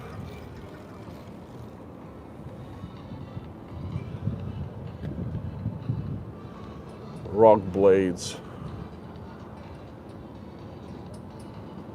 Insoles. Dang.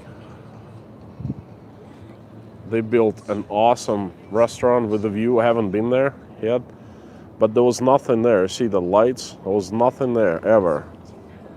And now it's a very fancy place. Well, I imagine the view from there is fantastic. Oh, so nice and quiet here.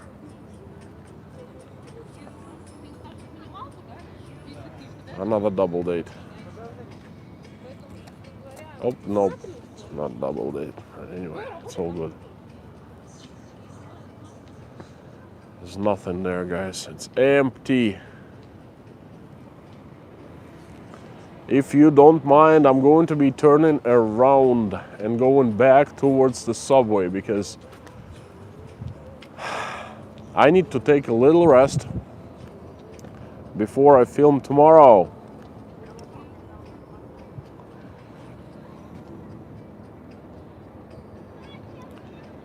Stuart, massage device, get a different brand from my kids from your Christmas. I see. That's for athletes to recover fast, I guess. Thera boomstick.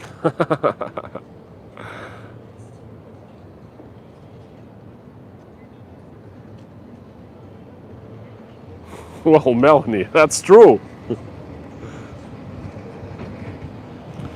Look, it's absolutely true because I made video of I was trying to get myself robbed in Rostov-on-Don.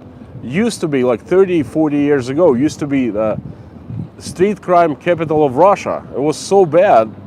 You get outside behind after dark and the chances are you'd get robbed. And there are some places you could get killed, and then 100% you get robbed. 40 years later, or 30 years later, I go there with cash, with fancy camera and everything. I was just like trying to get myself robbed, trying to get attention of the boys. And guess what? Nothing. Okay, no crime. Well, little crime, street crime in Russia left. Very little. But why? There's only one reasonable explanation. Because Russian government does not like competition whatsoever.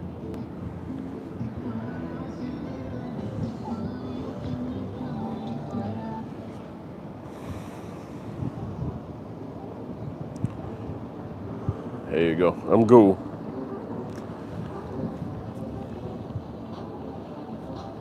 Morning Light, take care and have a great weekend. Thank you so much.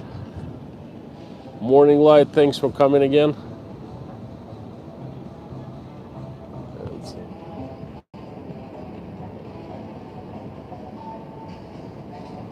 North, I thought I was sometime. Melanie, thanks.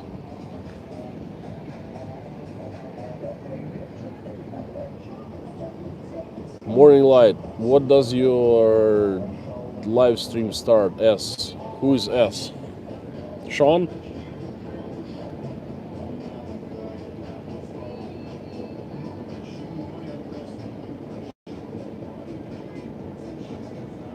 Thank you, Morning Light, and goodbye. Oh, we have Regan in the house. Southern Boy Prepper. Hello, Regan. We've had quite a stream today. Went to the Red Square, all around the Red Square. Back to the underground mall by the Red Square. Was trying to get a glimpse of Big Vladimir Putin, but didn't. Had a little confrontation with the cops. Was trying, took a metro ride, was trying to catch fireworks and ended up coming to a wrong place and missing them. I'm ashamed. And for the past hour plus, I've been walking around showing Luzhniki Olympic Stadium area, park. So it's been quite a ride. Sean, how are you? I hope you're doing well. How's that hurricane thing going on? People are saying bad things, that there's looting going on and, no power and then no food, and the mass media doesn't show what's going on really.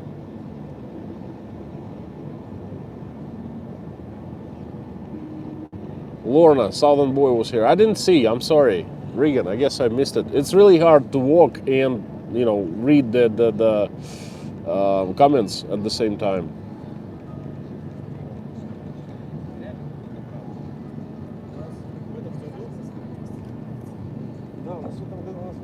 Melanie, thank you so much for being with us. Say hi to Saskatchewan from Russia with love. Kevin Middleton, hello there. Do you fear any reprisal from the Russian government for criticism? Of course. What kind of question is that? I believe not so long ago that would be not tolerated or at least frowned upon. I believe not so long ago that would not be tolerated. No, it's... I can't say that I fear too much, but I'm concerned. I'm concerned. I think of every word that I say, and I'm an emotional guy, and I say too much. Okay, so they can get me for that. As soon as they put their attention onto me, they certainly can start, pressing me. We call it hairs. I could get under the press of the government. So far, so good. I've been pushing it a little bit. Like today, I would just come and talk to cops and ask questions, uncomfortable questions, and and things like that. But it's Russia. It's really bad. All you hear in the news, pretty much.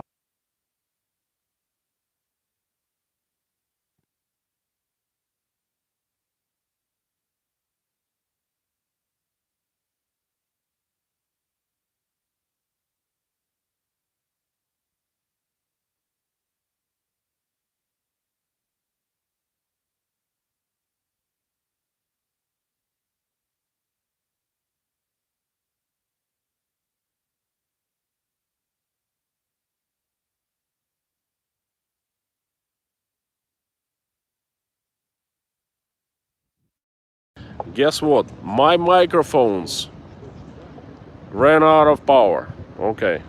Where did you leave me? I answered the question of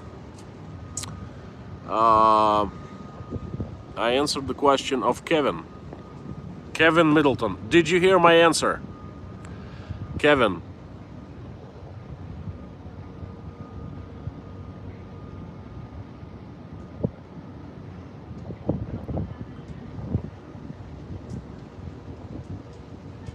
Michael J. Mead. Let's hope Patreon works out. Well, it has worked out already. You're my patron. Thank you so much. Yes, Dirk, you're absolutely